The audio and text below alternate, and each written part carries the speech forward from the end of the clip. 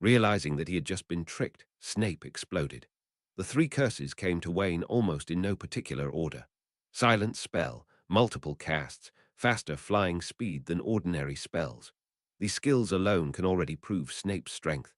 Under dynamic perception, Wayne flicked his wand lightly, flying three spells in a row and blasting them on the floor of the office, making a small hole. Tesk, such power, Professor. I'm still a child.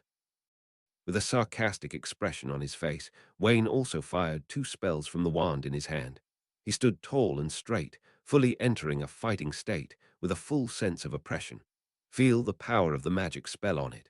Snape's face changed slightly, and he activated his magic power to wave his robe, and combined with the armor charm to block the two spells.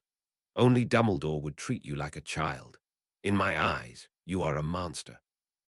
Snape stretched out his hand, and a closet flew from a distance and whizzed towards Wayne. Wayne clenched his fist, and the closet flying at high speed suddenly fell apart. The broken pieces of wood hit their armor spells and fell weakly to the ground. Expelliarmus! Expelliarmus! Two red rays of light collided in the air, making a roaring sound. The electric light flashed continuously, and the situation entered a stalemate, commonly known as opposite waves. Where does this kid get so much magic power? Snape marveled in his heart. He had to devote all his efforts to ensure that his magic had the upper hand. Professor, show more power. Wayne stepped forward. The balance of victory began to tilt towards him, and the intersection of magic kept moving towards Snape. With the gift of the Holy Spirit, even though Wayne's magic level is the same as Snape's, his disarming proficiency is about the same. But with the blessing of talent, the power of the spell is still better than Snape. Hiss. The wood on the ground suddenly turned into several pythons. One python, 290, rushed into the spell wave to interrupt it and turned into pieces again. Others meandered and climbed past. Wayne raised his wand high and made a graceful arc, like a conductor playing. Along with his movements, thunder nets carrying strong electric current fell from the sky. The confrontation in the office was particularly fierce. After the collision, the magic spells were shot in all directions, and deep pits of different sizes appeared one after another. From time to time, you can still hear the roar of wild beasts. Powerful magic overflowed from the two of them, and their robes moved automatically without any wind. Snape had completely lost the sense of superiority he had at the beginning and completely regarded Wayne as an evenly matched opponent. Excluding black magic and some powerful offensive spells, it was impossible for him to take down this kid in a short time. On Wayne's side, he also hid hundreds of millions of cards. Lord Thunder's decree was not used, and the few magics he was best at were retained. What he wants to see is how far his normal strength can go. Bang, bang, bang. Three blazing fireballs shot out from Snape's wand and were blown away by Wayne's magic, scattering sparks all over the sky. Call. Snape clenched his fist to his mouth and blew on it. The flames condensed into mimicry again and turned into a huge three-headed python. I was scared to death. I thought you were going to use the powerful fire, Professor. Wayne smiled and cast a few spells, first forcing the flame snake back, and then the golden brilliance spread like silk, wrapping the flame snake. Finite. All curses are finished. Have you finally learned all the mantras? Snape was shocked. All curses are ending is an advanced version of the curse of stopping, which can extinguish even fierce fires. It is the most powerful terminating curse, but it often requires the joint efforts of several wizards to perform it, which is extremely difficult. Only strong people with profound magic power can use it alone. The giant flame snake, which had been so arrogant just now, was suppressed and finally disappeared. A trace of strange blue light flashed in Wayne's black onyx pupils. Speechless fear. The silent mental magic was activated, and Snape's hand that he just raised froze. The image of going to Godric Valley that day and finding Lily from the ruins appeared before my eyes. No! Tears flowed from his eyes unconsciously, and Snape let out a heartrending cry, but he was the most powerful double agent after all, and he soon realized that this was Wayne's attack. Use your strong willpower to break free. But in a duel between experts, even being stunned for a second is a fatal mistake. When he regained consciousness, Wayne had already arrived in front of him. Armor protection, Lumos flash, boom, 10 minutes later, Snape held a cold water towel and covered his right eye while staring at Wayne with his other eye. You're a wizard, not a troll. Who told you that you can use fists in a duel? This is a foul. I don't accept it. Hiss. Speaking of excitement, it also touched the wound, causing Snape to grimace in pain. Wayne sat on the soft sofa and couldn't help but enjoy watching him like this. The outcome is already clear. First-year freshman Wayne defeated the prestigious half-blood Prince Professor Snape, but Snape felt that he had lost unfairly. Wayne suddenly cast a cold arrow, used invisible and invisible spiritual magic to sneak attack, and finally managed to break free with strong willpower. With rich experience, he did not hesitate to put an armor spell on himself to face the coming attack. But once again, Snape was surprised. Wayne actually used a super powerful lighting spell. The sudden bright light nearly blinded him, and the armor spell formed at a slower pace. Then he got an old punch. To sum it up, don't talk about martial ethics, Professor. Wayne smiled when he saw Snape's panda eyes. You are a Slytherin who will do whatever it takes to achieve your goals. Why don't you understand such a simple truth?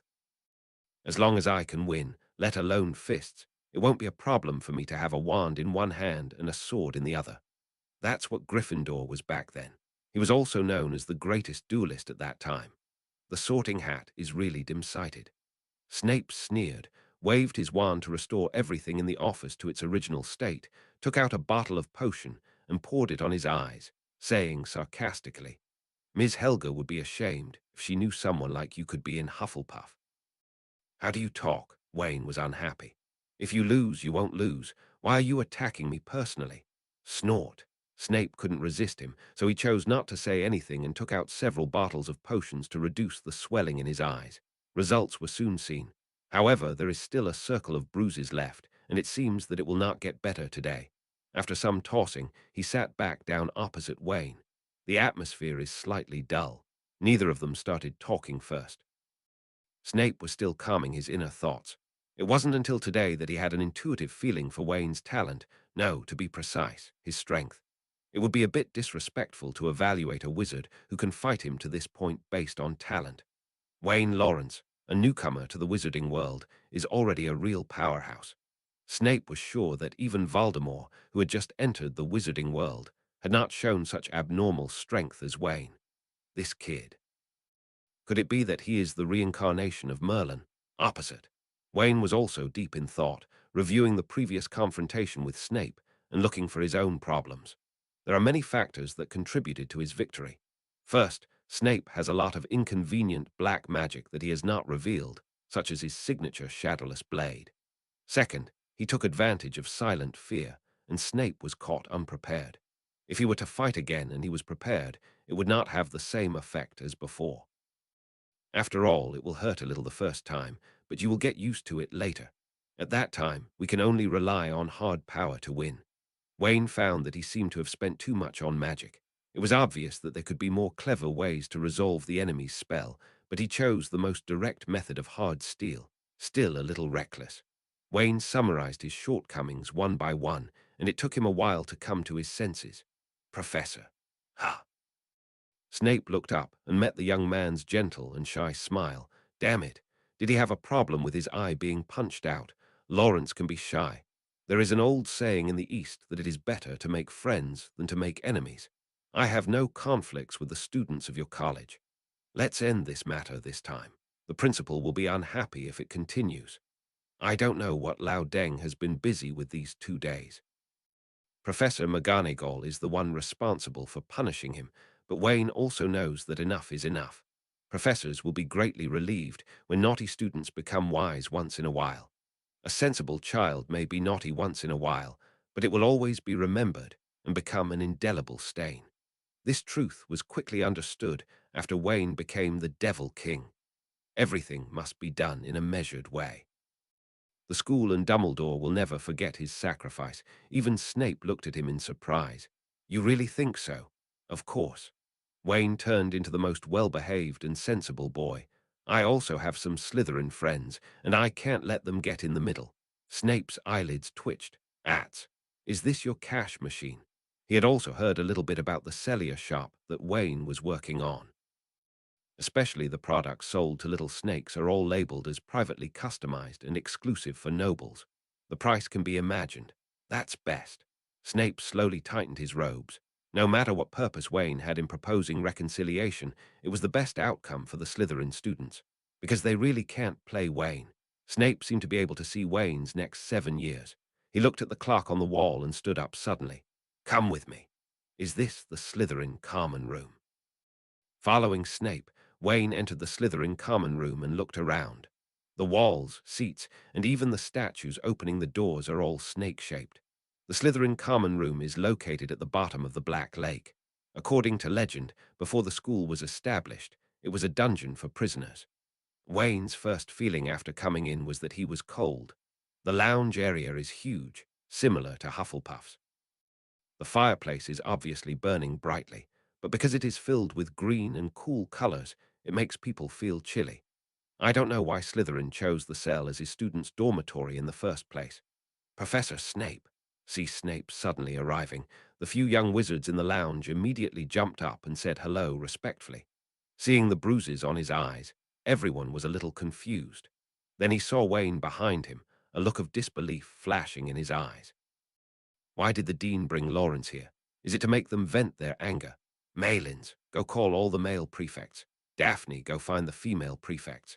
Snape ordered calmly. The two students whose names were called rushed into the men's and women's dormitories. Soon, a total of 6 prefects from 3 grades hurried over, followed by many classmates behind them. After seeing Wayne, they all glared at him. There were also people who wanted to mock him because of Snape's presence. Shut up.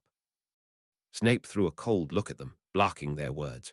Facing their own dean, they did not dare to resist at all. Malfoy was among the crowd and looked at Wayne curiously, wondering why Snape would bring him to the lounge. Looking around, Snape announced in a slow voice, "It's time for the chaos to end. We are Slytherins, not Gryffindors. You shouldn't waste too much of your time and energy on meaningless things. I brought Lawrence here to put an end to this ridiculous commotion."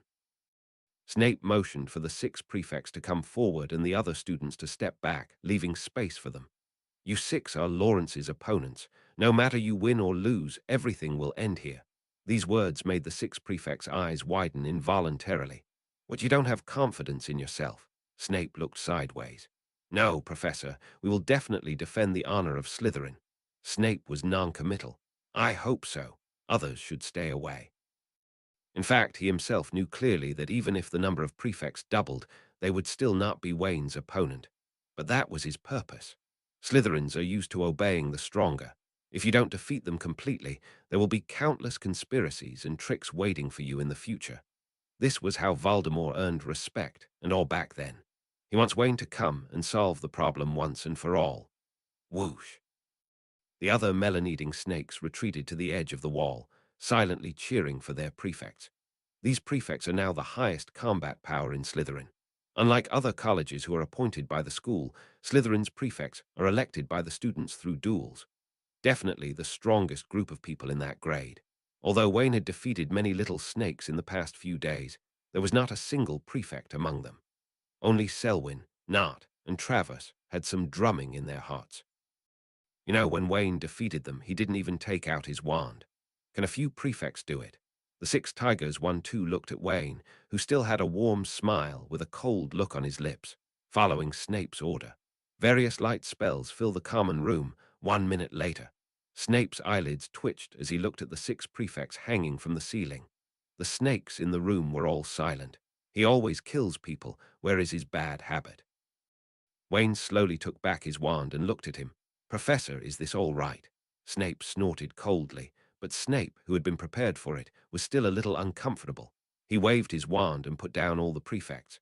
Are you satisfied now? Submit it, accept it. Lawrence, Slytherin students will no longer cause trouble for you and other Hufflepuffs. Daniel Avery, the 7th grade prefect and student council president, no longer looked at Wayne with hostility in his eyes. It was replaced by awe. I just took advantage of some talents. Wayne said modestly, "You are all the future backbone of the wizarding world. Today I specially asked Professor Snape to resolve the misunderstanding. After all, I'm a Hufflepuff and I like making friends. When I entered school, the Sorting Hat told me the advantages of Hufflepuff. As a Hufflepuff, you will have loyal friends. He slowly stretched out his palm with a very friendly smile. Are you willing to be my most loyal friends? Snape's mouth twitched, and the emotions in his heart were difficult to express in words. Is this how you understand this sentence? Sorting Hat, you are doing a lot of harm to people. Thank you for your monthly votes, rewards, and various data support. There will be another chapter soon, which will be late. Also, I would like to ask, if I write the spell in English, can you adapt to it? If I think it affects the reading experience, I will just use Huxia. Faced with Wayne's kindness, the Slytherin students looked at each other. I don't know if it's their illusion. Wayne Lawrence's words always sound weird. The atmosphere fell into a brief silence. Wayne was still smiling, but the curve of his mouth was slowly shrinking. Finally, someone stood up and broke the deadlock. Certainly. Malfoy pushed through the crowd and shook hands with Wayne with a smile on his face. The Malfoy family will never refuse the good intentions of other nobles. I once expressed my good intentions to Po T, but unfortunately he refused. Passive skill, activated by the wind. Effect. The Malfoy family always makes the right choice in times of crisis. The strength that Wayne showed just now was enough to make Malfoy, who puts interests first, ignore the issue of blood. In fact, to be honest, the two ancestors may have had some kind of friendship before. In the 11th century, the first Malfoy, Armand Malfoy, went to England with William the Conqueror, made contributions through the power of magic, and obtained the title of Wiltshire. Excellent fiefdom. The Lawrence family is also an old family that came from Normandy with William the Conqueror. Speaking of which, they were all colleagues back then. Wayne's smile became enthusiastic again. This group of people were so disrespectful that they almost took out their magic wands just now. With Malfoy at the beginning, others stepped forward one after another and established friendship with Wayne. Even the prefects who had just been defeated by him had completely forgotten their previous unpleasantness and were all smiling. Maybe some people still feel contempt for Wayne because of his background, but they will never show it. Without someone to take the lead, purebloods will only look down on those half-bloods or muggles who have no background or strength. The education they have received since they were young is a lineage of strength. Did you really think that no one else could find out Voldemort's parentage back then? Many families may know better than Voldemort himself, but they all pretend not to know. Because Voldemort is strong enough and does not need any historical background, he is his own background.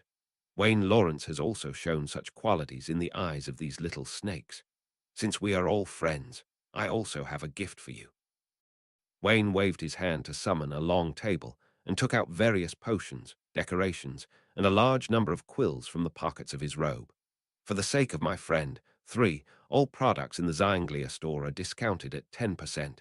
This is an intelligence enhancer that can increase the speed of thinking and make learning spells more efficient. This is an invigorating potion. One bottle will keep you awake for 2 days, and you will be full of energy. This is infatuation. Sorry, this cannot be sold. One, under Snape's stunned gaze, what was originally a friendly exchange instantly turned into a large-scale sales pitch for Wayne. Lawrence, are you selling this ring? A blonde girl looked at the exquisite silver ring that Wayne took out and asked with a slightly red face. Wayne introduced enthusiastically. Greengrass, you have such a good eye, this is my latest work. Ring of Protection. When you are in danger, the ring can trigger the armor spell on its own, and it will not be completely effective until 3 times. Daphne Greengrass, Wayne's classmate, was also the student that Snape just called to call the female prefect. Wayne subconsciously glanced at Snape's stinking face. Just now, Snape directly called Daphne.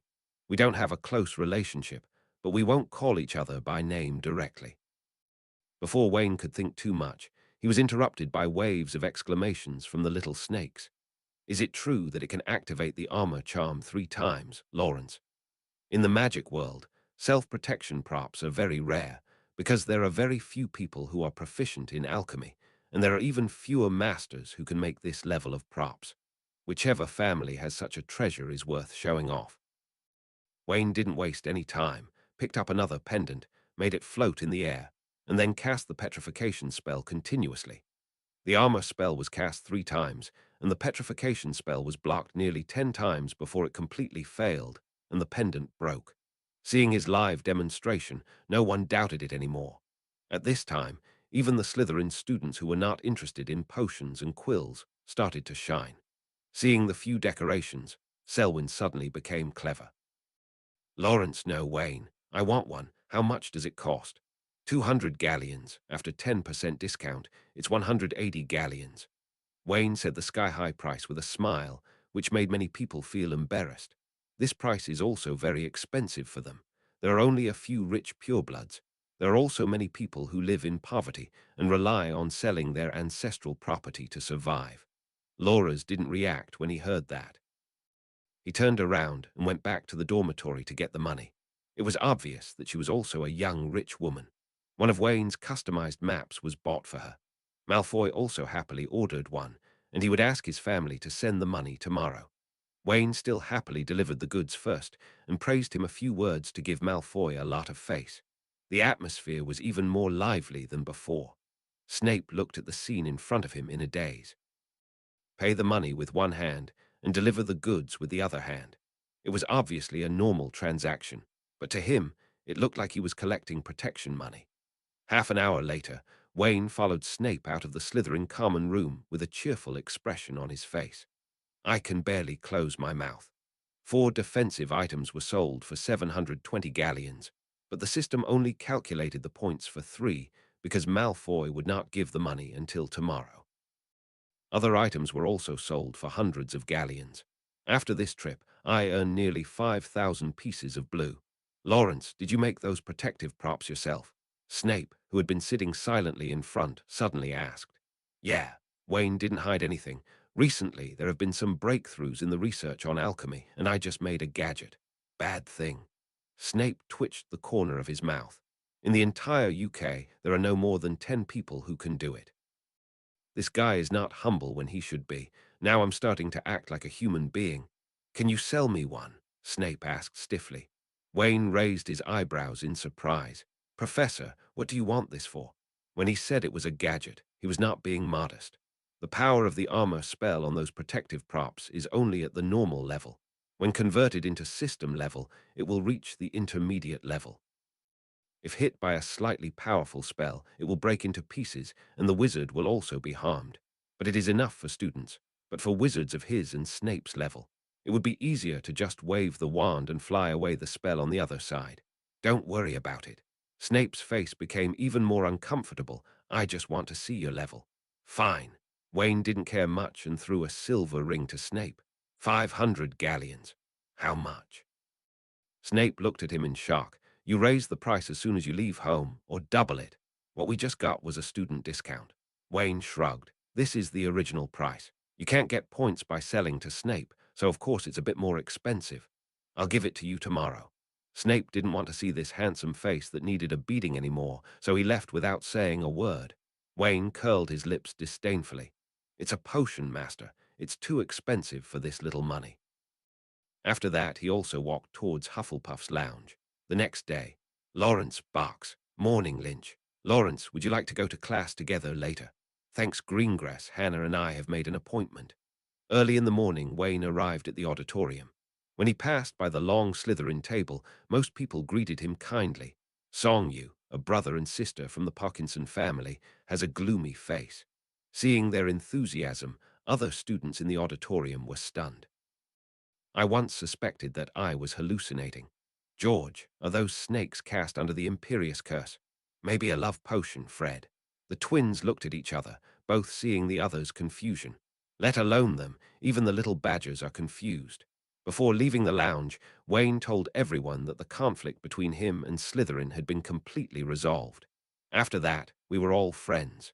They believed that the conflict was resolved. Wayne came back very late yesterday, perhaps to discuss the matter with Snape again. But how is it possible to become friends? But now they feel that they are still shallow. How did you do it? Watterly sat next to Wayne and asked doubtfully. Isn't making friends what Hufflepuff is good at? Wayne said calmly. I reasoned with them and got approval from most people, so we became friends. Cedric, who was eavesdropping on the side, had a complex expression on his face. If Slytherins were reasonable people, they wouldn't be so hated. Wayne was definitely not telling the truth. In fact, not only the little badgers were curious about what happened, but also other college students. Yesterday the fight was in full swing, but today it's just a bit of a whirlwind. Let the melon-eating masses like them be caught off guard. But Wayne insisted on saying this to death, and it didn't change even when Hermione and Cho asked. This has also become one of the unsolved mysteries of this semester, and the Slytherin students are also grateful to Wayne. In their minds, Wayne could have told the actual situation last night to enhance his reputation.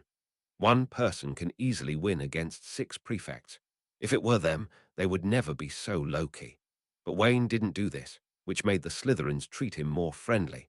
Ronald couldn't help complaining. If he hadn't seen that the Hufflepuff logo in front of Wayne had not changed, he would have thought that Wayne had been transferred to another hospital, principal's office. Dumbledore and Snape drank hot tea. I was only gone for 2 days, and so many things happened in the school. Dumbledore looked a little tired. He was already 110 years old this year, but the things he needed to worry about did not diminish at all. On the contrary, it has become more and more since this year. "Where have you been?" Snape asked directly. There was no politeness between him and Dumbledore. "Eastern Europe. The situation there has been very turbulent recently, and Keynes asked me to stabilize the situation."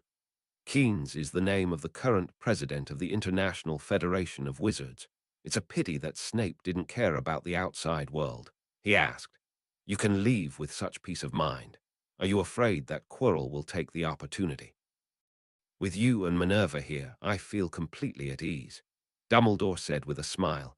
"In fact, you did a good job. Although there were some minor frictions between the children, weren't they resolved properly in the end?" "A small friction," Snape repeated unintelligibly. "That's indeed what you would say. It's just a little bit away, just a little bit away from those pure-blood families being admitted to Hogwarts." "No, they won't." Dumbledore's voice was calm but revealed strong confidence. "I have visited the Parkinson family and had a pleasant chat. They also gave me some pairs of wool socks before I left. At least I won't be short of socks next year." Snape's hand playing with the tea lid shook. The Parkinson family should have something to say about this kind of happiness. He looked at Dumbledore. "I'm surprised you've gone this far for Lawrence. Not just because of Mr. Lawrence."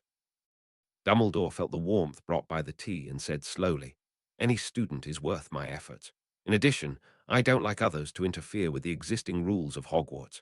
The old man's eyes suddenly became dazed, and his expression was filled with relief. "But it seems that I wasted my time.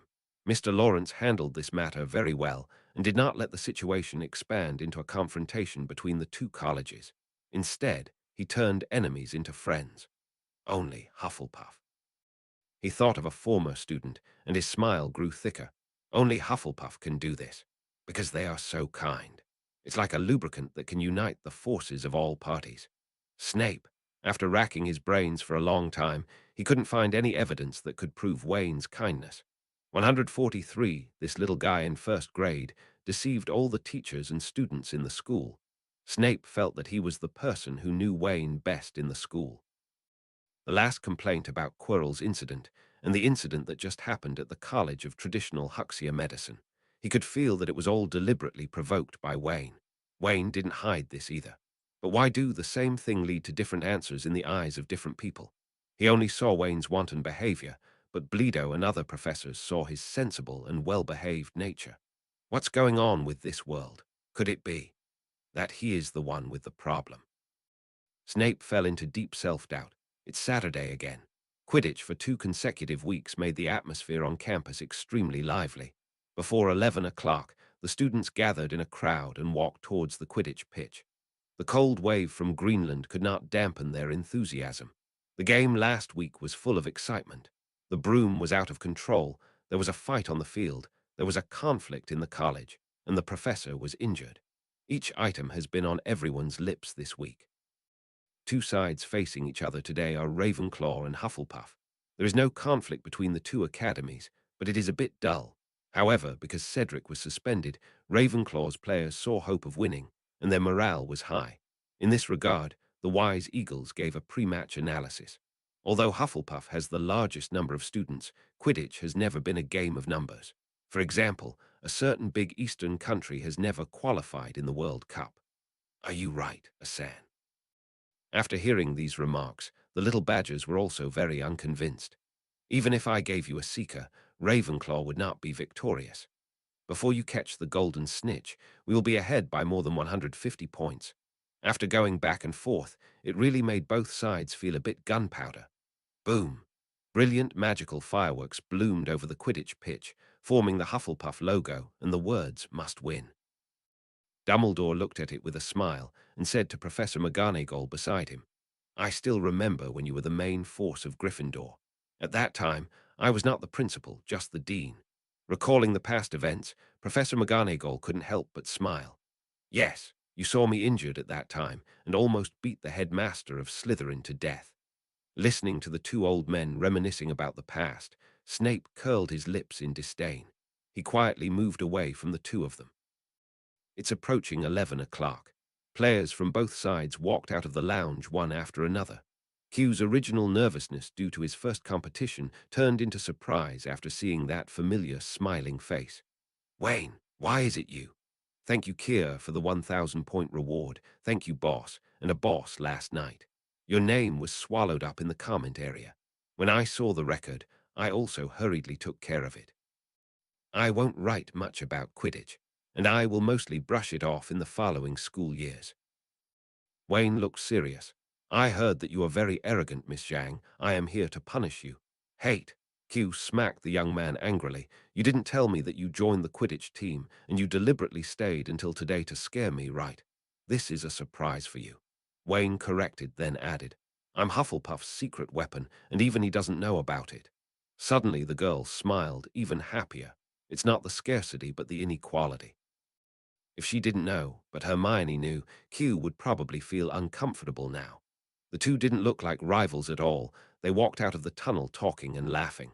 The rest of the Quidditch players looked at each other in confusion. Watterly and Ravenclaw's Captain Isia's jaw both smiled bitterly. "Young master and miss, we are going for a competition, not a date, okay? Even if it's just a superficial effort, you two should just pretend." With Wayne and Q interrupting like this, the smell of gunpowder before the game immediately disappeared. Watterly reached out and "Let's work together." Isia's jaw reached out and shook his hand. "Come on," commentary desk. Lee Kyrodden began to explain passionately. "Today, Professor McGonagall is not around, and he feels more relaxed. We saw that the players from Ravenclaw and Hufflepuff have already appeared." "Oh, this is it. Oh my God." Lee rubbed his eyes and shouted even more excitedly, "That's Wayne Lawrence. After Harry Potter, another 10th grade freshman has joined the Quidditch team." Except for some of the little badgers who knew about it, most people were extremely surprised. After being surprised, he applauded without hesitation. Even the Slytherin students cheered for Wayne. Toby and Norman unfurled a huge banner to cheer for their roommates. The Gryffindor stand. After Hermione saw Wayne clearly, she cursed first, then smiled and clapped as hard as she could. She looked at the two useless men beside her with some dissatisfaction. "Have you not eaten?" Applaud louder. Harry and Ronald both shuddered. Did Hermione want them to slap their palms together? But thinking about their future homework, the two of them obediently increased their efforts, not daring to stop even if their hands turned red. When all the players arrived, flew into the sky, and surrounded Mrs. Hooch, Lee Jordan's voice came again. "We see that Lawrence plays the same position as a seeker, just like Potter. I wonder if he's also a flying genius. I look forward to Hufflepuff boxing champion bringing you exciting matches." The expressions on the faces of the Slytherins who were originally smiling froze, and they cast unkind glances at the commentary table. "You kid won't pick up any of the parts right."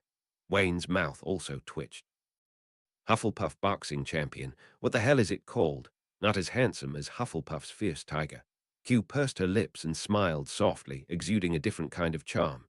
When the whistle fell, all the Bixiang balls flew into the sky. "Game start," Lee Jordan shouted loudly. Hufflepuff's Watterly grabbed the quaffle and started flying at high speed. "He is the captain of Hufflepuff. Look at the broom under his crotch. It's Nimbus 2000. It seems the rumors are true." Lawrence not only bought a Nimbus 2000 for himself, but also gave one to the college. Roger Davis stepped forward to intercept, but was dodged. Irina took over. Can she succeed? Well, what a beautiful girl. Hufflepuff scored. Wayne flew higher than the others. He was not in a hurry to find the golden snitch, but just stayed in the audience for a while. He found that what Cedric usually said was true. Being able to gather 7 people to start a competition is the biggest victory for Ravenclaw. Except for the 2 boys, Captain Isia's Jarl and Roger Davis, who looked decent, the other girls' tactical qualities were hard to describe. The female batter named Caridi failed to hit the bludger 3 times in a row, but she was almost kicked off the broom. "Which girl are you looking at?" Q suddenly flew over, his eyes a little unkind. Wayne said without changing his expression. "Everyone, I have to say, the girl from Ravenclaw is indeed beautiful." The little witch's mouth immediately bulged. Even though Q was usually calm, she would also become a little jealous after hearing Wayne's praises for others. But at the next sentence, Yin immediately beamed. "But the most beautiful girl is with me. Don't think that if you say something nice, I will let you go." Q suppressed the joy in her heart and became inexplicably arrogant. Wayne laughed and joked. "I should say this. The honey trap has no effect on me. I'm going to catch the golden snitch. Come after me. I'll let you go if I catch you." Before he finished speaking, Wayne's broom shot out like an arrow from the bowstring. Q shouted cunningly and also urged the broom to chase after him. The sudden acceleration of the 2 attracted Lee Jordan's attention. Both seekers accelerated at the same time. Did they both discover the golden snitch? "No, it's not. They were just chasing and fighting. What's with this damn feeling of fullness? I didn't eat much in the morning." Many people touch their stomachs. Don't tell me they feel the same way, and I also smelled a sour smell. In the Gryffindor stands, Ronald and Harry were almost hugging each other and shivering. They looked at Hermione in horror as her whole body exuded black energy. She had been like this ever since Q approached Wayne. After Lee Kyrodden finished speaking, both of them were scared to tears. "We can see that Lawrence's flying skills are not inferior to Harry's, and Ravenclaw's Q Zhang is equally extraordinary. They are a perfect match." After Lee Kyrodden finished speaking, he suddenly trembled, as if he was being stared at by something terrifying. He subconsciously lowered his head and looked at the lower stands. Almost half of the girls looked at him with dead eyes, as if they wanted to sell him to the plantation. Lee Kyrodden's scalp was numb, and he suddenly became serious. Deliberately ignoring the double flight between Wayne and Q, he concentrated on explaining the game. The score gradually widened, and in the blink of an eye it was 80-20. Q had already given up chasing Wayne and turned around to look for the golden snitch, but unfortunately he still had no success. "It's almost over," Wayne muttered. There was no need to make the score too ugly. "Ravenclaw has more women than men. Hufflepuff has more men than women. If there is a humiliating score, the Hufflepuff players will probably lose their right to choose a spouse in the next few years." Without turning on dynamic perception, Wayne just used his own observation skills to find the golden snitch. He had to use magic to cheat in a school game. He, Lawrence, was not such a despicable person. Buzz tilde. The buzzing sound was fleeting, but Wayne captured it. Constantly adjusting his position, the sound became clearer and clearer, and he saw that the golden snitch was above a ring in Hufflepuff. Pretending to be unaware of anything, he flew around the court, and when he got close, Wayne suddenly accelerated. At the same time, Q, who was also paying attention to Wayne's movements, noticed something and also started sprinting. Seekers from both sides sprinted again. This time it wasn't a false shot. They discovered the golden snitch. Quick, too fast. Lawrence catches the snitch. Game over. The final score was 230-30, and Hufflepuff won the game. When Wayne raised his arms and enjoyed the cheers of the audience, Q finally flew in front of him. "You win. Keep working hard next time." Wayne comforted and touched Q's head. Different from Hermione's fluffy look, Q's black hair was exceptionally smooth, and the single ponytail made the girl look less fragile and more heroic than usual. "I will try my best to beat you next time." Having seen Wayne's flying skills, Q didn't dare to take care that he could win. "Your opponent will not be me next time." Wayne shook his head. "Cedric's suspension is only for one game. I'm just here to make a cameo."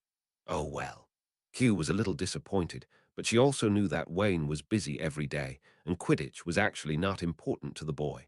After landing on the ground, other Hufflepuff players gathered towards Wayne. "Wayne, you're great," Watterly said excitedly. They won a lot of points this time and were more confident when facing Gryffindor and Slytherin. Wayne smiled and asked, "How about Cedric?" "Well, it's hard to say." Watterly was embarrassed for a while. Cedric, who rushed over to celebrate with them, heard Wayne's words and shouted, "You kid, are you trying to steal my seeker position?" Everyone laughed, and it was obvious that Cedric was really panicking. "It depends on your performance in the future." Wayne did not refute, but raised his eyebrows. "If the scrap rate of the maps you make is higher than 10%, I will ask Watterly to replace you." After saying that, ignoring Cedric's jumping around, Wayne found Mrs. Hooch. "Madam, can I stay with this golden snitch?" "Of course." Mrs. Hooch readily agreed and praised Wayne. Catching the golden snitch for the first time is indeed worth keeping as a souvenir. Unlike other game balls, the golden snitch is enchanted and is never touched by the skin before being released. Once it is touched with someone's skin, this golden snitch will get close to the person it touched and can no longer be used in the competition. After Wayne thanked him, he returned to Hufflepuff's team. Although they lost the game, there was no conflict between Ravenclaw and Hufflepuff. Both sides were relatively Buddhist, and anyone with a discerning eye can see that Hufflepuff has lost its temper. You can't blame others for your own food. On the other hand, Hermione had a small quarrel with Wayne for 2 days, and then reconciled on the third day. It wasn't Wayne who coaxed him back, but Hermione discovered that as long as she was not by Wayne's side, more little witches would come close to her, like Daphne Greengrass from Slytherin. Only then did Hermione realize that what she was doing was taking advantage of her enemy. Miss Granger, who almost cried because of her stupidity, pinched Wayne twice symbolically, and the two reconciled as before. The 2 Quidditch games during the working school year were over, and the time suddenly changed a lot. It's December before we know it. When Wayne woke up on the first weekend of December, he realized that the world outside had changed. White snow covered the ground, and the lake was covered with hard ice. It was not clear what was inside the basement, so Wayne simply came outside. Hogwarts Castle has also changed into a winter skin and turned into an ice and snow castle. Although the weather is very cold, there are many students pouring out of the castle. This is the first time this year. A snowfall is so heavy. Wayne felt a lot more relaxed. After thinking about it, he returned to the common room and found Hannah, who was reading a cookbook, and borrowed her fishing tackle. Then I went to the kitchen to ask the elf for some food to make fish bait. Guarding the Black Lake, I have never fished there. On weekdays and even on weekends, you can often see little wizards setting up stalls on the edge of the Black Lake. Most of them are Hufflepuff students. As the saying goes, a master can use his skills, and a novice can set up a street stall. Wayne had fished several times before, so one rod was enough. Before setting off, he first went to find Hermione and Q, asking them if they wanted to go together, and waited until he got a definite answer. The two covered themselves like rice dumplings, wrapped in thick coats from head to toe, with scarves around their necks and gloves on their hands, just like 2 rag dolls. Arriving next to the Black Lake, Wayne chose a place and sat down, showing off his knowledge to the girls. Letter 3005 fishing by the pond when it's warm, fishing in the river bay when it's cold. The sun shines in winter, and you fish in deep places in summer. My location is definitely the best place to fish. As he said that, he felt the thickness of the ice, which was about 12 centimeters, and then he sat down with confidence. The girls were not idle either. Hermione brought out a thick book, while Q brought yarn and tools. She's going to knit a scarf for Wayne as a Christmas gift. Although Hermione was a little moved, she tried a few times and gave up decisively when she found that she had no talent in this area. You haven't given up on finding Nicola's Flamel yet. Wayne glanced at the title of the book. Outstanding Wizards of the 21st World, of course not. Hermione's face turned slightly red, and she turned her head to defend herself. It's just extracurricular reading, just read it casually. Wayne smiled, not exposing her. In fact, he had already said that he knew who Nicola's Flamel was, but Hermione refused to let him tell her, saying that she wanted to test her own strength to pursue the truth. Wayne had no choice but to lean on her. Afraid that the two of them would be frozen, he released a constant temperature spell to dispel the cold air around them. The magic spell is just right so that it does not affect the vicinity of the ice surface and will not cause the risk of the ice melting. Compared to before, Wayne is becoming more and more comfortable with magic. Half an hour later, There were 4 more fish in the good tube he brought, all weighing about 4 pounds. Wayne was going to take these fish to the Forbidden Forest and feed them to Hestia and the others. Unicorns are not vegetarian animals. Call. 2 snowballs hit Wayne, but he didn't move at all. The snowballs seemed to hit an invisible wall and return the same way, followed by 2 identical screams of pain. Ouch! Only then did Hermione and Cho notice what was happening and turned around. The Weasley twins came over, covering their foreheads, and complained. Wayne, do you have eyes in your back? He signaled the 2 of them to stop talking because the fish float was moving. After catching another fish, Wayne threw it into the bucket and then looked at the 2 of them. I don't have eyes behind my back, but I can feel the bad thoughts in both of you from across the castle. Bragging, the twins said in unison and then laughed. Fred, what should we do? There is no way our prank will succeed. It doesn't matter, George. We still have time. We can always beat Wayne once before graduation. Hermione rolled her cute little eyes. She didn't know where the twins came from so many happy things and laughed so happily every day. George got down to business. Wayne, we came here to ask you, are you going to stay in school this Christmas?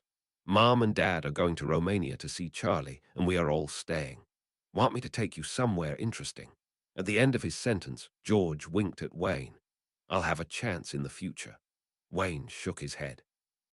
I'm going to the United States this Christmas, and I'll probably be back when school starts. Okay. Although the twins were a little regretful, they didn't say anything more. Before leaving, Fred whispered to Wayne that they had memorized all of the Marauders' map and could give it to him any time if they wanted. What are you going to America for? Vacation? Hermione raised her little face and looked at the boy. Wayne nodded. That's right. I'll pay a visit to Uncle Newt, by the way. When Hermione knew that Wayne was going to see Newt, she gave him the copy of Where the Gods Start that she bought. Please be sure to get Newt's signature. Of course, Wayne wouldn't refuse such a small thing. During this period of time, Wayne and Newt's connection has not been broken. Basically, keep the rhythm of 1 letter a week. The 2 talked mostly about magical animals, and Wayne asked a lot of questions about raising phoenixes and unicorns. Newt was also very interested. It was rare for a man to raise a unicorn, and he didn't even have one in his box.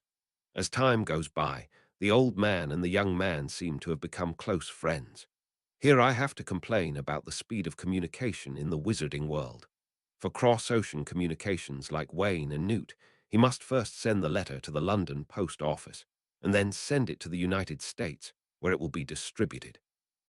Due to the high cost, it basically takes 3 to 5 days from London to send the accumulated letters and packages to the United States, which is extremely inefficient. There are also alchemy tools for instant messaging in the magic world, but Wayne has never come into contact with them. He has not read the relevant knowledge, so he can only see if he can make a few in the future. In the room where the request is answered, the young man closes his eyes and rests. It looks like he is asleep, but he is actually practicing meditation. After a period of study, Wayne increasingly discovered that meditation is very effective. His spirit has become sharper, leading to a steady improvement in dynamic perception, and his thinking has become more agile, making it easy to enter a state of concentration. Whether you are learning magic or delving into alchemy and potions, you can improve your learning efficiency. It's like turning on a full accelerator. According to the requirements of the secret method, at this moment, Wayne's mind was completely empty and he entered an ethereal state. His mind seemed to be separated from his body. Suddenly, a cool feeling spread throughout his body and merged into one. Wayne felt more energetic and his thoughts were clearer. He suddenly opened his eyes and 2 rays of light bloomed from his pupils. Finally promoted to a high level. The young man smacked his lips. The golden skills rewarded by the system are indeed difficult to practice. It took such a long time for the proficiency of dynamic perception and meditation to reach a high level. I don't know how long it will take to reach the master level, but the results are obvious. Due to the upgrade of meditation, his talent has also changed somewhat. Host, Wayne Lawrence Magic Power. SS+. Current magic power is 19 Charm. SS Defense Against Dark Arts, White Magic. SSS Black Magic. S+ Transfiguration. SS Potion. SS Alchemy. SS Endowments. Memory Palace, innate Holy Spirit, wandless spellcasting, Lord Thunder, Lord's Decree, divine animal affinity, elemental affinity, master inspiration, mana flow thread. Comprehensive evaluation. SS plus legend, one step away from you. The improvement of meditation has led to a jump in the transformation talent, becoming SS, and the minus sign of the magic talent has also been removed. Even the black magic talent has been upgraded by a small level. The only pity is that in the eyes of the system, his comprehensive evaluation still does not reach the SSS level. This is too difficult. Wayne shook his head helplessly. He could not imagine what kind of monsters those who truly reached the SSS level in the system's score were. In terms of points, apart from the 5,000 points he got from his Slytherin friends, he hasn't done much trouble recently. In other words, Snape points are deducted, and daily points are provided for night tour every night. But I haven't saved up to 100 draws yet. Doing it every day will only annoy the professors and Dumbledore, and the other little badgers will also have no peace. So he planned to hibernate for a while. As for earning points and rewards for major events, let's wait until next semester. Improving strength is important, but Wayne also doesn't want to make himself hated by humans and dogs. Not counting when he was in elementary school, all naughty kids at that age had such virtues, and it didn't make any difference whether he got into trouble or not. He used to be a child, but now he is a teenager. We are mature. After standing up and stretching, Wayne walked out of the room of requirement. He hadn't slept for another night, and he hadn't drank the uplifting potion yet, but he was still in good spirits. With meditation, 2 or 3 hours of sleep a day is enough. This magic is definitely a must-have artifact for the King of Volumes. Wayne came up with a simplified version of the meditation technique and prepared it as a Christmas gift for Hermione and Q. It wasn't that he was reluctant to give away the original version, but he was afraid that if they got the full version, they wouldn't even be able to get started, thus wasting their time. Wayne, who was walking downstairs, suddenly stopped, and his expression became a little subtle. At the edge of the stairs, the blonde senior with big waves was looking at him with a smile. "Good morning, senior." Wayne stepped forward and said hello, but he was cursing in his heart. Is there something passive about Penello? Why does he always run into her every time he comes out from the room of requirement after staying up all night? Where have you been? Penello looked at the boy playfully. I woke up too early in the morning and was bored wandering around. Wayne laughed. His relationship with Penello was not close enough to be able to talk about the room of requirement. This senior is also a smart person. She was just teasing Wayne just now without really intending to delve deeper. Since we met, we simply left together. On the way to the auditorium, Penelo mentioned what Wayne said last time. What do you think, senior sister? Putting her blonde hair behind her ears, Penelo whispered. Although the business of the Celia store is doing well, the products are still too single. Many students actually don't spend too much pocket money on homework and maps, especially maps. 1 or 2 in a dormitory is enough. Wayne nodded, indicating for him to continue. He is also aware of these problems. Anyway, his business has deteriorated a lot in the past month. It doesn't matter if it's money or not. The main thing is points. Penello continued. With your level, it shouldn't be a problem to imitate the products of Zuko's joke shop. Just choose a few products that are popular with little wizards. As long as the price is lower, or even the same, we can have good sales. It doesn't seem like the profit is high, but they are all consumables, and the long-term benefits are definitely considerable. Wayne shook his head slightly. You are right, but I don't have much energy to focus on this. Penello bit her lip lightly. What if I can make it? I have also learned about the products of Zuko's joke shop. Although not all of them, I understand the principles of some of them, and they are not too difficult. Then why doesn't senior sister sell it herself? Wayne asked. Because I want to run for prefect and student union president, so I can't do these businesses openly. Penello said embarrassedly. But I need money. So. Wayne suddenly discovered that this senior student was also a very ambitious person. He remembered that Penello and Percy only dated for a year and then broke up. After graduation, there was no news about them. There are rumors that she died during the Third Wizarding War because she was from a Muggle family and was persecuted by Death Eaters. Now that I think about it, Perhaps the reason why Penelo fell in love with Percy was because of his Weasley family status. Don't look at Malfoy's wanton disparagement of Weasley. It's like pure blood shame. But Mr. Weasley is quite popular in the Ministry of Magic, and the Weasley family is also a force that cannot be ignored in the magical world. Wayne saw through these little tricks, but had no objection. Why should we deny a person who works hard to climb up but has his own bottom line? Since senior sister is interested, I will introduce you to chat with Fred and the others. Wayne agreed, but you still need to discuss the specific details, so I won't pay too much attention to them. Now, apart from personally taking care of the big business that defrauded Slytherin, the Geminis were responsible for the rest. When Penelo heard Wayne agree, he smiled again. With Wayne's promise, there is a high probability that the cooperation between the two parties will be achieved. She was about to say something else when she heard shouting from behind. Penelo. A red-haired boy caught up with the two of them, showing off the prefect badge on his robe like a peacock in full bloom. Penelo's smile faded a lot. Weasley, please call me Crevat. You and I are not that familiar yet. Percy's expression froze, and he reluctantly said, Sorry, Crevat, I just thought it was a coincidence. I was just thinking about talking to you about preparations for running for prefect, and I saw you. Thank you for your kindness, but I have confidence in myself. Penelo politely thanked him before saying to Wayne, Wayne, let's go. I still have some questions to ask you.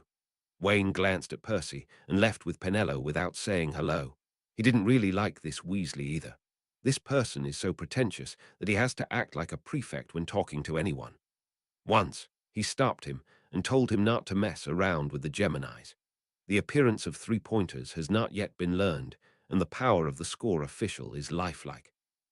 Seeing the two of them walking away talking and laughing, Percy's face was filled with uncertainty. As Christmas approaches, the little wizard's thoughts go wild. This is the only long holiday between the two semesters, lasting 3 weeks and more than 20 days. Most people are going home for the holidays and will not come back until a week after New Year's Day. Cedric sent an invitation to Wayne, hoping that he could come to his home as a guest, but Wayne couldn't find the time, so he had to postpone it to the summer vacation. He didn't publicize his visit to Newt, according to the attitude of Hufflepuff's per capita Newt fans. Once you let them know, you will have no peace for the next few days. On the last Tuesday before the holiday, Wayne came to Snape's office at 8 o'clock sharp. This is the last potions class agreed between the two. After Christmas, the deal between the two parties ends here. Looking at Wayne entering the door, Snape felt as if he was finally relieved. He was really drained by Wayne. I don't know when this kid. No, after the fight with Slytherin, my brain felt enlightened, and my learning progress was getting faster and faster day by day. No matter what difficult points he talks about, he can explain them in one point, and the mistakes he points out cannot be drawn from one instance to other cases. If it weren't for his decades of experience and exclusive skills, Snape probably wouldn't be able to teach this brat after December. Fortunately, today is the last class. Thinking that he was finally free, Snape actually felt a little excited. Looking at the precious materials next to the crucible, Wayne raised his eyebrows. You've spent a lot of money today, Professor. Wayne searched all over his mind for a potion that could use these ingredients, but couldn't find any that matched. Needless to say, it must have been developed by Snape himself. What type of potion do you think it will be? Snape did not say clearly, but took the opportunity to test Wayne. Rose essential oil, narcissus, dragon horns, dragon blood, fairy wings, lethe river water. Wayne rubbed his chin, thinking about the effects of these materials, and deduced them in his mind. There are also acromantula venom and rune snake eggs. You can make up for them yourself. Snape reminded. Mean. Wayne curled his lips. Ever since Snape knew that he had a large amount of acromantula venom, he had to pay for it out of his own pocket whenever he needed to use this material. It seems. Wayne was a little unsure. It has something to do with magic and treatment. It still didn't bother him. Snape sighed and waved his hand to summon the blackboard recording the process. This time it's not one piece, but 3 whole pieces. It's full and densely written, and the process is extremely complicated. Even a scumbag would be dizzy just by looking at it. Potential potion. Wayne read word by word, his eyes getting brighter and brighter. That's right. Snape raised his head slightly.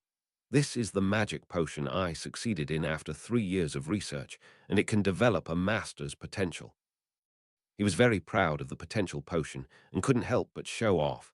There is one truth in the wizarding world. That is, the magic power of wizards can only grow naturally over time. But I just don't believe it. Potential potion is the best evidence to refute them. As long as you drink this magic potion, your magic power will be developed in advance, and the specific effects will vary according to the teacher's talent and the quality of the medicine. But there is no doubt that this is an epoch-making work. Awesome. Wayne praised sincerely. This kind of work that breaks iron rules is indeed something to be proud of. Then he licked his face and asked, "Professor, do you have a finished product? I want to feel the effect." Snape looked at him with disgust. 3 bottles of Phoenix Tears exchange for one. Then I'd better make it myself. Wayne wouldn't be fooled. He read the process carefully, and all the details were imprinted in his mind. It's going to take half a month. The more advanced the magic potion, the longer it usually takes. Just like the blessing elixir, it takes half a year. Advanced potion masters can shorten this time, but it is still very long. Today, all Wayne can do is process some of the medicinal materials. The truly precious thing is the magic potion formula. About an hour later, Wayne suddenly asked, "How many bottles did you give Harry?" Snape subconsciously replied, "It won't have any effect after 1 bottle." After saying that, he finally reacted, and his face became extremely gloomy. "How do you know?" "It's just a random guess." Wayne continued to handle the rune snake eggs without raising his head. "Didn't you help him recite the rhetorical question during the last Quidditch match?" "I don't understand what you're talking about." Snape realized that this kid was too smart and chose to change the subject. "There's something I just wanted to tell you. Have you ever heard of the potion exchange competition?" "Oh," Wayne is interested. "Didn't the competition start very early?" He had read about the potion exchange competition. It was an ancient competition that started in the 15th century and was not held until Grindelwald's cholera in Europe. This time I stopped. I heard it now. Recently, several schools have expressed interest in restarting competitions. Snape gave some details. "Dumbledore asked for my opinion yesterday. I just told him that I would only agree if you choose to participate. It would be a shame if other idiots participated. It is our duty to restore the glory of Hogwarts." Wayne said plausibly, "Of course, I will not miss the opportunity to win honors for the school. When is the competition?" "Only by showing your good side will you be more confident when you get into trouble in the future." If he wins the potions exchange competition, even if he accidentally blows up half the school, will Dumbledore forgive him? It's still early. Many aspects of work need to be coordinated, and it will be next year at the earliest. Snape said calmly, "Since you agree, then I'll tell Dumbledore." Where Wayne couldn't see him, Snape shouted and smiled. "As long as Lawrence wins the championship, then he, the professor, will also become famous. Show off, who wouldn't want to?" 2 hours later, Wayne sorted the processed materials into categories and put them in his pocket. Snape just watched without any intention of stopping him. Along with the prescription and ingredients, this was his early Christmas gift to Wayne. Although this kid didn't deal with him at all, he had many students in Slytherin under his control. But that terrifying talent really makes people love and hate him at the same time. As head of Slytherin, he hated Wayne. As a potions professor, he admired this boy. Contradictory, too contradictory. "Professor, Merry Christmas." Wayne waved to Snape before leaving. Snape said calmly, "If you can give me a bottle of Phoenix King's Tears as a Christmas gift, maybe I will be really happy." Wayne left in no hurry and leaned against the door frame, watching the people inside with interest. "Professor, have you used up all 3 bottles? Have you found any method?" "We have agreed that the potion produced will be divided into 70% and 70%. Snape's forehead jumped. He had indeed used up all the materials, but the results close to none. Those potions made from Phoenix King's Tears are not as effective as using tears directly. Making potions into potions is purely unnecessary. But Snape was not willing to give in. After many experiments, he could clearly understand the huge vitality contained in those tears. That is the miracle he is searching for. He didn't even tell Dumbledore the secret inside. Seeing that he was still silent, Wayne smiled and gently closed the door. The fire flashed, and the Phoenix King flew out, grabbed Wayne's shoulders and disappeared. Forbidden Forest. Wayne carefully groomed the little unicorn and called out the spring to give her a bath. The little guy has grown up a lot. Like the foal, his short legs look very cute. Standing there meekly, letting Wayne clean her Hestia, I will be leaving school in 2 days, and Phoenix King will follow me. Wayne blew a breath, and Diana, who was still a little wet just now, became dry and refreshed. He let go of the little one, and then he said to the unicorn mother, Hogwarts is not very peaceful recently. There are dark wizards who are eyeing your blood and want to use it to restore strength. For the sake of safety, starting from tomorrow, you should live near the Centaur's tribe for a while. We'll move out when I get back. Quirrell approached Wayne several times a while ago to ask for Phoenix tears, but he always found reasons to shirk them away. In December, Quirrell suddenly gave up again, which made him alert. It's impossible for Voldemort to die from exhaustion, right? That's why he made arrangements before leaving. Even if Quirrell takes action, he will only look for lone unicorns. With the help of centaurs, the safety of Hestia and Diana is guaranteed. Woo, Tilda, the unicorn mother responded softly without refusing. She knew Wayne would not harm them. After playing with the two unicorns for a while, Wayne returned to the castle under their reluctant eyes. The time soon came to the 21st. Today is a holiday. Except for the students who have registered to stay in school, everyone else has to take the Hogwarts Express back to London again. There are not many students staying in each house. Gryffindor only has Harry and the Weasley family, and Hufflepuff only has a dozen students. Over at Ravenclaw, Penelo was originally planning to go home for the holidays, but after Wayne's introduction, she successfully reached a cooperation with the twins, so she simply didn't go back. Taking advantage of the holidays, she wanted to develop several products as soon as possible and strive to sell them directly when school starts. Wayne also asked the twins how good Penelo was. Both of them gave a thumbs up and praised him repeatedly. Although Penelo is only one grade higher than them, he knows a lot and is worthy of being a Ravenclaw. Fred said that Penelope had absorbed their inspiration and was working on a candy that could make the tongue bigger. If she really succeeds, she will definitely sell out. After breakfast early in the morning, Wayne crossed the stone bridge with his packed luggage and boarded a carriage with Q and Hermione. The front of the carriage was empty, but the shaft was floating strangely. After everyone got on the carriage started to move on its own. It was the first time, and Hermione said in surprise, I thought Hagrid would come with many horses in a while, but I didn't expect that it would be autonomous driving. The Thestrals are pulling the cart for us, Wayne explained to her. A 4X level magical creature. Only those who have truly witnessed death can see their form. Is Yuan's, I like this. The one who exclaimed was not Hermione, but Q, an old student. The girl was a little confused. I thought all carriages were automatic. Hermione thought thoughtfully and incarnated 100,000 whys. I have trampled many ants to death, so I should have seen death, so why can't I see the Thestrals? Wayne explained in a dumbfounded way. The death here refers to humans, whether they are muggles or wizards, and it must leave a deep impression on you. Hearing this, the two little witches couldn't help but trembled. Then I would rather never see Yeki in this life.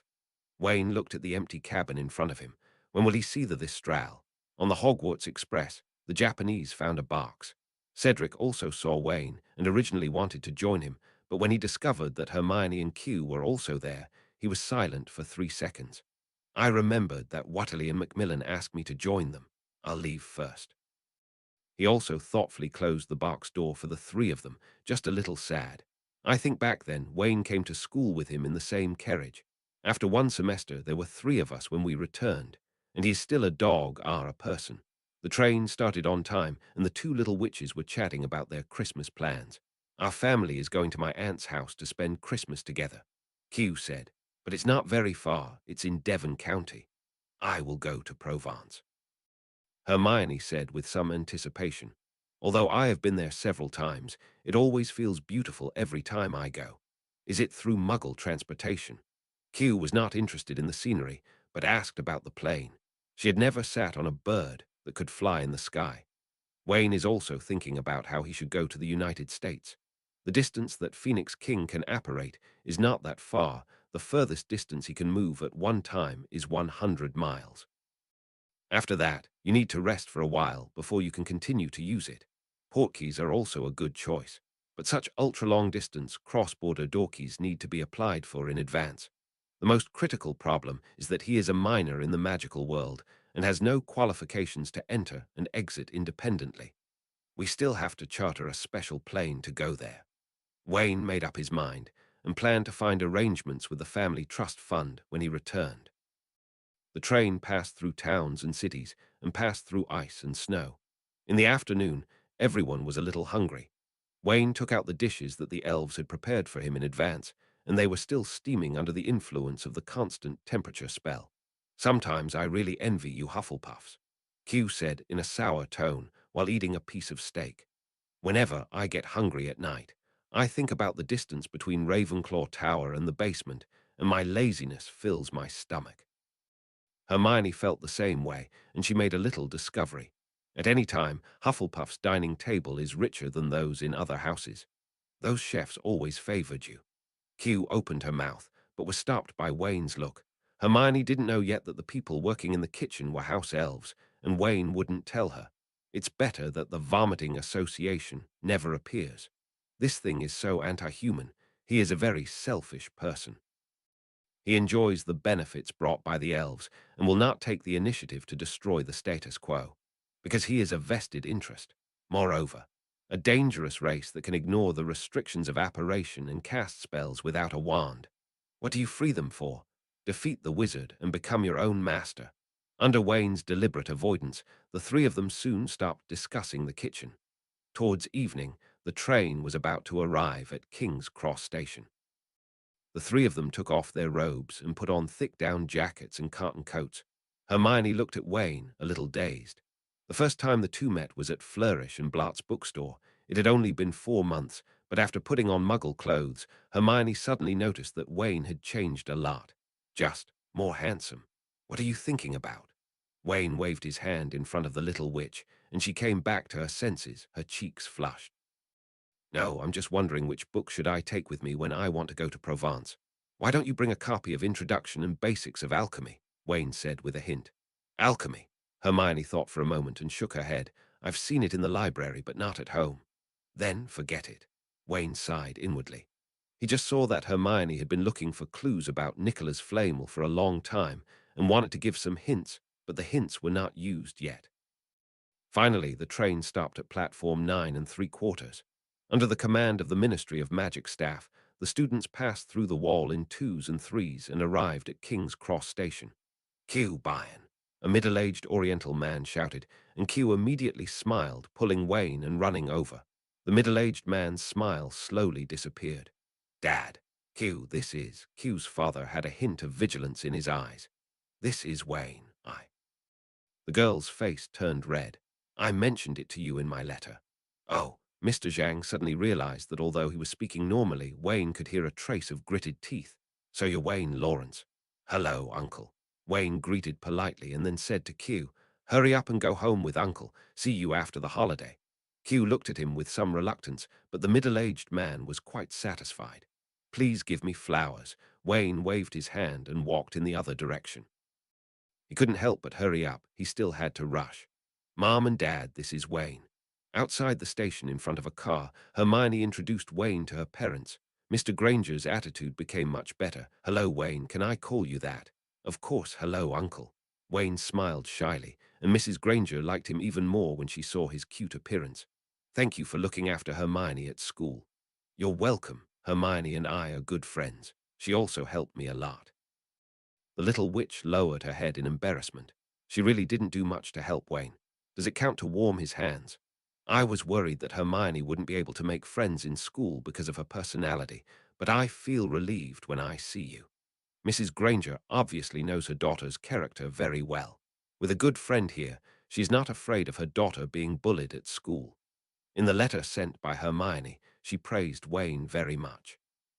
For the strong Hermione to praise him so highly, Wayne must be very good. "Is someone coming to pick you up? Do you need to take you back?" Mr. Granger asked. "Thank you for your kindness, but the person to pick me up has already arrived, so I won't disturb you." "Well, come and visit me when you have time." Not far away, a blonde girl looked at the scene of Wayne and Granger having a happy conversation. Next to her, a white-haired lowly who was a head shorter than her was slightly thinner. Following the blonde girl's gaze, the white-haired lowly asked curiously, "Sister, do you know that boy?" The blonde girl finally came back to her senses, looked at her sister with some embarrassment and said, "Astoria, he is Wayne Lawrence, and the protective ring I gave you was made by him." "So it's him." The white-haired lowly's eyes lit up. Hearing her daughter's conversation, the mother, who had been silent, couldn't help but look at Wayne. It just so happened that at this time, Wayne and Hermione finished saying goodbye and turned around to meet the eyes of several people, looking slightly startled. After seeing it was Daphne, he smiled and waved hello. Then he noticed the white-haired lowly next to him. Unlike the middle-aged Daphne, the white-haired Lolita is a natural beauty. Although she is still young, judging from Wayne's rich SB experience, this lowly will definitely be as beautiful as Hermione and Q when she grows up. He just looks a little thin. Seeing Wayne staring straight at her, the white-haired lowly lowered her head shyly. "Let's go." Mrs. Greengrass nodded gently to Wayne and led her two daughters away. Wayne then came to the other side of the road and got into a flying goddess. "Master, go home." "Yes." The car drove away slowly, and Mr. and Mrs. Granger, who had just helped Hermione put her heart in the trunk, saw this scene. Mrs. Granger said, "I just said that Wayne's temperament is not something that can be cultivated by ordinary people, and it is true. This can't be the young master of some family." Hermione said quietly, "Actually, you have also called him Earl Lawrence." "Count," Mr. and Mrs. Granger exclaimed at the same time. Downtown Westminster. Wayne has returned home. Although he has not been back for half a year, people come to clean the house every week, and the hygiene is still good. I called my Uncle Humphrey. His previous mistake was corrected here, and it turned out that his assistant Bernard Woolley answered the phone and said that Humphrey was still working overtime. After hanging up, Wayne called the trust fund again. The first is to ask him to book a special plane for the day after tomorrow, and the second is to ask the foundation people to contact the bank. He needs 50 kilograms of gold in stock, and he needs it tomorrow.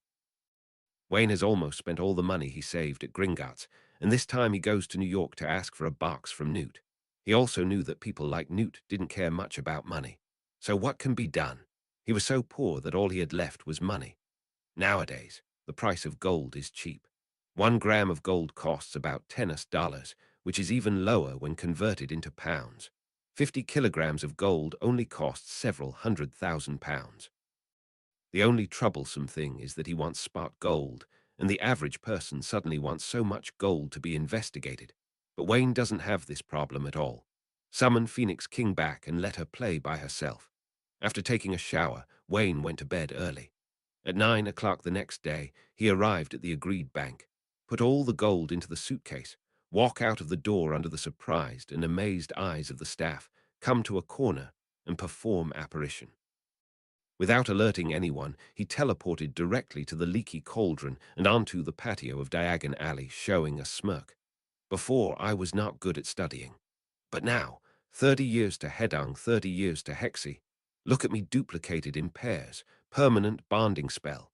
Readers who have read my other books should know. That's right, I'm a Lolican. Wherever you fall, you have to get up." The backyard of the leaky cauldron was Wayne's first Waterloo. The trash can he copied was quickly removed by the bar owner, Tom. "After a lot of hard work, I only got about 100 points. It can be called a battle of shame." Wayne has always been worried about this, but that's okay. At that time, he was just a newcomer to the magic world, and the spells he mastered were very basic. Now, in terms of age, he is still a newbie, but in terms of strength, he can't be compared to the big guys, so Jianchu has finally settled down. "All the pennies I made back then will be counted back today." Swish, swish, swish. Wayne's wand flashes, the duplication spell, the super bonding spell, as well as the protection spell to protect the trash can from being damaged, and the automatic repair spell. He even used ancient magic words. The two runic letters representing purity and constancy shine with purple light and are hidden in the wall. From now on, it will definitely not work if you want to rely on marking to determine the location of the bricks. No impurities will be left on this wall until the magic text effect disappears. With Wayne's current knowledge of ancient magic writing, it can be considered semi-permanent at least tougher than the defense against the dark arts professor at Hogwarts. After tinkering for a long time, Making sure that every aspect was perfect, he entered Diagon Alley with satisfaction. After this combination of punches, there are only a few people in the British magic world who can restore it to its original state. Those curse breakers from the Ministry of Magic are even less likely to be able to do it. Points or anything else don't matter, just for the sake of saying this. What Wayne didn't know was that what happened here was torturing the wizards behind him. If you can't remember the location, you can only rely on magic perception to find it brick by brick. The Ministry of Magic specially sent people to solve the problem, but they worked for a long time without any results. The incident eventually made it to the Daily Prophet. 080. This time no one suspected that it was a prank by a certain student. If Hogwarts had such a level of education, Britain would have dominated the world long ago. Finally, according to the well-known reporter Rita Skeeter, it was speculated that it was probably an old naughty kid who came to tease everyone on a whim. Even if it is repaired, it will probably not be restored to its original condition. Between the lines, the target was pointed at the old man with the white beard at Hogwarts. On the other side, Wayne came to Gringotts and exchanged 50 kilograms of gold for a huge sum of nearly 50,000 galleons. The goblins almost rushed to lick Wayne's trouser legs and moved the number of his vault forward a lot, reaching deeper into the underground vault. There is even a fire dragon protecting it. Therefore, Wayne also pays a management fee of 100 galleons a year. Therefore, money in the wizarding world means nothing to him. If he wants, he can still get hundreds of kilograms of gold easily. With his wallet bulging again, Wayne also took advantage of the situation and started shopping in Diagon Alley. He bought almost a third of the candy store's inventory and used it to give all the Hufflepuff students as Christmas gifts. Living in a country that loves sweets, if you don't know what to give as a gift to a child, you can never go wrong with candy. It took Wayne a whole morning to get the Christmas gifts done, and then he apparated back to his home. In principle, little wizards are not allowed to cast spells outside of school because they will be detected by the traces on the wand. But in fact, this regulation will only take effect after an agreement is signed before leaving school after the first academic year. There are actually no restrictions on leaving school during the Christmas vacation, and Wayne took advantage of it. In the evening, Uncle Humphrey came dragging his tired body. Bernard told me yesterday that you called, but it was too late after get off work, so I can only come here today. It's okay, Uncle, work is important. Seeing how tired he was, Wayne took out a bottle of uplifting potion and poured it into the teacup. What's this? It's refreshing. You'll know after you try it. Humphrey drank it all without hesitation. His face turned red, and blue mold came out of his ears and nostrils. It took half a minute to return to normal, and Humphrey's spirit returned to its peak. What the hell is this? It's so good. Potions from the magic world are just for me to play with when I have nothing to do. What a good thing. Humphrey looked at the teacup in surprise and asked again, "Do you have any more? Please give me a few bottles." "Okay, I will leave some at home before I leave tomorrow. Just come and get it yourself. But you can only drink one bottle a day. Exceeding this amount will be dangerous. After all, it is a magic potion for wizards." Humphrey nodded, understanding. Many magical medicines in the wizarding world cannot actually be used by muggles, because they do not have magic power in their bodies and cannot resonate with the medicinal properties to achieve the effect. Although invigorating potions are not included in this list, you still need to pay attention to propriety. Humphrey nodded, but thinking about what Wayne had just said about going to the United States, his brows furrowed again. "Do you know anything about the North?" The two kept in touch through letters between semesters.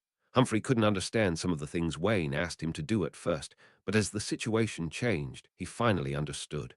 What followed was deep horror. These preparations began as early as last year. Wayne pointed to his head. "After all, I am a wizard. It is normal to have some unique prophecy talents. Believe me, that behemoth will definitely fall apart, maybe tomorrow or maybe one day in the future, but never too far." Wayne attributed everything to the mystery, and in order not to reveal more, he slightly changed the focus of the topic. "With this opportunity, do you think Uncle Huck can go further?"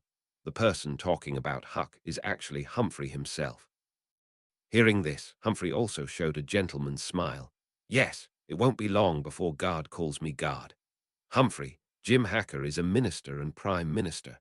It is only introduced as a background and will not be involved too much. The two talked for a while, and Humphrey explained all the preparations he had made. Wayne was not worried at all. His uncle was an absolute elite and had a wide network of contacts, so it was impossible for him to make any mistakes. It was getting late, and Wayne satisfied Humphrey's curiosity and used apparition to send him home. Looking at Humphrey lying on the door frame vomiting, Wayne waved happily. "Merry Christmas. Remember to give me a Christmas gift." Ouch, get out. New York. The Queen, 47th Street. Speaking of Kowalski's Bakery, no one who lives nearby does not know the existence of this bakery. This bakery has stood here since 1927, selling bread and desserts that are not only affordable, but also have unique flavors. This is not a prosperous area of New York and is surrounded by old houses. Walking on the streets, you will feel that the most prosperous city in the world is nothing more than this. Wayne got out of the taxi and followed the house number to the door of the bakery. He glanced at the store's sign and menu with admiration, and then took out a tan business card from his pocket. A strange scene occurred. A house squeezed out of thin air between the bakery and another house. Except for Wayne, no one passing by noticed this strange phenomenon. Boom, boom, boom. There was no doorbell on the door, so Wayne had to knock on the door with his hand. "Coming." An old but still energetic voice came. Soon, the door was opened. The person who opened the door was an old woman with silver hair, eyes like a salamander, shining like gems. Although she is old, it can be seen that the old lady was also a rare beauty when she was young. After seeing Wayne, the old lady was stunned for a moment, but soon thought of something and smiled. "You are Wayne Lawrence. What a cute little guy. Come in, Newt is still busy. We thought you wouldn't arrive until tonight." With that said, the old lady gave way to the door. Wayne walked in and said thanks. "Thank you, Grandma Tina." The identity of this old lady was also obvious. Tina Goldstein, should be called Tina Scamander now. Newt's wife, a former Auror of the Magical Congress of the United States, worked with Newt to defeat Grindelwald's plot many times. After entering the gate, it is not indoors, but a forest path with a large space inside. Along the way, Tina held Wayne's hand and talked cordially. "Newt told me about you." When he learned that Hufflepuff had another outstanding student, he happily ate 3 burgers in a row. "Honestly, I'm shocked that you guys were able to keep in touch through letters. You must know that not only does he talk less in reality, but he also does so in letters. Unless it's to Dumbledore." When talking about Dumbledore, Wayne actually felt a sharp aura emanating from the centenarian's body. The two came to the living room and sat on the soft sofa. The tea set on the table flew up automatically, filling the cup in front of Wayne with tea. A lot of bread also flew out of the kitchen. "Try it. This is made by Jacob himself." "Oh, you still don't know who Jacob is, right? He is my sister's husband and the first owner of the bakery next door." Different from Newt's social anxiety, Tina is very talkative and good at choosing topics. The two mainly talked about Wayne's affairs at Hogwarts. Wayne had nothing to hide about his ordinary school life. The smile on the old lady's face never stopped. "Interesting, so interesting. You are much more noisy than Newt was back then. But he's not as smart as you, nor as talented as you." Wayne quickly defended his old senior. "The students in our college all regard Senior Newt as their idol. He is the greatest Hufflepuff of this century." HMPH. Tina snorted unconsciously. "Great. It's not like being fooled around by Dumbledore." Wasn't until Grindelwald was imprisoned in Nurmengard that he finally stopped. Wayne laughed dryly. The heroic Auror who once captured Grindelwald seemed very dissatisfied with Dumbledore. In fact, this is understandable. The Newt of that year is the Newt of the future. Although they were all voluntary, every step was actually part of Dumbledore's plan, and they were willingly pushed to the forefront to fight against the most evil forces at the time. It's normal for Tina to be jealous about this. Even if it can't compare with all kinds of magical animals, there are indeed many cute little ones in these ideas. But he couldn't even compare to an old man, and Tina would definitely be dissatisfied. It is reasonable to dislike Dumbledore. "Wayne," the old lady said earnestly. He warned, "You are a smart boy, but you must not imitate him and be willing to be used by Dumbledore." "Don't worry, Grandma Tina," Wayne said with a smile. There is a savior of the magic world in my class. The principal won't notice that I'm a little transparent person. Savior, Tina frowned. The boy who survived. Yes, Harry Potter, he is my classmate, defeated the Dark Lord. Ah, Tina sneered without making too many comments. Nothing was said, but it seemed like everything was said. Can a dark wizard who has never even encountered continental Europe be called dark? Only those who have truly witnessed the horror of Grindelwald can understand what the title Dark Lord actually represents. It's a pity that although they won at that time, a generation was also wiped out, and the magic world is getting worse day by day. Boom, boom, boom. There was a sudden movement underground, and a trap door was opened. Tina, I heard you talking to someone. Are they Jacob and Queenie? The old man who spoke walked out of the stairs and came to the ground. Stood up and was about to say hello when the old man also saw him. With a swish, he shrank back into the basement again, and even the trap door was closed. Wayne. Sorry, Wayne, it's Newt's old problem. He's a little afraid of strangers. Tina's smile became awkward.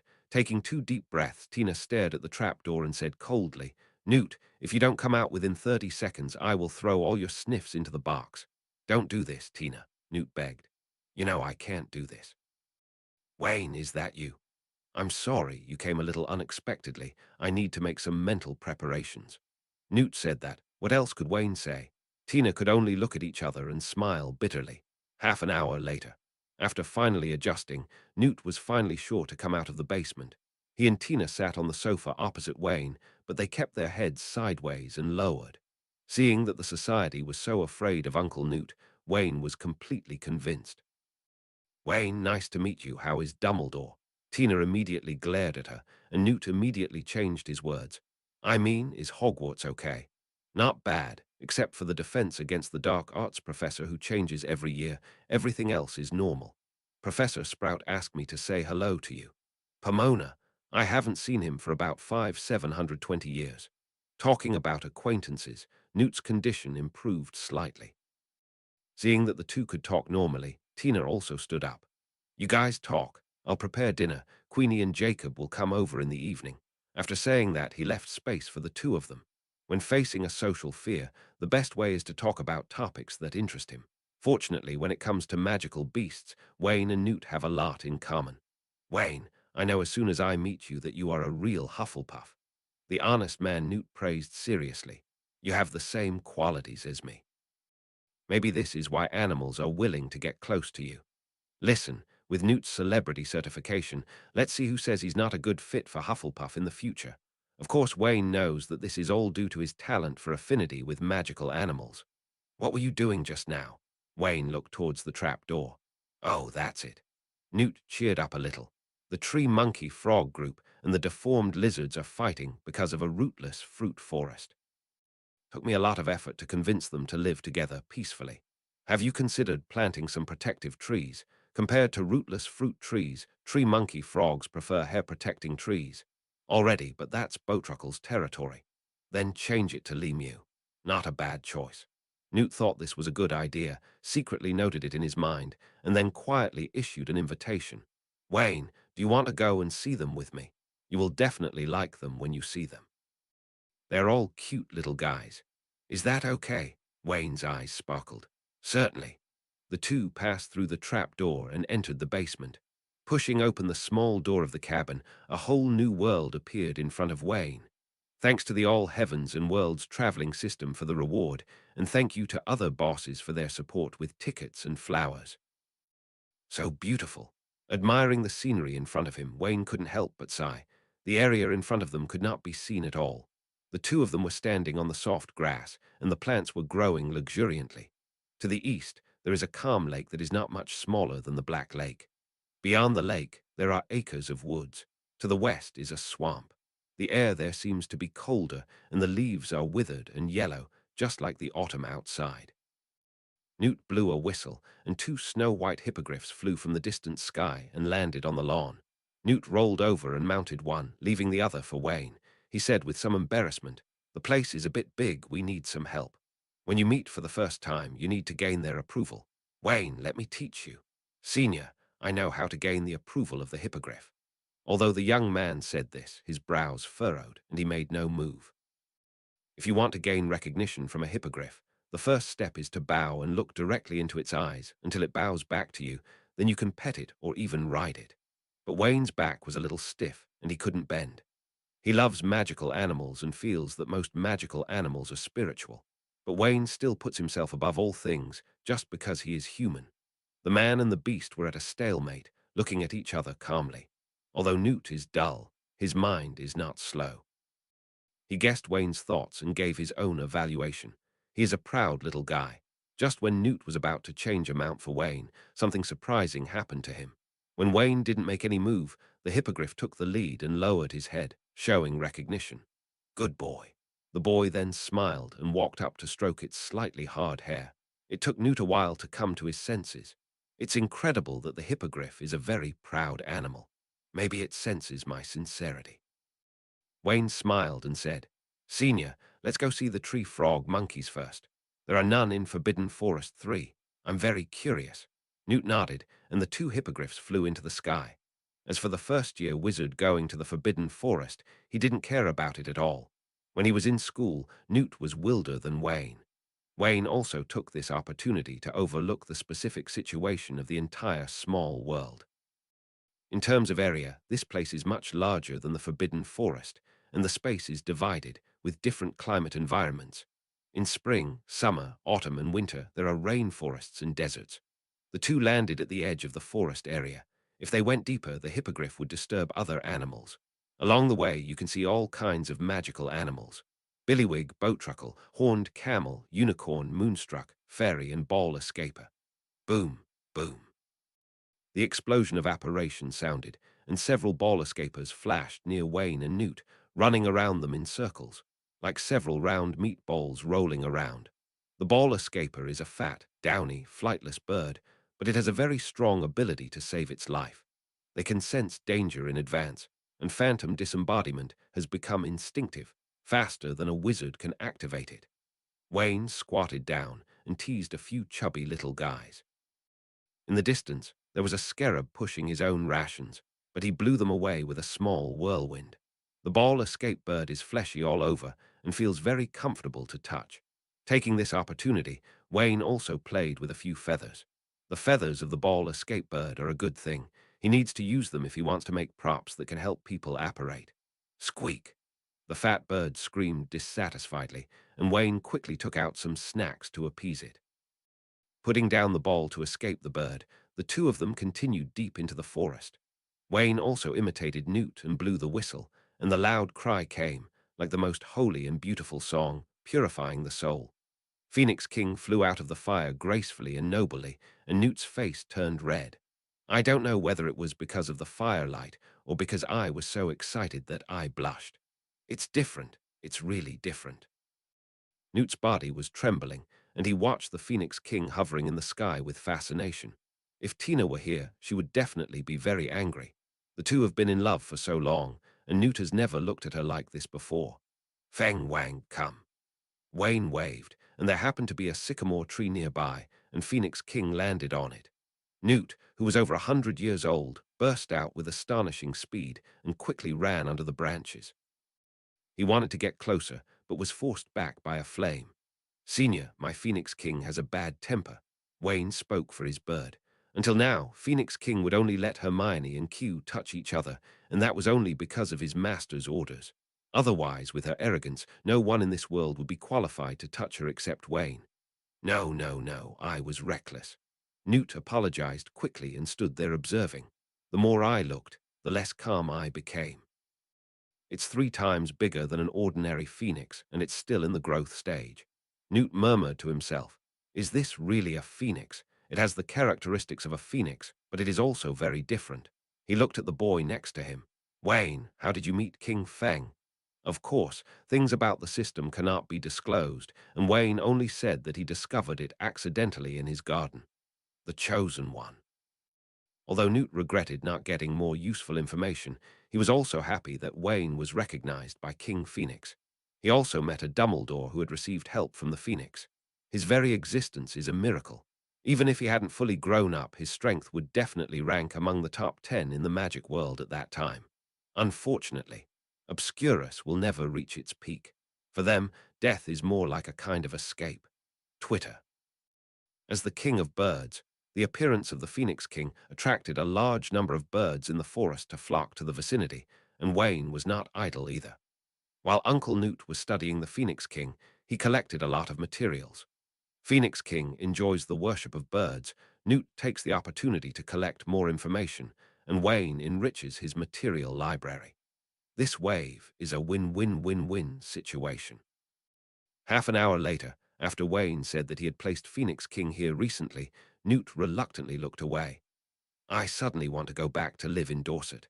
I can also go back to Hogwarts from time to time, so that I can be closer to your Phoenix, Newt said when leaving. Originally, after the war, Newt and Tina lived in Dorset, southern England, and planned to move away for a long time. But then Voldemort's troubles occurred, Britain became uneasy, and Tina was afraid that Newt would be captured by Dumbledore. He directly dragged his family to the United States to find his sister. You can come to the school to teach. Wayne smiled. Professor Kettleburn has long been calling for retirement, so it would be great if you could come and take over his class. In fact, given the relationship between Wayne and Hagrid, he shouldn't encourage Newt to take away Hagrid's job. But the hybrid giant's aesthetics and awareness of danger are too weird. Letting him become a professor will kill many young wizards yearning for magical creatures. The bomb-tailed snail is a cross between a manticore and a fire crab. No normal person would think of doing this, but Hagrid succeeded. It's simply a contemporary herbo. After hearing Wayne's encouragement, Newt was momentarily moved, but thinking about facing so many strange little wizards, his social fear broke out again. Kettleburn is younger than me. He's about to retire. I am even less suitable. Seeing that he was a little moved, Wayne also felt confident. Don't be in a hurry, just seduce him slowly in the future. It would be much more interesting if Newt actually went to Hogwarts. Squeak! The two finally came to the group of tree frog monkeys. More than 10 tree frog monkeys were hanging on the trees and screamed when they saw Newt appear. There are also several tree frog monkeys with injuries on their bodies. Newt skillfully wiped the potion on them and said to Wayne, I met these tree frog monkeys in Haiju. At that time, there were only 2 of them, and they were dying. It took several years of cultivation to develop to the current scale. Would you release them? Wayne asked. It depends on the situation. Newt sighed slightly. For many magical animals, they cannot survive well in nature, so I will always keep them. Like the ball escapers, wizards are their biggest natural enemies, and releasing them will only lead to death. Wayne nodded silently. Unlike him, Newt truly loves all magical animals. Except for a few cute pets that he likes, he treats other animals with utilitarianism. This is the gap between the two. There is no right or wrong. After dealing with the tree frog monkey's injuries, Newt took Wayne to another area where the leaves were withered and yellow, and the weather was very dry. F***K. Wayne saw 2 figures on the cliff, blurted out a Huxia quintessence sentence, and then applied the shield of Equus to himself without thinking. Even the Phoenix King called over. The 2 beasts on the cliff sensed the danger and looked at him warily. Newt's eyelids twitched. Relax, Wayne. They're not going to hurt you. Uncle, I dare not relax. Wayne still did not remove the shield, mainly because the identities of these 2 monsters were too terrifying. The poisonous leopard is a 5x level super dangerous magical animal, and it is the kind of monster that is restricted by the rating system. Other animals can be rated as 5x level because they have this qualification, but the mold leopard is because the highest level is only 5x. The poisonous leopard is huge in size, but moves silently. It emits terrifying poison with every breath and can easily destroy a village. It is the Diruigi of the wizarding world. Once it gets angry, it takes more than 100 adult outstanding wizards to subdue it. Fire Dragon, Chimerman, and Poison Leopard are all younger brothers. Wayne was really confused by this invisible attack. He has never received the reward of being invulnerable to all poisons. Only then did Newt realize that his junior student seemed to be a little too precious about his life. They are hundreds of meters apart, so why are they so nervous? At this time, the loud voice came from the sky. Come up for dinner. Queenie and Jacob are already here. Let's go. Newt patted Wayne on the shoulder and prepared to go back to ride the hippogriff. It doesn't have to be so troublesome. Wayne also held Newt's shoulders, activated disapparation, and the two of them went directly to the entrance cabin. The old man was shocked again. He finally understood why Dumbledore said that Wayne was the most outstanding genius in the history of the school, even better than Tom Riddle 50 years ago. He learned to apparate in the first grade. Even Grindelwald was not that outrageous. As a good old man, he also mentioned Zing Zing said, "In the United States, minors cannot perform magic. You came here through Muggle means, which is better. As long as no one from the Magic Congress finds out." Wayne nodded. "I'll pay attention." The two pushed open the trapdoor and returned to the dining room in the house. At this time, three old people were already sitting at the dining table. Tina first asked Wayne to sit next to her, and then introduced him one by one. "This is Queenie, my sister, and this is Jacob, my brother-in-law, who owns the bakery next door." As soon as Wayne said hello, he accidentally met Queenie's eyes. A feeling of being seen through arises out of thin air. Occlumency is operating at full strength, and that feeling disappears. D30, the slightly older Queenie, looked at him in surprise. "Very advanced occlumency, little guy. Are you really only in the first grade?" Wayne didn't dare to relax at all. "Grandma Queenie, I'm just a little more studious and a little more talented." "It's really amazing," Queenie praised. "It would be great if little Luo Fu could be as smart as you in the future." "Wayne, don't mind. Queenie can't control herself like this." Jacob apologized for his wife. Perhaps because he is just a muggle, he looks much older than Newt and the other three. Calculating his age, Jacob should be almost 100 years old.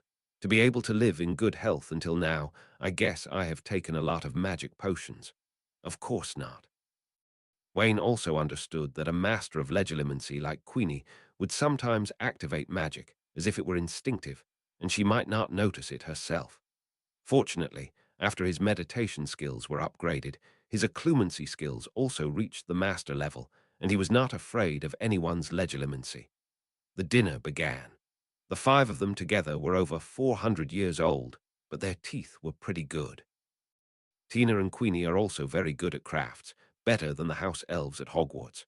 Especially the lasagna. It was so delicious that Wayne couldn't help but eat more.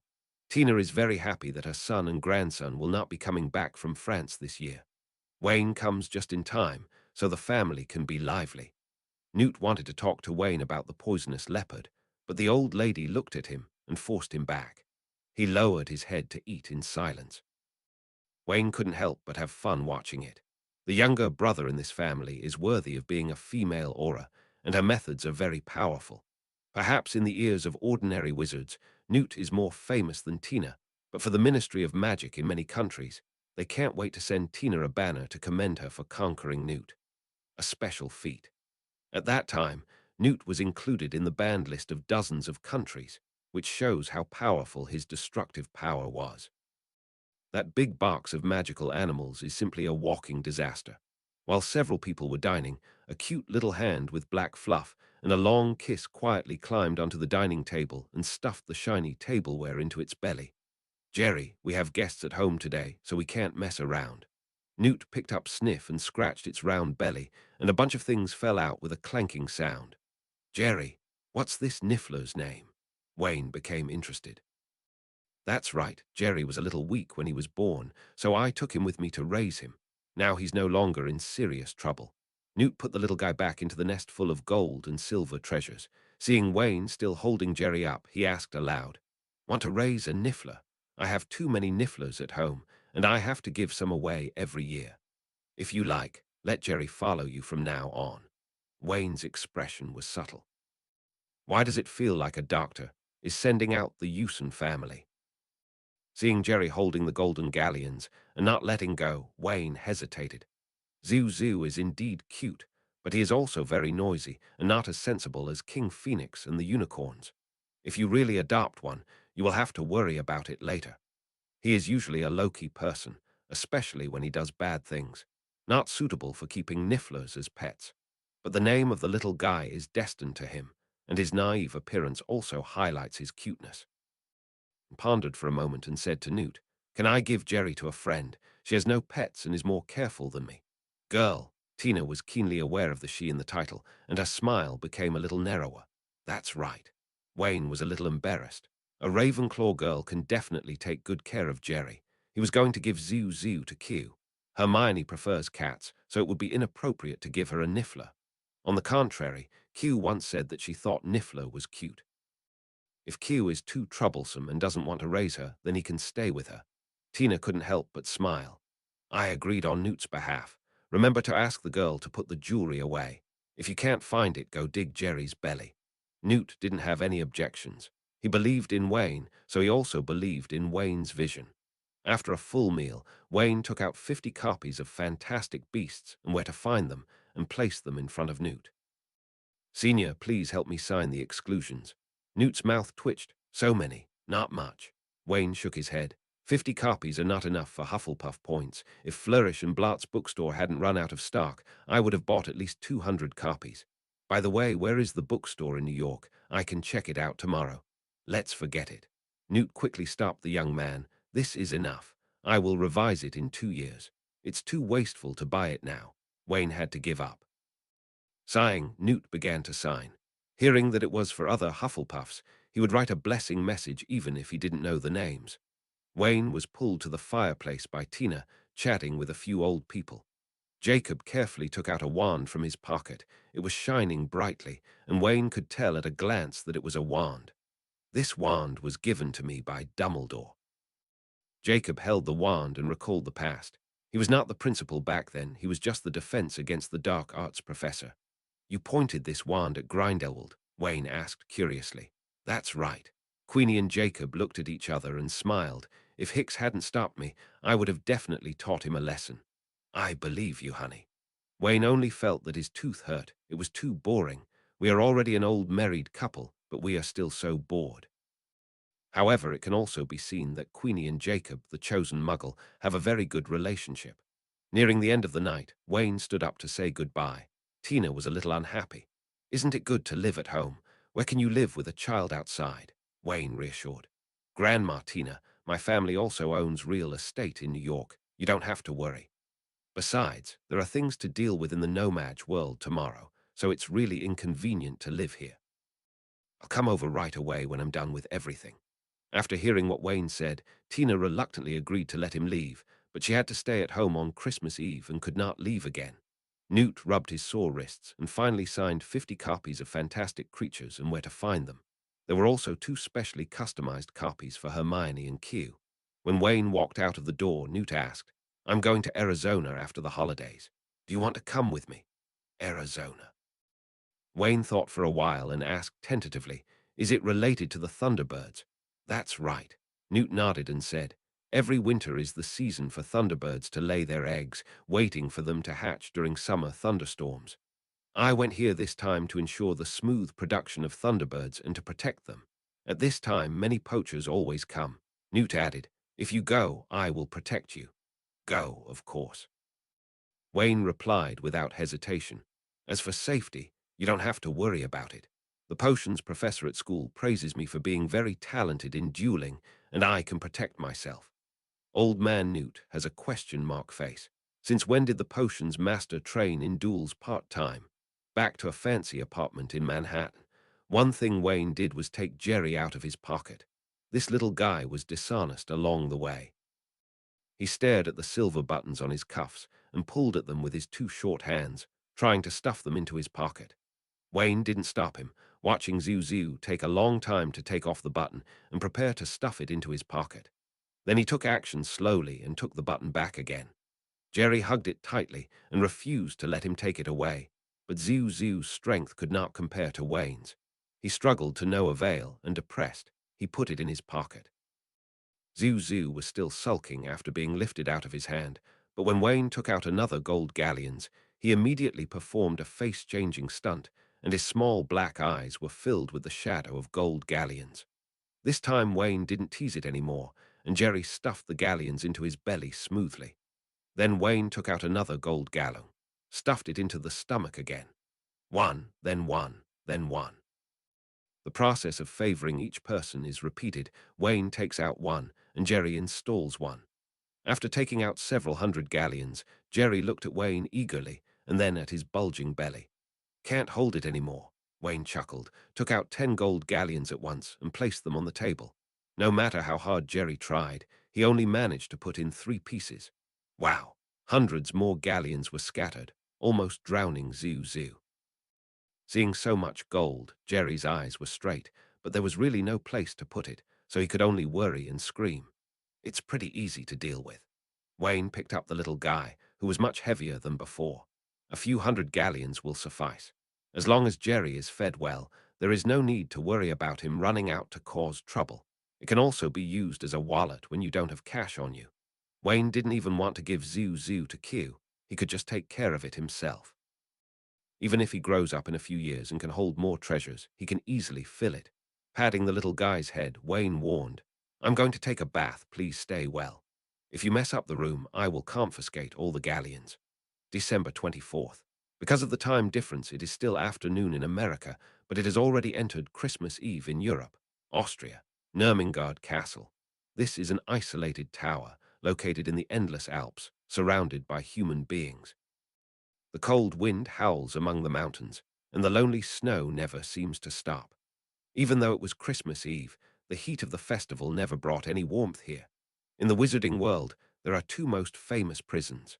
One is the Azkaban prison, located on an isolated island in the North Sea and governed by British law. Dementors have been guarding the place for a long time, and it is said that there will never be an escaped prisoner. In the other one, there were no terrifying monsters, only 2 old squibs taking turns guarding it. There is only one prisoner in custody. But just because of this one prisoner, Nurmengard's status is comparable to that of Azkaban, making people feared.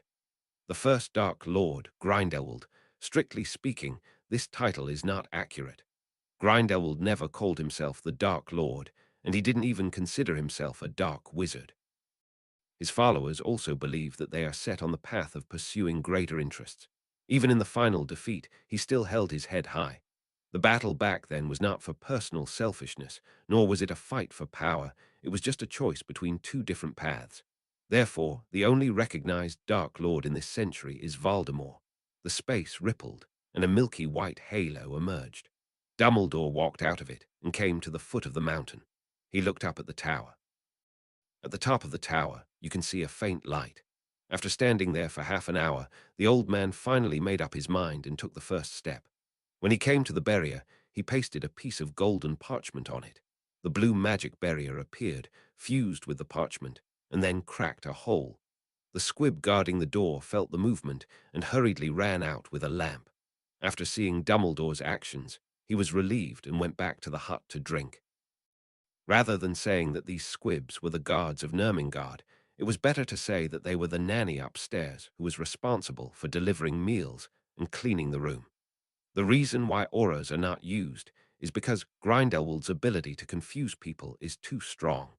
When Grindelwald was imprisoned in the Magical Congress of the United States, the auras responsible for guarding are rotated every 2 days.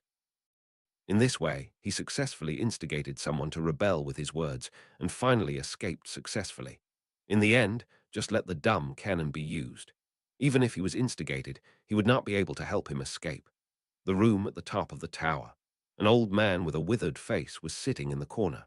When the barrier appeared, his eyes moved. Close your eyes and feel it carefully, and then a dazzling divine light bursts out. He stood up, dipped his hands in the bowl of water, combed his hair, and arranged his clothes so that he didn't look so sloppy. Creak! After all this was done, the door was pushed open in due course. Dumbledore stood at the entrance and did not come in. Grindelwald sat on his chair. "I didn't receive your letter, so I thought you had forgotten, or maybe you were dead. I didn't expect you to come here in person. Counting the time, it seems that the last time you came here was 11 years ago." This memory, pretty good. Indeed, Dumbledore thought about it. The last time he came here was after Voldemort disappeared, and he came to ask some questions. The meeting between you and me will always scare some people. Dumbledore finally walked in and sat opposite Grindelwald, but he kept his eyelids straight. Grindelwald didn't mind either. He looked at his old friend opposite with a half-smile. "Last time I came here, it was for a baby. What about this time?" "Tell me, you're just here to take a look." He is the person who knows Dumbledore best. The white wizard in front of him, considered by others to be the greatest white wizard of this century, has a purpose in every move he makes. Even if you treat your closest relatives, there will be no exception. Letter 3005 ITS not my intention to come. It's Keynes's request. He was afraid that someone would disturb your retirement life, so he asked me to get rid of those annoying flies. Dumbledore waved his wand, and turkey, sausage, steak, and boiled potatoes appeared on the table. On top, in front of the two of them, there was a set of exquisite tableware. It's a bit crude, so just eat it. Grindelwald was not polite. He picked up the knife and fork and ate in big bites. His attitude was very rude. Although he won't starve to death if he is locked up here, it is impossible for him to eat well. Steaks and sausages are delicious foods that are not usually available. Dumbledore just watched quietly. The man who once almost ruled the world has fallen into such a miserable state, and it was him who caused all this. After a full hour, the food on the table was swept away by Grindelwald. At this time, Grindelwald also regained his grace. With a shake of his hand, a handkerchief appeared in his hand. After wiping the corners of his mouth, he raised his head and stared at the old man opposite him with a pair of strange eyes. Tell me what happened. It's worth a trip yourself. No big deal. Dumbledore cleared the table, replaced them with hot tea, and said slowly, there are more than a dozen Ministry of Magic in the north, and now it's a mess. Some old friends may have their thoughts and might come to see you. Grindelwald frowned slightly and paused for a few seconds. Have you become like this now? What? Dumbledore asked, confused. I'm asking about your purpose. Grindelwald spoke word by word, staring at Dumbledore. Even so, you will not appear in front of me. You will only stay silently outside the tower. Don't tell me why Keynes is not worthy of ordering you. Dumbledore took a deep breath. He hates this feeling, but there was nothing we could do. In front of Grindelwald, he is always so easy to see through. Can we talk now? Grindelwald said lightly, zhao zhao, as he tapped his fingers on the table. All right. Dumbledore looked out the window. There is a new student at Hogwarts. He is outstanding and the most talented little wizard in the history of Hogwarts. Grindelwald responded incomprehensibly, and Shibledo continued. Geniuses are born every year, but whether they can grow to the heights of him and Dumbledore depends not only on talent, but also on character. However, since Dumbledore brought it up, there must be something different about this little guy. Oh yeah, he's also a Hufflepuff. Grindelwald's casual expression gradually disappeared. What's the meaning? It's a big holiday, so you're here to mess with him, right? I wonder if he is naturally at odds with Hufflepuff.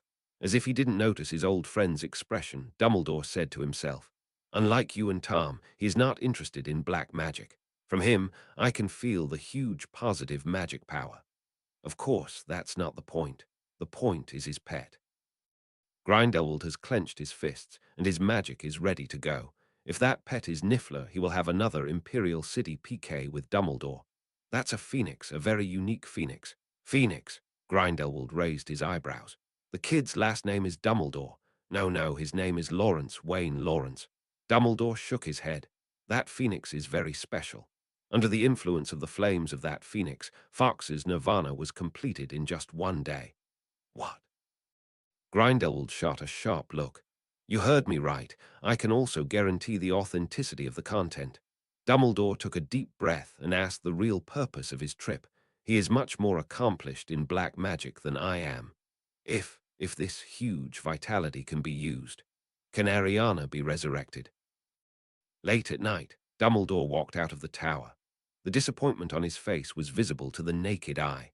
If he had never seen the light, he could have endured the darkness. According to Grindelwald's deduction, if it is true as Dumbledore said, that Phoenix has incredible power. Perhaps the soul of a person who has just died has not yet left this world and can really come back to life. But Ariana is different. She has been dead for so long that there is no trace of her in this world. Soul, body, and breath of life are all indispensable. He sighed and gave the tower a layer of super-strong overall protection to prevent anyone from disturbing Grindelwald. Dumbledore then disappeared. Through the small window, Grindelwald watched his leaving figure, but he was thinking in his heart. Wayne, Lawrence. A few decades ago, Grindelwald might have been a little curious and went to see for himself the little wizard who was praised by Dumbledore. Take a look at that phoenix, by the way. But now, for him, the rest of his life will not change much. Every extra day you live is just an atonement for your past mistakes. It is precisely because of this that Dumbledore can calmly tell the information about Wayne without worrying that he will be targeted by Grindelwald. Christmas morning. When countless people wake up from a sweet dream, the first thing they do is look to the bedside. Owls can always deliver gifts to wizards' homes without them noticing. The same goes for Snape. Unlike previous years, Snape did not go back to his home for Christmas, but stayed at school, because Pote is there. As long as Pote doesn't leave Hogwarts for a day, he won't leave either. He was in a good mood these days. There were very few people in the castle. Without the annoying Lawrence, he could concentrate on dealing with Poit, and he changed to Gryffindor for a dozen points. It was just the anger in those beautiful eyes that made him a little unhappy. In the luxurious dormitories provided for professors, the floor is already covered with gifts. Most of them are things given by Slytherin students, which are also very basic accessories, stationery, or candies. A small number of them were other potion masters who had dealings with him. After a brief look, there were only some potion ingredients, and there was no lost formula that made him excited. Snape's eyes narrowed. A boxy package had a label with the word Lawrence on it. Lawrence actually gives him a Christmas present. There was silence for a few seconds. Snape took out his wand. If he wasn't careful, he was afraid that he would be in trouble later in life. After 850 applied several layers of protection against evil spells to himself, just opened the outer packaging. When he saw what the gift was, Snape's breathing suddenly became rapid. 2 thumb-sized crystal bottles were filled with the Phoenix King's tears. Wait, why is there still a card? Snape picked up the card and read the words on it. Oh, today, Wayne Lawrence lends Severus Snape 2 bottles of Phoenix King's tears. In the next 6 months, the other party needs to return 3 bottles of Fooling Elixir, 3 Rs, 3 bottles of Potential Potion, 12 Rs, etc. If there is any objection, please return the property to its original owner, and this I will be invalid. After reading it 3 times, Snape put the card down, smiling with relief. What the hell? Lawrence, it has to be you. With these 2 pieces of information, you can't wait to strip me naked. Not to mention anything else. 3 bottles of Fortune Elixir plus 3 bottles of Potential Potion can be sold for 10,000 galleons. There is also a long list at the back, although not so precious, but a huge list. His hands were shaking. If Wayne appeared in front of him now, he would definitely use the most powerful Shen Feng Wang in his life to entertain him. It's a pity that this guy went to the United States. Even in London, he would like to pay a visit. You can fight while you can, but if you don't teach him a lesson, it will be too late. Snape kept the eye instead. It doesn't matter, just think of it as practice. Gradually, the once arrogant director of the Snake Hospital also learned to comfort himself. Isn't it just potions? He is the master of potions. As long as he has enough time, he can have as many potions as he wants. Snape finally calmed down and continued to open gifts. Then he got angry again. When he saw a box full of 12 cans of Potter shampoo, he let out a shrill roar. Pote, you're done. Dumbledore can't protect you. I said so. Sneeze. Wrapped in a quilt and happily unpacking boxes in his bedroom, Harry sneezed.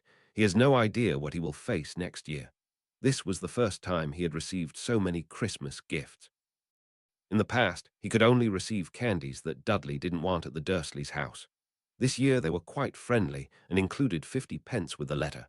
Seeing that Ronald was interested in Muggle currency, Harry simply gave it to him. He also received a gift from Wayne, a set of broomstick care tools, which are very practical. What's this? Harry opened the last package, and a liquid-like, silver-grey substance fell to the floor. Wow. After finishing unpacking, Ronald came over and whispered, It's the invisibility cloak. Who gave it to you? This is so precious. I don't know. Harry shook his head, picked up the invisibility cloak, and a note fell out of it. Your father left this thing to me before he died. Now it should be returned to you and put to good use. I sincerely wish you a Merry Christmas. Harry stared blankly at these lines. In the principal's office, Dumbledore, who had returned from Nurmengard, opened 2 packages and laughed when he saw the notes on them. Wayne gave him a large bag of wool and an instruction book on how to knit socks, with dozens of different patterns. In addition, there are 2 other gifts for him to deliver on his behalf. Fox, Wayne gave this to you. He placed a packet of herbs next to Fox's bird cage. Phoenix screamed happily, then lowered his head and started eating. And your sorting hat. Dumbledore sighed. This must be the first Christmas gift you have received in 1,000 years, right? There was a crack on the brim of the hat. What gift? Is it from that bad boy Lawrence? A set of fur care tools, perfect for you. So cool, I thought he forgot. The sorting hat was very happy. That brat really kept his word, and there was no problem in being assigned to Hufflepuff. His vision of the sorting hat couldn't be wrong. Quick, Dumbledore, give it to me. I really need to take care of it. No problem, but I need to read the instructions first. New York. At 8 o'clock in the morning, Wayne woke up on time. But unfortunately, because he was in the United States, there was no Christmas gift beside the bed. Everything sent to him was delivered to his home in London. He still regretted not being able to experience the fun of opening a blind box for the first time. I don't know if other people are satisfied with the gifts he prepared. Thinking about these gifts consumes a lot of brain cells. The gift given to Hermione was a set of Lockhart's books. There is a high probability that this liar will come to teach at the school next semester. This will save Hermione some money and is also in line with her hobbies. What was given to Q was a magical photo of the Tuthill tornadoes, as well as autographs and blessings from all the players. Q has always been a die-hard fan of this team, so in order to get this photo, Wayne dragged Russell to help. His family owns shares in the tornadoes. These pureblood families always provide convenience in unexpected places. In addition, he also gave each of the two women a protective pendant and a phantom transfer ring to ensure their safety. Wayne has made great progress in alchemy recently. The protective pendant can cast the armor spell 5 times, and the apparition ring can cast the apparition spell 3 times. When encountering danger, you can both defend and escape, making it extremely safe. Cedric's gift was a tornado autograph, Hannah's was an oriental recipe, and the two roommates' vitality potions. Anyway, Wayne felt that he was very attentive. In addition, he also prepared gifts for the professors. The transformation magic pig given to Professor McGonagall can show his progress in transformation during this period, and the music box given to Professor Flitwick is also achieved purely by magic. As for his own dean, Wayne gave him a pot of mandrake. After gaining the professor's favor, you can also consolidate your well-behaved image. Wayne, you can come down and eat. Newt's call came from the stairway, a daff, and Wayne responded, jumped up from the bed, and hurried downstairs. As soon as he sat down, Jerry climbed out of his pocket. Seeing how hard it was to move, Newt was surprised. How many things did you take? You can barely walk. Not much. Wayne said nonchalantly. Some gold galleons. Let Jerry help me pack them first. Newt observed for a moment. Based on his rich experience in raising nifflers, he knew that this, some horror, was not a number. Merry Christmas, dear. Tina took out a notebook, handed it to Wayne, and looked at him kindly.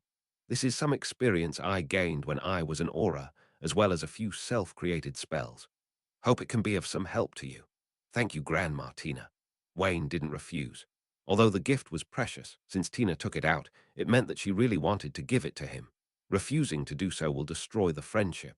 Sure enough, seeing Wayne accept it so readily, the old lady's smile became even stronger. This is a sign of closeness. She turned to look at Newt and gave him a look. Newt was a little embarrassed. Well, Tina, that's just a semi-finished product. I planned to give it to Wayne before he left. Tina said with some dissatisfaction. That's enough. Let Wayne slowly improve the rest and also have a sense of participation and practice the magic spell by the way. Okay, then. Seeing that Tina had said this, Newt felt that it made sense, so he nodded and said, Eat quickly, Wayne. I will take you to see your gift later. Wayne snorted slightly, feeling secretly excited. He already had some guesses, but without seeing the real thing, he still dared not draw any conclusions. Never pop the champagne at halftime. After breakfast, Tina went next door to find Queenie for tea, while Newt took Wayne to the study. Newt's study room is different from ordinary people. There aren't many books, but there are a lot of small animals. They're all magical creatures with some physical problems, and Newt will cure them before returning them to the basement. On the table, there were no other items except a suitcase. Would you like to go in and take a look? Newt opened the box and asked when the invitation came out. Wayne couldn't wait to get in. I walked down the steps and entered a dark room, which was empty and empty of anything. Wayne looked at the layout of the house and saw that there were only 3 bedrooms, 2 living rooms, and 2 bathrooms. Newt waited until he finished admiring it before leading the others out of the house. The space is not that big compared to Newt's basement. Wayne's eyesight is good, and he can see everything at a glance. There are black curtains blocking it all around, like a bottomless night. It is less than 10 miles in diameter. 1/3 of the area is a lake, and the rest is soft grass and soil, which looks a bit empty. Newt stood beside him and said softly with a smile, "Originally, this box was intended for Rove. Oh, it was the entrance gift for my and Tina's grandson. But you mentioned in your letter that the holidays can't take away the worries of unicorns. I think this gift is more suitable for you. As for Luo Fu, he will not enroll in school for another 2 years, so there is no need to worry. It's just that the time was a little rushed, and the things inside were not ready." Newt pointed to the soil over there. "That area should be a forest or swamp. If there are special needs, the weather can be changed. As for how to operate, I have written notes and placed them in the room. You can read them yourself when the time comes." Wayne never imagined that Newt would take such a precious box as his Christmas gift. The reason is some of his previous hints. But Wayne was just giving Newt a vaccination in advance, so it was natural to mention it after he came over. He didn't even know what to say. Is it because Newt is too kind, or is his vigilance too low? After all, it was just the first time the two met. In fact, what he didn't know was that Newt only had preliminary ideas at the beginning. But without having met Wayne, or really getting to know Wayne, it was impossible for Newt to give away this suitcase that represented Scamander. It wasn't until the two actually met and felt the same aura about Wayne that he made the decision. The two people have different views and ways of caring for magical animals, but it is enough. "Senior, this gift is too valuable." Now it's Wayne's turn to feel embarrassed. He's judging a gentleman with a villain's heart. "Don't say that. It's just a prop after all." Newt was very open-minded. If you encounter an endangered magical animal in the future, you can keep it in a box. If you don't like it, give it to me." "I will," Wayne solemnly promised. "From today on, he also has a harem. No, he is the man of Brother Cheng, but you must also pay attention to your safety." Newt suddenly became a little hesitant. "I mean, pay attention to your own safety and the safety of others. Be sure to lock the box and don't let the animals escape. You should know that I was expelled from the school because I threatened the lives of students." Wayne blinked. "Doesn't that mean you're taking the blame for your sister-in-law?" However, Wayne didn't say anything. This kind of thing should be considered top secret. He, a young wizard born as a muggle, had no way to know. After giving some instructions, Newt and the boy began to arrange the boxes. The two first went to the basement and transplanted some saplings. As an all-powerful master of magical animals, Newt also has extremely high attainments in herbal medicine, no less than his own dean. There are even impressive achievements in the field of potions. Rooftop takes care of so many small animals, from eating and drinking to sick and medical treatment. Newt needs to worry about all these things so he can be called an all-rounder. What the two have to do now is to build a complete ecosystem in the box, which is suitable for magical creatures to live in. Fortunately, they are wizards, not ordinary people. They are very efficient, but they are a bit boring. Newt was a dull man and just kept his head down and worked hard. Wayne had no choice but to stir up the topic himself and asked gossipingly, "Senior, I read in History of Magic that you played a decisive role in the decisive battle between Dumbledore and Grindelwald. Can you tell me about that battle? Chapter 1 of 2024. I wish you all a happy new year and thank you for your support." Upon hearing Wayne's question, Newt, who was casting the cloud and rain curse, paused with his wand. The gentle drizzle immediately turned into a downpour, and Wayne quickly put up a protective shield to keep out the rain. "Feel sorry." Newt realized his mistake and quickly made adjustments while asking, "Why do you suddenly want to know this?" The young man shrugged indifferently. "It's just out of curiosity. Everyone knows Grindelwald's name, but there are too few records of what happened back then. I only know that the principal defeated him, but the specific content cannot be found at all. You are the person involved, so you should know something about it." Newt fell silent, but Wayne saw that the rainfall was enough and blew away the rain clouds. Otherwise, these newly transplanted saplings would probably be drowned. "Yeah, maybe that experience was too painful and no one wanted to mention it, so there won't be many records in the books." Newt whispered, "Or maybe that person is too complicated." Whether it is slander or praise, it is not appropriate to define that person. The two walked in the woods, Newt's wand swung, and vines sprouted from the ground, forming two cradles. Wayne jumped on it and listened to Newt's story while swinging on it. We cannot give an accurate judgment, but if Grindelwald's ideas and deeds are truthfully written down, just by seeing it, countless wizards will be attracted by him, become his followers, and cause huge waves. After all, he is not dead yet. There are still many people looking forward to him walking out of the tower. So powerful, Wayne was surprised. He knew that Grindelwald was indeed very magical, but he shouldn't be so exaggerated. It is what it is. Newt sat on the other cradle and smiled bitterly.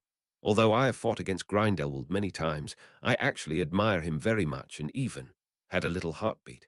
If I had not followed his path, too many people would have lost their lives, and I would not have stood up. We wouldn't have won if it weren't for Dumbledore's charisma. How did the principal defeat Grindelwald? Wayne's curiosity was completely aroused. Newt hesitated, but finally whispered, "Originally, I wanted to write these secrets into a book and publish them before I died, but you asked. But please don't tell anyone yet." Wayne nodded repeatedly and was just about to make an unbreakable vow with Newt. The old man felt relieved now, and memories showed in his eyes. I did witness that battle with my own eyes. It happened in Godric Valley. Why, in fact, when I went there, Grindelwald and Dumbledore were still arguing, but after seeing me, Grindelwald suddenly attacked me, and it was Dumbledore who stopped him. Then they started fighting. Wayne, okay. Co-author, you are still the trigger, right? As expected, beauty is a curse. Newt had no idea about Wayne's slander. Recalled the scene at that time, and even now he still has a look of shock on his face. Just watching the battle, I used up all my protective magic, and I also had Tina's help. We once suspected that these two people could no longer be called wizards. They were legendary figures and completely different beings. The two sides are evenly matched, and even Grindelwald has the upper hand. Newt paused. Later I found out that he had a wand from Fusion. Wayne knew. He knew the origin of the wand. One of the three hallows of death, the Elder Wand, also known as the Elder Wand. Then how did Dumbledore win in the end? In fact, he didn't win. Newt shook his head.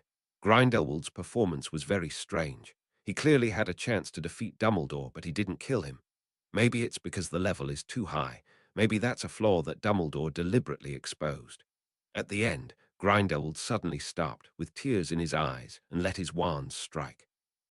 Honestly, I always thought his eyes were prettier than Tina's. Stop. Wayne quickly interrupted him. Senior, this can't be written in the book. He was afraid that Grandma Tina would be angry if she found out. Okay. Newt scratched his head, a little confused. That's all I know.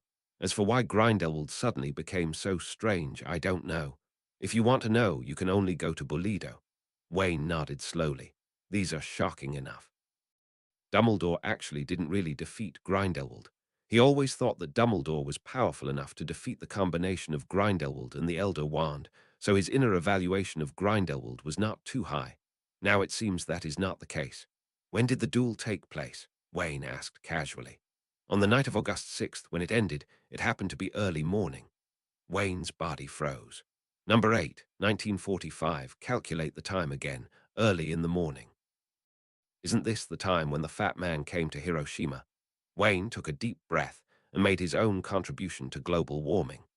In the next few days, a major event occurred that completely changed the world. Even the wizarding world was affected, with more than a dozen new ministries of magic appearing overnight and joining the International Federation of Wizards. The Daily Prophet's headlines for several days were about this matter: who became the Minister of Magic and who was sentenced. But it doesn't have much to do with Wayne. More of his focus is on the Muggle world. The financial market was in turmoil. Because of their advanced planning, the Lawrence family reaped a wave of wealth from the north. Whether in terms of cash or industry, the family's strength is expanding rapidly. Wayne is not responsible for the specific operations, but only gives the general direction. When the stock market closes, he returns to Newt's house to work on his own little world. Newt's generosity far exceeded his expectations. He even taught me how to make a box and how to expand it. I'm not afraid that Wayne will sell it all over the street after he learns it. Of course, Wayne wouldn't do that either.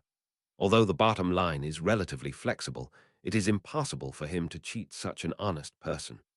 Perhaps due to Newt's research over the past few decades, this suitcase is not as shown in the movie and can only maintain its original witch character. As long as you master advanced reduction, you can still reduce it. It's just that it can't be put into other traceless stretching spell items, as that will cause the collapse of the two spaces. Newt specially marked this point and asked him to pay attention to it. Far across the ocean, Hogwarts Castle. Harry Potter has been in a strange state lately. Ever since he used an invisibility cloak to enter an abandoned classroom and discovered a strange mirror, there was only one thought left in his mind. He just wanted to stand in front of the mirror and look at the people inside. He went by himself on the first day and called Ronald on the second day, but Ronald only watched for a while and then went back. On the third day, he came again. In the mirror, his parents smiled at him. They looked so well matched. Harry sat in front of the mirror, staring blankly with an unconscious smile on his lips. That's great, until he discovered Dumbledore. Sorry, I didn't see you, Professor. Harry's hands and feet were cold, and he couldn't imagine what kind of punishment he would face. Points deducted, locked up, or even expelled. It's strange that you have become short-sighted after becoming invisible, Dumbledore said, coming to his side, but not looking at the mirror. The light was dark just now, and Harry could only make out Dumbledore's outline. Now when he came to the mirror, with the help of the faint fluorescence, he finally saw clearly with a strange expression. At this time, Dumbledore actually held a needle and thread in his hand, and a ball of yarn floated beside him.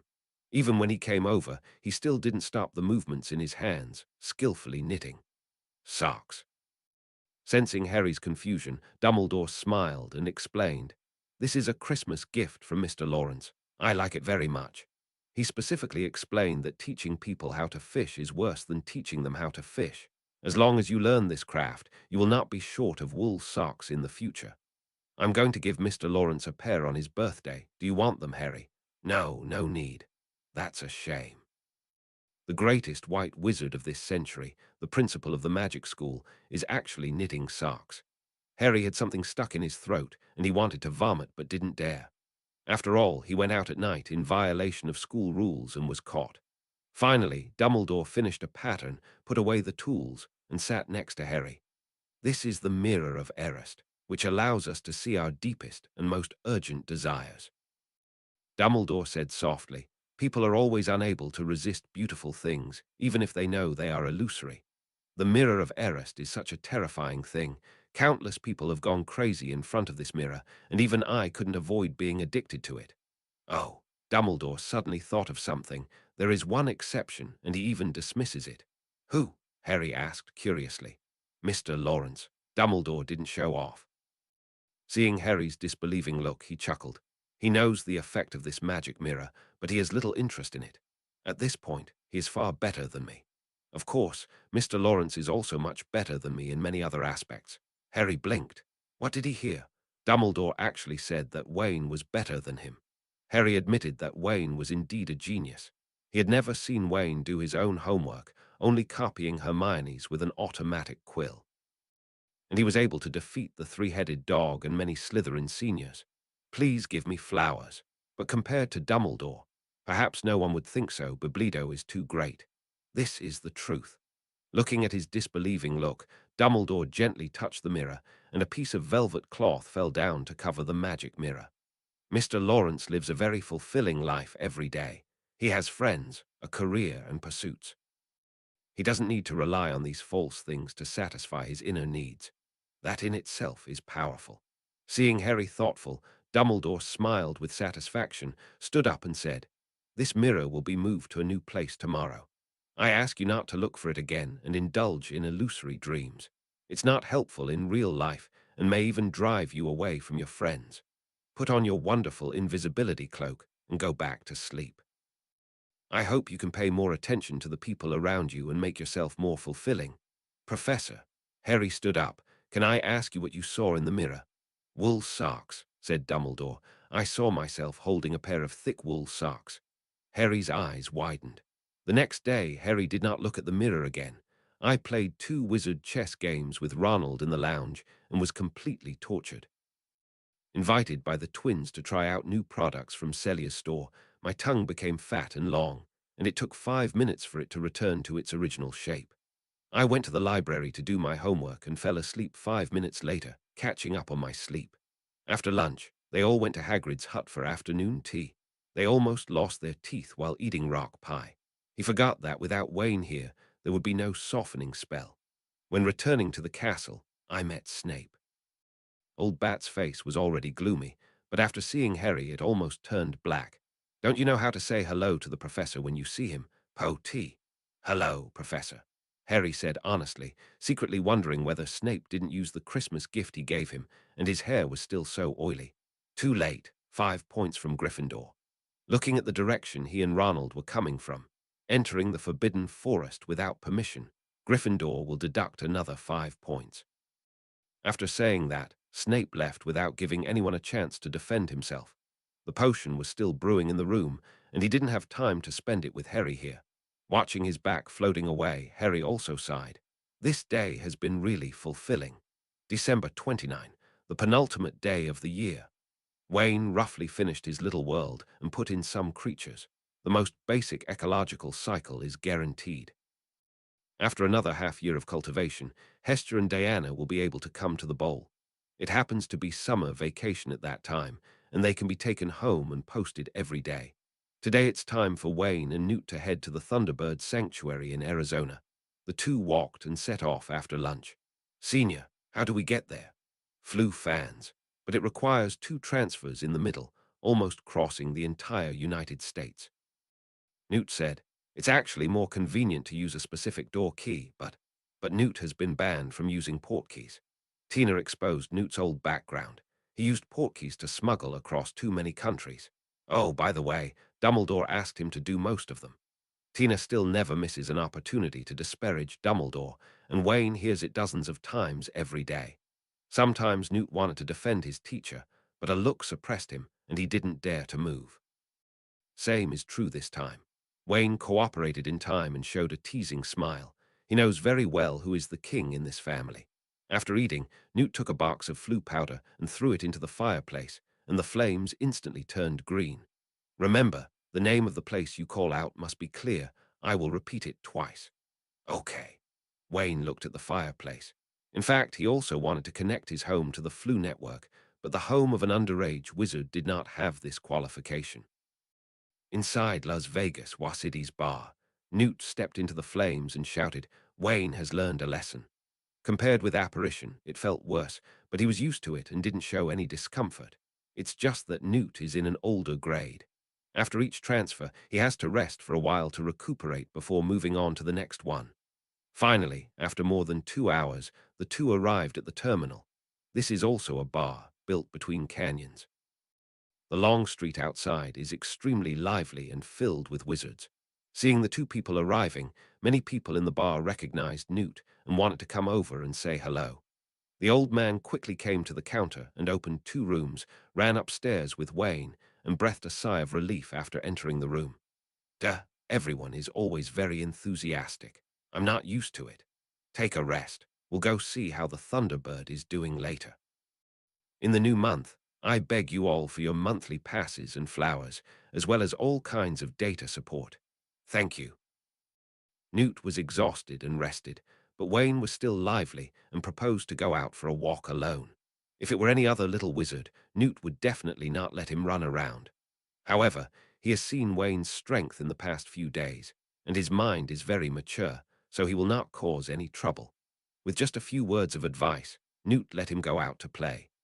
Due to its location in the southwest, Arizona's weather is much better than New York's.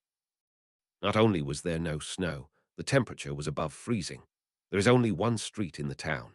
Compared with Diagon Alley, it looks a bit shabby and wild, but it is not inferior at all in terms of liveliness. The entire UK has a population of more than 60 million, but the United States has more than 5 times that number. When it comes to the number of wizards, it is probably that much more. It's a pity that the background is too shallow, and there are no famous pure-blood families. Even if there are, they are branches from Europe. What kind of aristocracy could you expect from a former place of exile? Wayne strolled on the streets and visited every store to experience the different American customs.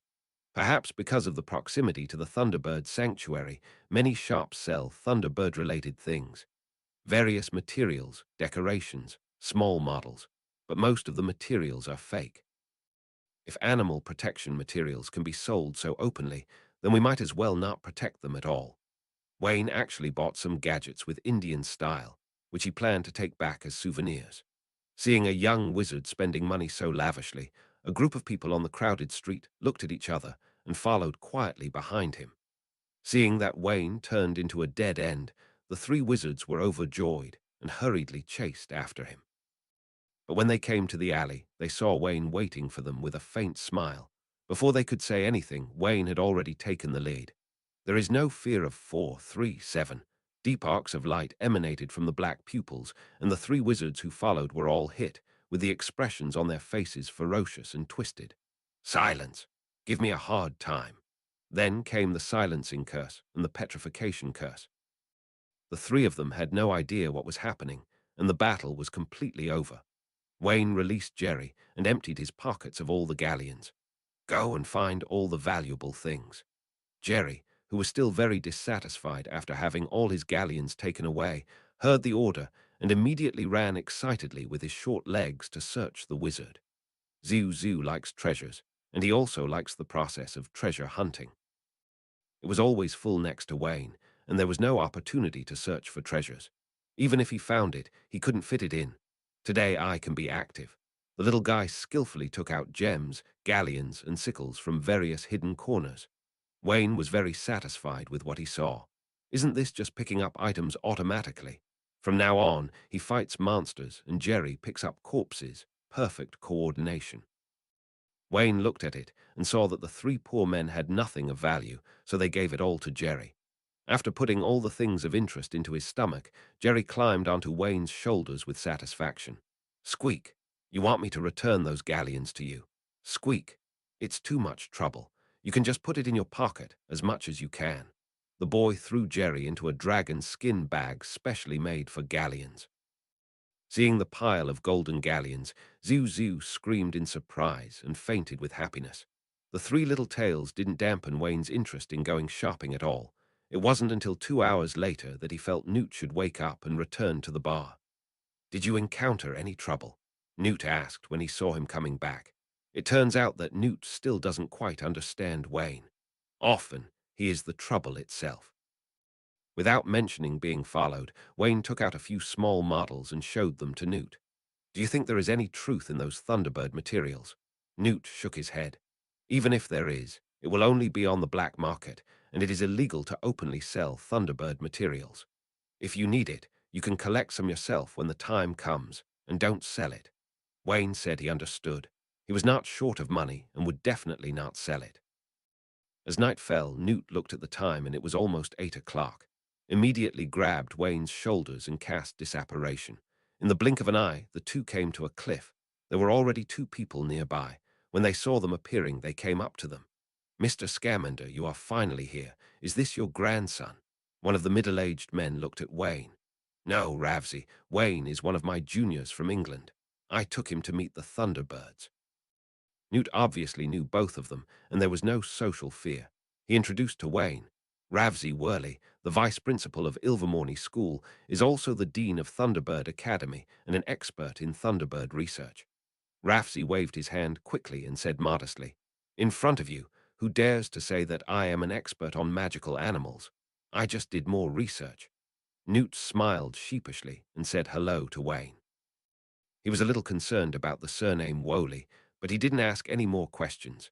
Then Newt introduced another wizard, a wizard who had not spoken a word since the two came over. He was much stronger than Rafki, and he was also a head taller, a full 19 meters tall. This is Lester Gordon, a former Auror and now professor of defense against the dark arts in Ilvermorny. The strong man nodded to the two of them, and Ravsey smiled and explained for his companion. Don't mind, Lester usually doesn't like to talk, and he has a cold recently, and his throat is very uncomfortable. Newt nodded in understanding and then continued to ask, Is anyone else here? It should be soon. There is not much time until 8 o'clock. Rafsey looked at his watch and said to Newt, Wait a little longer. In the next few minutes, several more witch phantoms appeared one after another. Most of them are friends of Newt or auras from the Ministry of Magic. The laying of Thunderbird eggs is also a big deal for the Ministry of Magic, and the arrival of auras is to prevent poachers and scavengers from causing trouble. The Purifiers are a unique group in the United States and are the enemies of all wizards and the Magical Congress. They were originally wizard mercenaries from different countries. When the country was not yet formed, they came to this continent to make trouble. As long as they can get a bounty, they will hunt them without hesitation, whether they are muggles or wizards.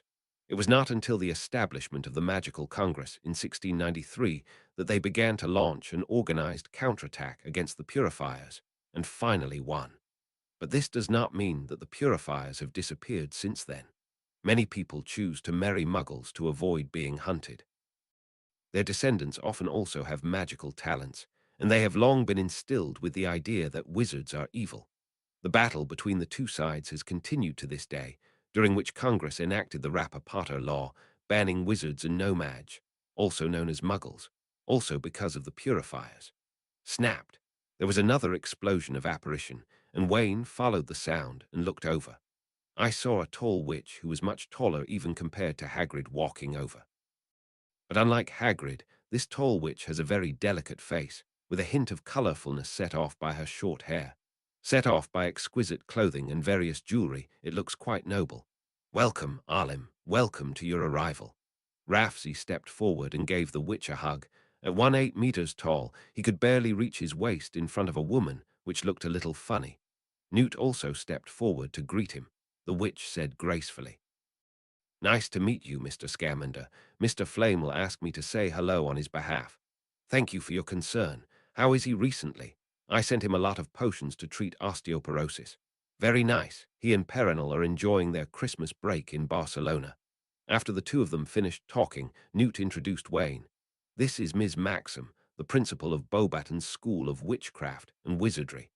That's Wayne Lawrence Hufflepuff's freshman year." Wayne tilted his head hard to meet the other person's eyes. "Nice to meet you, Principal Maxim." "Hello, kid." Although he didn't know much about the others, Wayne already scored a lot of points just for his looks, so Maxim's attitude was also very kind. The group of people did not chat for too long, and the auras and other wizards left one after another. Their mission was to prevent others from approaching. Starting tonight, this area has been sealed off, and no other wizards are allowed to enter without the permission of the Magic Congress.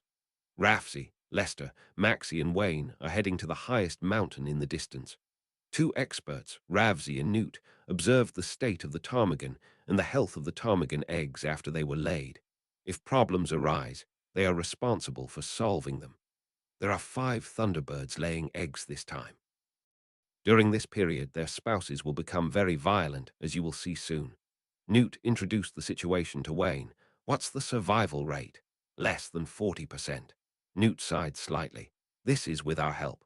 Before the protection period was established, 2 out of 10 eggs would be considered good." Wayne nodded slightly. For a natural disaster-level creature like the Thunderbird, its ability to reproduce would not be very strong. This is a law of nature. The more powerful a creature is, the more difficult it is for it to have heirs. No, he had to find more wives while he was still in the human category to continue the descendants of the Lawrence family. Newt didn't know that Wayne could relate so far just by listening to thunderbirds lay eggs. He held onto Wayne's shoulders and apparated together with the other 3, and soon arrived at the foot of the highest mountain. There was lightning and thunder in the sky, and the atmosphere became a bit depressing. The space has become unstable, and for safety reasons, a few people can only walk up the mountain. While going up the mountain, Wayne also learned the purpose of Maxim's trip, which was also to obtain materials from the Thunderbird for use in the school's alchemy course. With the help of Nicola's Flame, Beauxbaton's alchemy teaching level is definitely the best in the world. When she mentioned it, the huge lady also had a look of pride on her face. "Chinese letter, tilde." The group of people walked halfway up the mountain when they suddenly heard the cry of thunderbirds, and Newt's expression changed. "That's not right. During the egg-laying period, the male bird will not leave the nest easily." A huge shadow flashed in the sky, and lightning pierced the sky, allowing several people to see clearly that it was a bird. Seeing the Thunderbird landing quickly, several people stood ready and took out their wands. "Wayne, hide behind me," Newt said seriously. "Call." The strong wind howled by, and the Thunderbird had already landed on the ground, just tens of meters away from several people.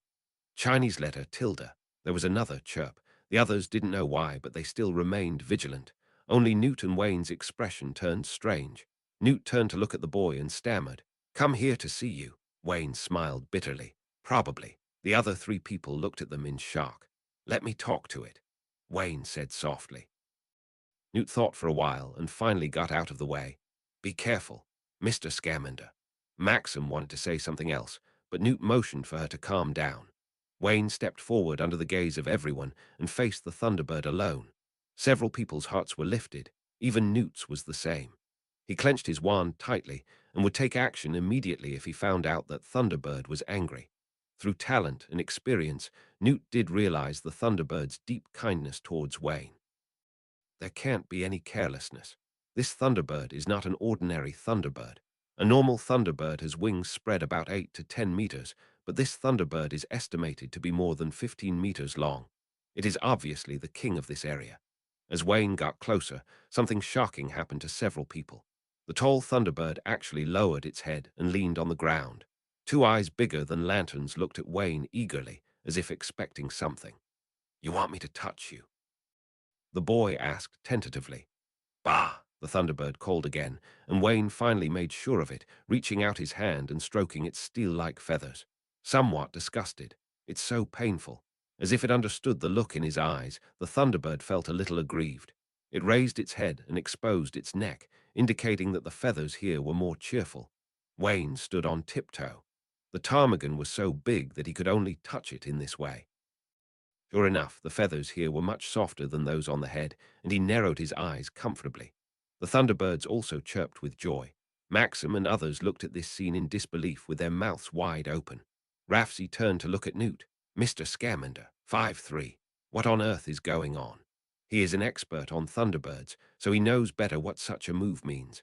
The softer the place, the more vulnerable it is to animals. The key parts of the Thunderbird are the neck and chest. It is simply unimaginable that Wayne can be so wantonly touched and played with. This can simply represent surrender. I don't know the specific situation. Newt shook his head and smiled bitterly. Maybe it's a talent. Wayne, like me, is more popular with magical creatures. Perhaps there is also the reason for the phoenix. According to legend, there is a very close connection between the Thunderbird and the phoenix. But Newt didn't say it. It was Wayne's secret. But he was still wondering. Even because of the existence of Phoenix King, it was not surprising that Thunderbird would show kindness. But such a close gesture cannot be explained simply by this reason. Wayne must have other secrets. Newt was right. The reason why the Thunderbirds were so obedient, even abandoning their wives and children and flying down from the top of the mountain to find Wayne, was the most critical factor: Lord Thunder's decree. Endowment. This talent, Wayne can be called the Lord of Thunder. Thunderbird, who is more sensitive to thunder, can still feel the top-down feeling even when he does not show his talent. Sense of dominance. "Okay, go back and protect your wife and the baby who is about to be born. We will go up in a while," Wayne said softly. The Thunderbird screamed again, spread its wings, and then looked at the boy. "Ah!" Wayne turned his head and looked at Newt and the other four. "She said she wanted to take us for a ride. Do you want to come with us?" Everyone looked at each other in confusion. In the end, Newt came over first, and the other owners followed. "Wait until the four of them are seated." The divine bird spreads its wings and soars into the sky. When Wayne and others went to the Thunderbird's nest, the undercurrent beneath the calm surface also became turbulent.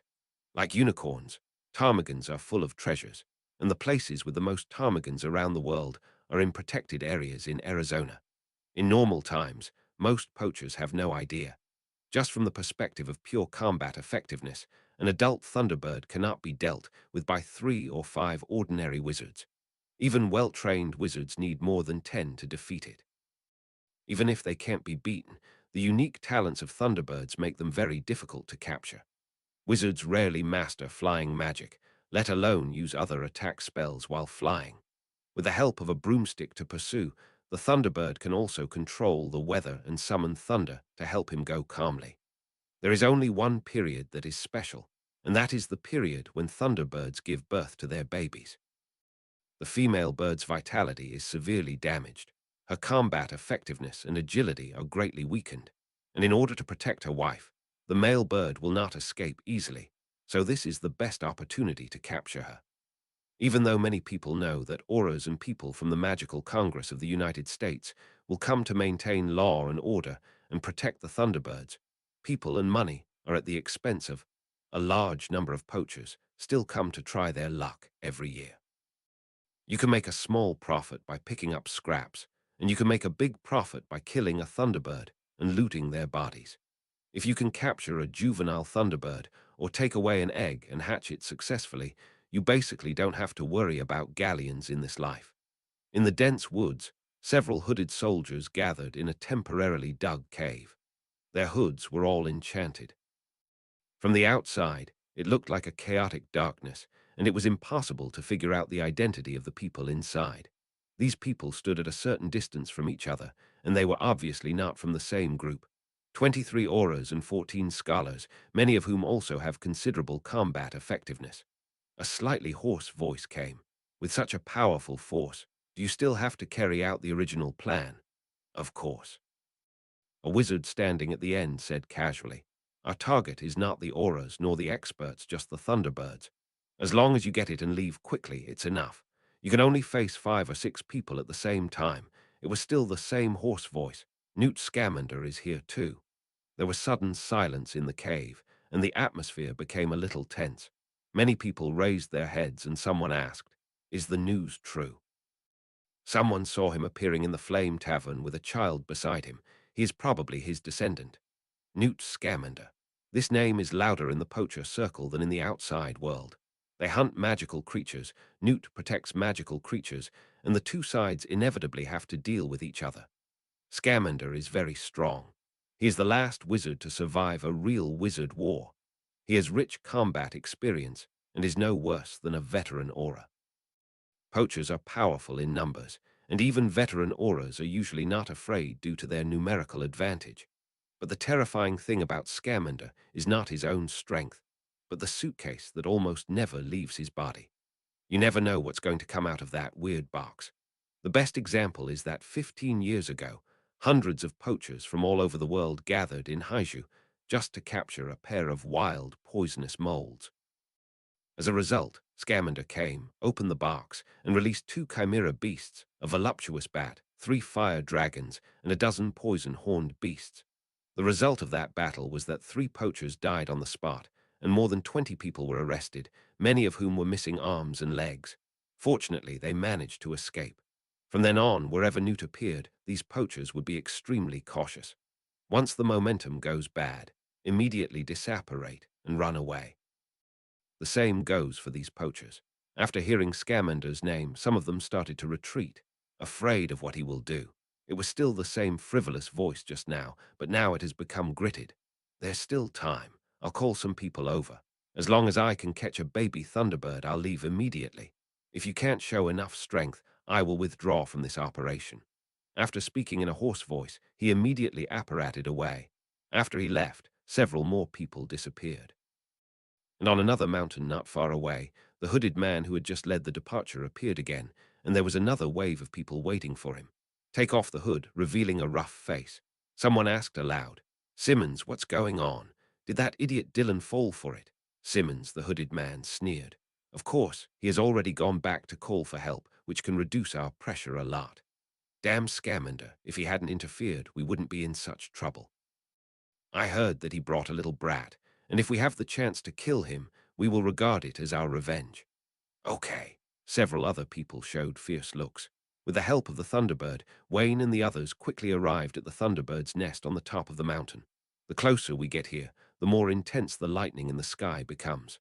Although they are birds and have the habit of building nests, Thunderbirds are too big. Their nests are not in trees, but in caves. Wayne jumped off the ptarmigan and petted its head as a reward. Newt said with a smile, "Thanks to you, Wayne. We saved a lot of effort." Several others nodded in agreement. "Lawrence, are you interested in transferring to Beauxbatons?"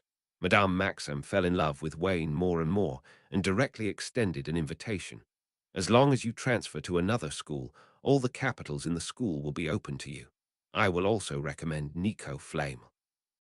You should know that he is the greatest alchemist in the world and has lived for more than 600 years. After graduation, I will also introduce you to the Ministry of Magic, and you will soon reach a high position. Even becoming the Minister of Magic is not a luxury. Why, Maxim actually winked mischievously. By the way, there are many beauties in our school, and there is even a mixed-race villa. Maxim. Rafsy quickly jumped out to interrupt her, even changing his title to his surname. I think Mr. Lawrence is more suitable to come to Ilvermorny. Ravsey looked at Wayne eagerly. Mr. Lawrence, as long as you are willing to join Ilvermorny, you can choose from the school's 4 colleges. We also have huge influence in the Magical Congress of the United States. I also have a daughter, who is definitely the most beautiful girl in the academy, no worse than a pure-blood Vila. Ravki. Maxim frowned. This is so ungentlemanly. I was the one who sent the invitation first. There is no such thing as first come, first served. Ravsey waved his hand. I just think Ilvermorny is more suitable for Mr. Lawrence's development. Look at his relationship with Thunderbird. He was born to be a student of Thunderbird Academy. Under Newt's dull gaze, the two actually started to quarrel. There must be a vision when a capable person appears. If nothing else, being able to make the King of Thunderbirds so close and obedient to Wayne is already quite extraordinary. What's more, Newt just pointed out that Wayne has the same animal affinity as him. Even if you are not good at magic, you can become the next Scamander with this talent. If we don't dig now, when will we wait? Wait. After a while, when he saw that the two people not only did not stop, but the quarrel became more and more intense, Newt finally came to his senses and said quickly, "Who said Wayne is going to transfer schools? He loves Hogwarts. He is a born Hufflepuff. Wayne isn't going anywhere. If Dumbledore knew that Wayne was just here for a visit and was abducted by another school, will you go straight to New York, carrying the Elder Wand to have a heart-to-heart talk with him? No, Sprout will probably come to kill him too. Hufflepuff finally has a genius who is definitely the treasure of the entire academy." Newt looked at Wayne for help, signaling for him to refuse immediately. Wayne mused after a while. He said quietly, "Is it really beautiful?" Ha! Newt was completely dumbfounded. Wayne couldn't help but smile while watching Uncle Newt's performance. "Just kidding, Ms. Maxim, Mr. Rafsey. I'm very satisfied with my stay at Hogwarts and have no thoughts of changing schools. Thank you for your love, too. We can discuss it again." The two of them were still a little unwilling to give up, but Newt was already afraid, so he pulled Wayne and ran away. A tent was simply set up, and instead of sleeping here, the two got into Newt's box. In fact, the trapdoor in Newt's house was turned into a box. Before leaving, he cast a transformation spell to restore it to its original state, so he could just pick it up and leave. "Wayne, don't be fooled by these two. Hogwarts is the most suitable school for you." Before going to bed, Newt didn't forget to remind Wayne, which made him dumbfounded. He was just skinny. But half-blood Vila Wayne remembered that Fleur also had a younger sister who was two mixed-blood Vila. What a double joy. At the same time, Hermione, who was vacationing in Provence, and Q, who was vacationing at a relative's house, shivered at the same time. The next day, Newt and Wayne got to work. During the reproductive period, the female bird's body will become weak, and the injuries suffered in the past may also break out. Newt needs to help check. Take these potions. Newt took out more than 10 bottles and jars at once, filled them with blue liquid, and handed them to Wayne. This is a nutrient solution to replenish nutrients for the ptarmigan. Laying eggs is a laborious task for the ptarmigan. Wayne, it's all up to you whether you can succeed or not. These nutrient solutions were all prepared urgently yesterday morning. It's not that I didn't think of it before, but I simply didn't have the ability to feed it to the Thunderbirds. During the laying period, the Thunderbird is extremely vigilant. Except for her husband, any creature that wants to get close to her will face a violent attack. Only Wayne's performance yesterday gave Newt a glimmer of hope. If the Thunderbirds can be allowed to absorb these nutrient solutions, the success rate of hatching eggs can also be improved. The two rode broomsticks to the nearest nest. A slightly smaller ptarmigan than yesterday blocked the door, and it behaved very affectionately when it saw Wayne. When Wayne expressed that he wanted to feed his wife something to eat, he moved out of the way without saying a word. Newt also used his light to sneak in, but he couldn't get close to the female bird lying in the nest. Two pairs of sharp eyes were staring at him. I could only watch as Wayne approached me alone, touching here and there. Just feed her 2 bottles. Newt whispered, fearing that the sound would be too loud and cause misunderstanding. Wayne can open the lid and cleverly use shape-shifting to turn the jar into a large bowl for the Thunderbirds to eat. He sniffed it and found that it was mixed with a lot of dragon blood. Dragon's blood is the best supplement for most magical creatures. The 2 bottles of nutrient solution were quickly consumed, and the female bird his condition improved a lot, and he lowered his head and nuzzled Wayne affectionately. He also took the opportunity to collect a lot of scattered feathers and broken eggshells, and then walked out with Newt. This is really incredible. Even though Newt had speculations, he still felt bizarre after it actually happened. You are the first person I know who could get close to a thunderbird during its pregnancy. I have better luck. Wayne made an excuse at random, but he couldn't explain it very well. Newt smiled and did not continue the topic. For a whole morning, the two of them supplemented the nutrient solution for 5 ptarmigans that were about to lay eggs. 2 of them had other complications. Newt also prepared the corresponding potion and asked Wayne to help feed them. When they returned to the camp, they were followed by 3 small Thunderbirds 777. The little ptarmigan was just born and was about the same size as an eagle. It chirped around Wayne and refused to leave. Newt felt a little envious. In the past, he was the one surrounded by magical animals, but everything changed after Wayne appeared. What else do we need to do next?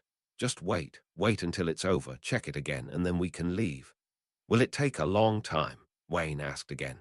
He was afraid of missing the first day of school, in which case he would have to take leave. No need. Newt shook his head. 2 days at most is enough. If we're lucky, we can go back to New York for New Year's Day. In the afternoon, Newt set up the barbecue and took out 2 prime ribs from the suitcase. The 2 of them were eating and chatting. Newt said that, when he first came to the United States, he caused trouble by releasing a ptarmigan. The most important thing is getting to know Tina. Halfway through the meal, Maxim, Rafe, and Lester also came. Wayne glanced at Lester. This person hasn't said a word since yesterday.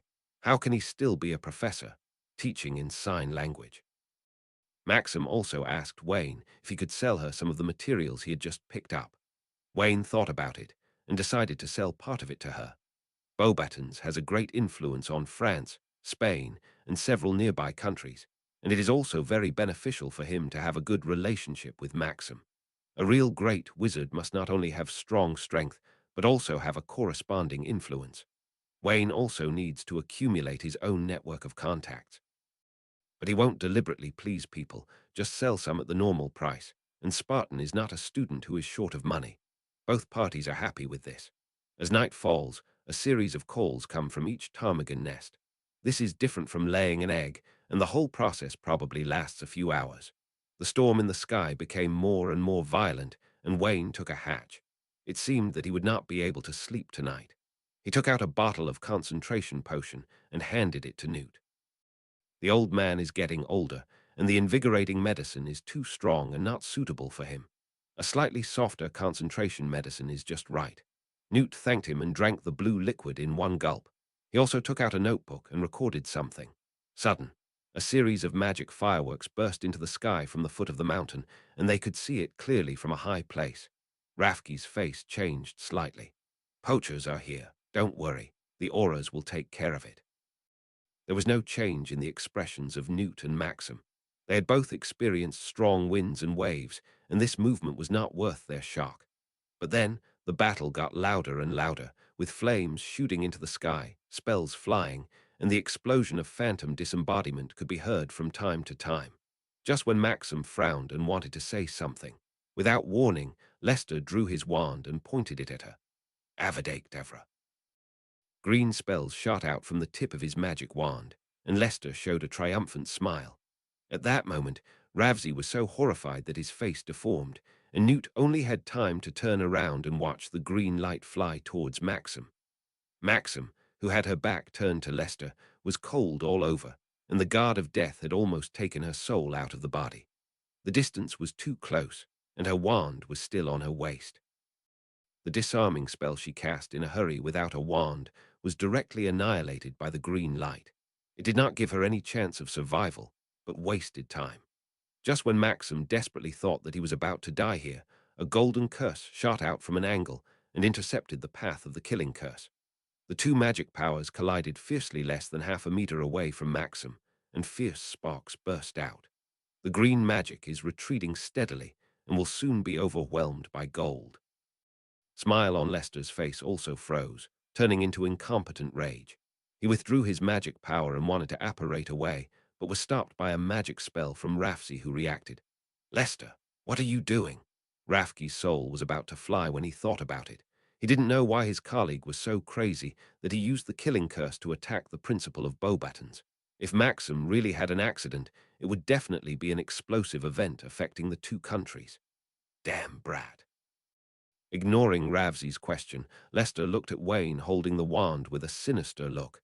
If this kid hadn't disrupted the situation, he would have completed his mission long ago. Arrest the people first. Maxim escaped, and after feeling lucky for the rest of his life, he became filled with anger. He took out his wand and started attacking. Newt and Rafsy didn't stop them and were ready to take action. Seeing that the situation was not going well, Lester dodged Maxim's attack and got a conch in his hand, which he put to his mouth and blew. Woo Tilda! Melodious sounds echoed in everyone's ears, and a dozen twisted vortexes appeared in the space, and a wizard flew out of each vortex. After seeing that each of them had a Radiant Sun logo on their clothes, Rafki's eyes narrowed, and he revealed the identity of the person. The Purifier. Thorn, why did you fail? It's that kid. Lester pointed at Wayne. He was the one who stopped my impurities. Waste. The carefully laid plan was actually ruined by a kid. He was angry at Wayne's interference and hated the incompetence of his subordinates. And through his address to Lester, no, he should be called Thorn now, Rafe finally understood. My colleagues were replaced at some point. Call out. A red light shot out from the man's wand, and Newt knocked it away, but the action of opening the box stopped. The battle broke out without warning.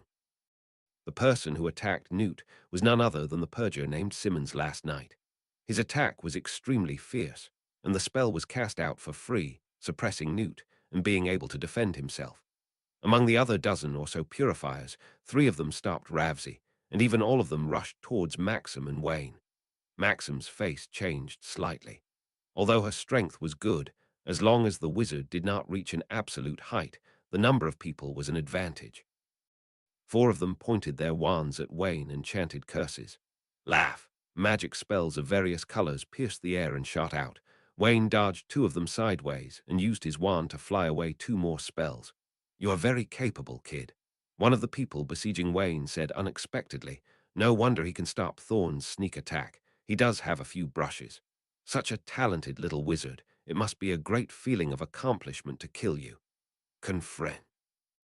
Thunderbolt explosion. The golden ray hit a purifier, and the armor spell took effect, but the powerful aftermath of the explosion still knocked the person away. Wayne was wearing a long robe, but his expression didn't change much. Instead, he looked at Newt, who was being restrained by Simmons. Senior, you won't be in trouble if you kill someone in self-defense. Try not to do it, Wayne. Newt resisted 2 petrification spells and took a breath and said, The auras will be here soon, leave it to them. You still want to count on auras, Simmons sneered. They have been entangled by that group of greedy poachers, and no one can save you, Tilda. He suddenly shouted, Kill Maxim and that kid. After hearing the order, the other purifier's offensive became more fierce. Rafsy wanted to rescue him, but Thorn and the other 2 wizards were not much weaker than him and tightly entangled him.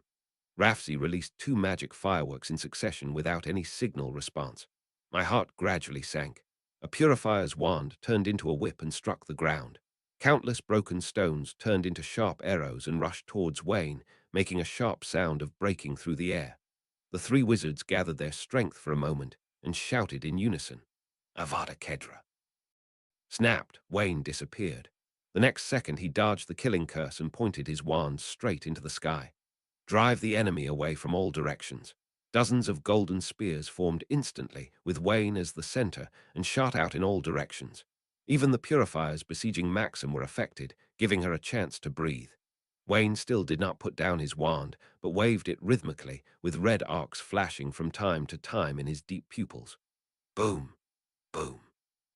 Dark clouds gathered in the sky, dull thunder sounded, and the silver snake danced wildly and fell, hitting Zyro Kingney head and face. The ear-piercing screams came, mixed with the roar of the battle between magic spells. Several of the purgers who were struck without time to release their shields emitted a disgusting burnt smell. Damn it! Simons's eyes were splitting. These were the elite men he had brought with him. He had lost several of them at once, and he was almost bleeding from anger. He shot out a series of magic spells, but they were firmly blocked by the golden shield in front of Wayne. Where did this little wizard come from? Chinese letter tilde. The cry of thunderbirds came from under the cliff. The king of thunderbirds who took Wayne and others up the mountain yesterday was bathed in thunder light and rushed high into the sky. The lightning and thunder became more violent. With the combination of the two, Wayne felt that he had established a connection with the thunder in the sky, returning to them. So under the stunned gazes of Maxim, Newt, and Razif, it became a game of whack-a-mole. Thunder continued to fall in the sky, and the purifiers on the ground fled in panic, trying to escape by phantom, but the thunder was always one step ahead of them. Madame Maxim even received a blow accidentally. "Mr. Lawrence, hit it right," she said angrily. Wayne smiled sarcastically. "Sorry, it's my first time using this magic, so I'm not very proficient yet." Simmons struggled to resist the thunder, but could no longer stop Newt from opening the box. But Newt looked at the current scene, and it seemed that there was no point in opening it. Mr. Lawrence. One of Ravsey's two opponents was chopped up, and the other fell unconscious on the ground. He couldn't help but said, "Please show mercy, Lester is still in their hands." Thorn, disguised as Lester, appears as a prototype, apparently taking polyjuice potion. This also means that the real Lester is still alive. Once he dies, the polyjuice potion will not be able to take effect. Wayne held his wand high and was silent for 2 seconds, then said with some embarrassment, I can't control the power of this curse. You should hurry up and save a few lives." Newt and the three were dumbfounded. But they could only endure the thunderstorm, knocking out or petrifying the remaining 5 survivors. In the process, the 3 Newts were also hacked several times, and all of them turned into explosive heads, with black smoke coming out of their mouths. Wayne then put down his wand and blew his whistle. The Thunderbird King fell back to the ground and flew back to his nest. 3 afro-headed men limped to the boy's side. Newt was speechless and said, "Where did you learn this spell? How dare you use it before you have mastered it? Aren't you afraid of the magic backlash?" "I created my own magic on the spur of the moment, so I can't control it." Wayne shook his head. This magic was his sudden inspiration, and he borrowed the Thunder Lord's decree to communicate with the thunder. Those thunderbolts were formed naturally and almost did not consume Wayne's magic power, so the power was even more difficult to control. In addition, the Thunderbird came to join in the fun, making his control power further weakened. But if you familiarize yourself with it a few times, such problems should not occur. "Thank you, Wayne." Maxim leaned over and gave Wayne a big hug. In her arms, the boy was as delicate as a doll. "Without your help, I'm afraid it would be difficult for me to leave here alive today," Maxim said with sincere gratitude. Under the siege of more than a dozen purifiers who cooperated tacitly, she didn't even have a chance to apparate. "You're welcome. They also want to kill me. This is just self-defense." Wayne smiled warmly, and Maxim nodded secretly, writing down this kindness. Words alone cannot express her gratitude. She must take some practical actions. However, now is not the time to think about how to repay Wayne. There are more important issues to deal with. Letting go of the boy, Maxim looked at Rafki. His expression instantly changed from gentle to cold, and in line with her huge body, there was a strong sense of oppression. "Ravsey, I think I need an explanation. Why is the person you brought here a purifier? Is this a conspiracy against me by the Magic Congress or Ilvermorny?" "Alim, this is definitely not the case." A trace of cold sweat broke out on Rafki's forehead. "You have also seen that this person is not Lester at all. He is a purifier pretending to be a purger. I don't know the specific situation as well as you. The most important thing now is to drive away those poachers and then interrogate them." After staring at him for a long time, Maxim finally snorted. I'm waiting for the final answer. If it doesn't satisfy me, I will respond to the French Ministry of Magic. Certainly. Ravsey responded hastily. The battle below has not stopped yet. With such a big thing happening, Ravsey is no longer in the mood to study the laying of Thunderbird eggs. He hurried down the mountain to join the battle, and Maxim followed him to find some clues himself. As for Wayne and Newt, they were left behind to continue their original work.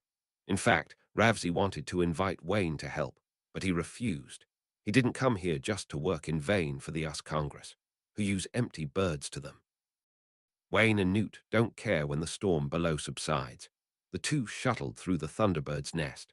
Newt recorded data and observed the Thunderbird's physical condition, while Wayne acted as a succubus, responsible for comforting the Thunderbirds and making them less violent. It was early morning the next day. 5 ptarmigans laid a total of 13 eggs.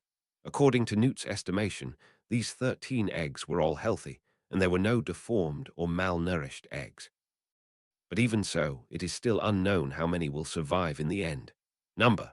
When every Thunderbird breaks out of its shell, it must experience the baptism of thunder, that is, it must be struck once.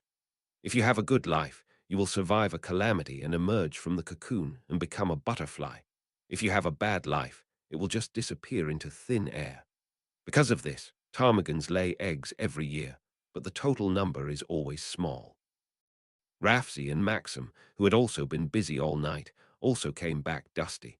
The two men's robes were covered with dust and had large burned holes. Fortunately, they were not injured. Letter 3005 things are basically clear. Ravsey only had time to drink some water, then sat down on the stone and began to talk about last night's experience. In the first half of the night, they went to help the Auras catch the poachers, but because there were too many people, they ended up expelling them and catching them whenever they could. In the middle of the night, Simmons and Thorne were awakened to begin interrogation. In order to quickly resolve the misunderstanding with Maxim, Ravsey, and the Magical Congress of the United States even used Veritaserum and got the most accurate details from several live actors. Pulse. This incident is indeed a conspiracy of the Purifiers and has nothing to do with Ilvermorny and the Magical Congress. Their goal is Maxim, kill her, provoke a dispute between the United States and the French magic world, and even involve other countries. The information about the poachers was also leaked to the Auras by the Purgers in advance, so that both sides were in a dog-eat-dog situation and had no time to take care of them. These people are still very well prepared. Even if Thorne's sneak attack fails, there is still Plan B, and more than a dozen people will attack directly. Simmons, the strongest, deals with Newt, preventing him from releasing magical animals, and then runs away after killing Maxim. But these Purifiers never expected that both plans would fall on a small division. Have you found the real Professor Lester? Wayne asked curiously. Found it. Ravsey sighed with a sigh on his face. He was locked up in a cellar in the town. When we found him, he was frightened and suffered a lot of torture. I guess we need to find a new defense against the dark arts professor. It's really an unforeseen disaster for good Li Zhao. Lester has been doing well in the past 2.5 years. I just hope he can recover as soon as possible. Wayne, not only is the defense against the dark arts professor at Hogwarts a consumable, but the one at Ilvermorny is similar. Thank you, Wayne. Ravsey stepped forward and said sincerely, it was you who saved the relationship between Ilvermorny and Beauxbatons. What Wayne didn't know was that this time Maxim came over and had something very important to discuss with Ilvermorny. Many ancient traditional competitions have recently restarted plans, and Ilvermorny is eager to establish communication channels with other schools. Wayne has given Ilvermorny a big thumbs up. Maxim also expressed his gratitude to Wayne again and invited him to transfer again. The conditions offered this time were even more exaggerated, and he almost said that he would give hibiscus to her. It's not impossible if Wayne falls in love with other female classmates. Although she can't directly make the decision, she can still provide assists. Okay, Maxim, you are tired after working all day and night, so take a good rest. Newt couldn't stand it anymore and kicked them out. Before leaving, Ravsey handed Wayne the conch that Thorne used before. This is the reverse portkey that can be used to summon other wizards over, and it's the loot column you earned. Well, Lee Newt didn't stop. He was indeed very interested in the conch. After the two left, Newt couldn't wait to pack his things. The things here have nothing to do with us. Thunderbird is in good physical condition. Let's go back quickly. So anxious. Wayne was a little confused. Newt didn't say anything. He was afraid that if he stayed any longer, Wayne would really be kidnapped. Senior, can you wait a little longer? Wayne showed his signature shy smile again. Newt had a bad feeling in his heart. After spending the past few days together, he also knew that as long as Wayne smiled like this, he would definitely feel bad inside. What else do you want to do? It's nothing. I just want to take a ptarmigan back. When he came out of the Thunderbird sanctuary, Newt's hands were shaking slightly. Only Wayne still had a faint smile on his face. Back in the bar room, Newt said awkwardly, "Wayne, are you really going to bring Thunderbirds to Hogwarts?" "Of course," Wayne said with a smile. This is still a little guy, so he must be raised by his side. The two finally took away a little Thunderbird that was just 1.5 years old and was the heir of the king of Thunderbirds, with the Thunder Lord's decree and magical animal affinity talent. When he proposed to take away a Thunderbird, he got the consent of the king of Thunderbirds and his wife with almost no effort. If Newt hadn't tried to stop him, both Thunderbirds would have wanted to leave with Wayne.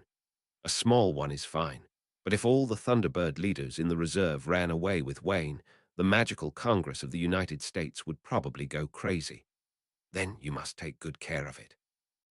Newt warned, "If you need anything, please contact me at any time." If it were anyone else, Newt would never have allowed such a thing to happen, but Wayne completely belongs to Thunderbird and wants to follow him. He has no right to stop it. This is Thunderbird's freedom. The two did not stay too long and returned to New York through the fireplace. Until the afternoon, Maxim and Rafki, who had come back from a break, discovered that the two men had slipped away. It must be Mr. Scamander's idea.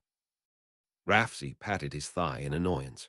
He also wanted to take advantage of the past few days to get close to Wayne and bring his daughter over so that the two of them could get to know each other.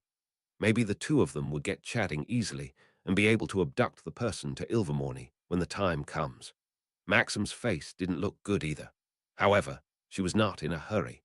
During their chat yesterday, she found out that Wayne was going to participate in the potions exchange exhibition. The venue of the game happened to be Beauxbatons. Once she reaches her home court, there is more room for maneuver. "Ravsy," Maxim said suddenly. Ravsy looked at her doubtfully. "Let's discuss compensation," Maxim said seriously.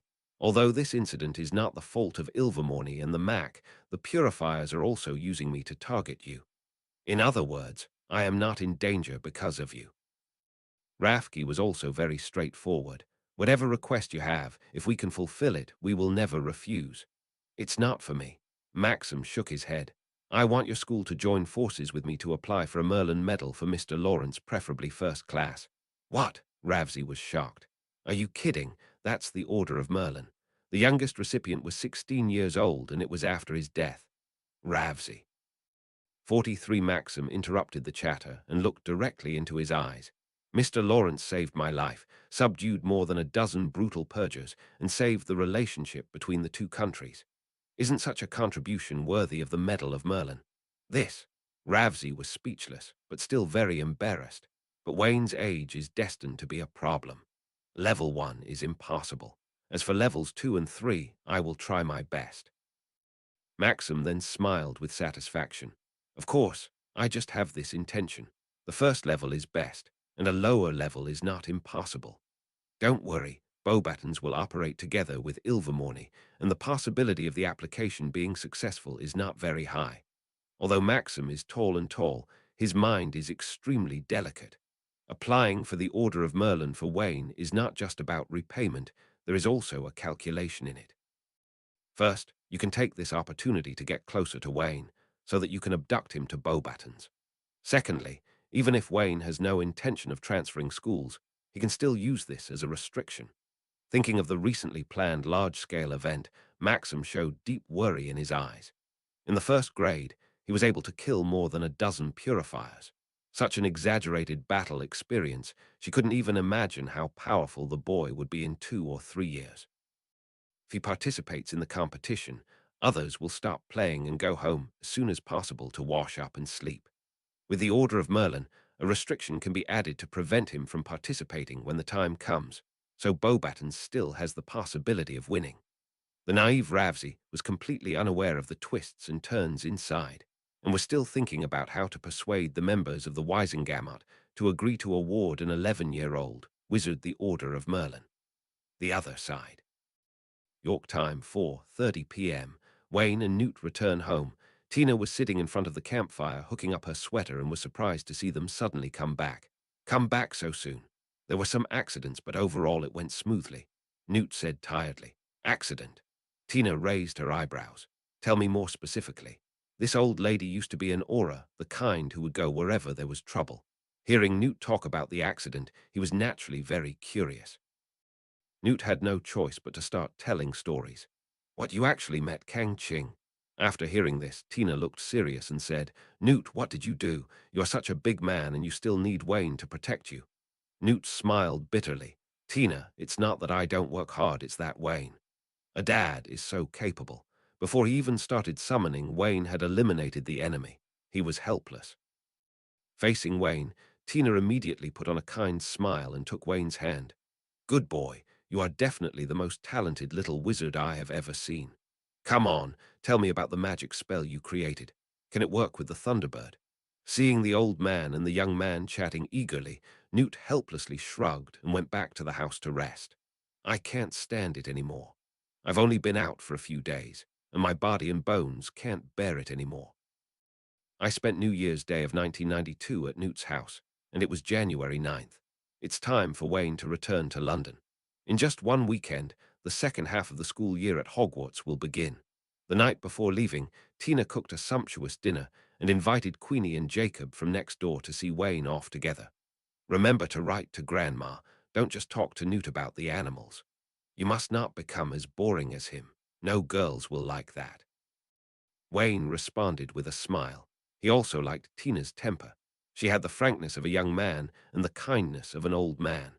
Jacob brought 2 boxes of donuts and bread that he made by himself, one for Wayne and the other for him to bring to Dumbledore.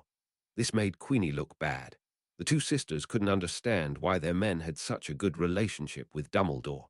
We haven't seen each other for decades, but we still miss each other so much. Also be moving back to Dorset this year, Newt said. Don't forget to make time during the summer. I will. Wayne nodded. Previously, he saw that Maxim used Nicolaim to seduce Wayne. Newt said that there is no one who doesn't know Nicolaim, and he promised to take Wayne to visit the great alchemist. These days, Newt received a reply from Nicolaim, saying that he was looking forward to Wayne and Newt's arrival, and had scheduled the time for a week after the summer vacation. The location is Paris. During the dinner, Wayne asked again, Have you thought about what I told you before? Newt hesitated. Well, let's forget it. I don't have enough energy. Although I also want to go back and see. What's the matter? Tina glanced sideways at the 2 men. Was there a secret behind her back? Oh, I invite Senior Newt to return to school as the professor of biology for protecting artifacts. Wayne smiled and said, If he is willing to come, the little wizards in our academy will be very happy. Being a professor, Tina also shook her head. You are an old man, so don't mess around. Ilvermorny also invited Newt to come, but we also rejected it. This is a secondary reason. A person who can take care of hundreds of magical animals without relying on assistance. Even if I don't have enough energy, it's just compared to when I was young. Being a professor is still no problem. Wayne suspected that Grandma Tina was afraid that Newt would be abducted by Dumbledore again. Seeing that neither of them agreed, he no longer forced it. Hagrid will be Hagrid. If he wants to bring out some blast-ended scroots for class, Wayne will admit it. After the meal, everyone sat for a while, and Queenie and Jacob were ready to go back to rest. Please wait a moment. Wayne stopped the 2 of them, and everyone looked at him in confusion. The boy smiled and said, I came in a hurry this time, and the Christmas gifts I prepared are also very simple. Stop saying that, Wayne. Tina hit her angrily. I like the music box you gave me very much. Queenie also smiled and nodded. Yes, my fashion magazines are also good. If you hadn't told me, I wouldn't have known that wizards nowadays are so tasteless in their clothes. Wayne's mouth twitched, but think about the gap between Wenda Rosier and Bellatrix. There's nothing wrong with saying that. The wizards of the older generation are all in a mess of elegance. But that was also a hasty preparation. Wayne quickly brought the topic back on track. Now I want to give you a real Christmas gift. After speaking, he snapped his fingers. The Phoenix King came with a beautiful singing voice and flew out of the fire. Phoenix King used the fire of life. Chirp! Pure white holy flames scattered all over the sky, and before a few people could react, they had already integrated into their bodies. The surging and energetic vitality spread crazily, making the four nearly 100-year-olds close their eyes comfortably, trying hard not to moan. Their waists are no longer bent, they stand straight. The wrinkles on their faces are also reduced, and even black strands appear in their gray hair. It took 10 minutes for a few people to wake up from the pleasure of climbing into the clouds. They looked at their hands in disbelief, and then at the people next to them. Queenie, you. Tina. Jacob, your hair. Newt, stop talking about me. Your freckles are almost coming out. Only then did a few people understand what the gift Wayne was talking about was and how precious it was. Child. Queenie had tears in her eyes and held Wayne's hand tightly, unable to say a complete sentence for a long time. She was not excited for herself, but for Jacob. As a wizard, if there is no illness or disaster, it will not be a problem for her to live to be 150 years old. But what about Jacob? Even with the help of magic potions, a muggle who can live to this day is considered to have a long life. Queenie understood that perhaps one day soon, the man who had accompanied her for more than half a century would quietly leave. For people who value love and justice, they don't care about their lifespan, but I want the people I care about to live longer. Of course, it would be great if the two of them could always be together. Death is just another great adventure. Wayne always thought this was bullshit. If he really resurrects Ariana Dumbledore, do you think Lao Deng still wants to die? This gift is too expensive. Tina was so excited that she trembled. Newt and I don't know how to repay you. Grandma Tina. Wayne was unhappy. I said it's a gift, not a transaction, so don't even think about repaying it. I'll come play with you from now on, so don't bother me. No, you are welcome anytime, anywhere. Tina looked at Wayne with relief and stopped saying those polite words. Feng Wang fell on the table with some dejection. Wayne touched her head. You can't do this either, it's too much. Tweet. King Feng felt extremely aggrieved. She is still a baby less than half a year old. If she can do this, she is already eating well and drinking well. I'm going to get some herbs for Phoenix King. Newt saw Phoenix King acting more distressed than Wayne and rushed into the trapdoor to find the herbs. The speed is much faster than before. You kid. Tina scolded with a smile. If we had Phoenix King as a partner, it would be too late to pamper her, and you would still laugh at her. Tweet. Seeing someone speaking for him, King Feng immediately became proud. Now the hair of the four Newts is half white and half black, and they are basically in their 60s. For the wizard, he is middle-aged, and his vitality has almost returned to its peak. Even Jacob said he could bake 5 boxes of bread in a row. When Newt brought a large box of precious herbs, the 4 of them took turns feeding the Phoenix King. Seeing this heartwarming scene, Wayne also smiled. As I just said, he never considered repaying gifts. When Newt gave him the box, he never considered what Wayne would bring him. When he meets a sincere person, Wayne will repay them with sincerity. The next day, Wayne got up early, washed up quietly, picked up the box, and prepared to leave quietly. He didn't want to see the sad expressions of Tina and Queenie when they bid him farewell. But when he walked out of the door and came to the living room, he saw Newt and Jacob already sitting there leisurely. Seeing Wayne tiptoeing around, Uncle Newt couldn't help but smile. Queenie's guess was indeed correct. She said yesterday that you would leave secretly. Don't worry, they understand what you mean and won't come to see you off. That's okay. Wayne breathed a sigh of relief. Newt stood up, and Jacob gave Wayne a hug and asked him to come to New York more often in the future, and then left. Let's go for a walk. Okay, the flight will take a while. Wayne carried the box, and Newt followed him and took out a bag of seeds. These are the herbs that Phoenix likes to eat, and you can plant them in the box. If it's not enough, I've also planted a lot here. If you need it, just ask as soon as possible. Newt is a man of few words, and this is the only way he can think of to thank King Phoenix. As for Wayne, whenever the boy is in need, he will appear by Wayne's side without hesitation. Along the way, Newt also talked about the precautions for taking care of thunderbirds, and Wayne noted that there are indeed very few records about thunderbirds at Hogwarts. This is a unique creature of the North American continent and rarely seen elsewhere.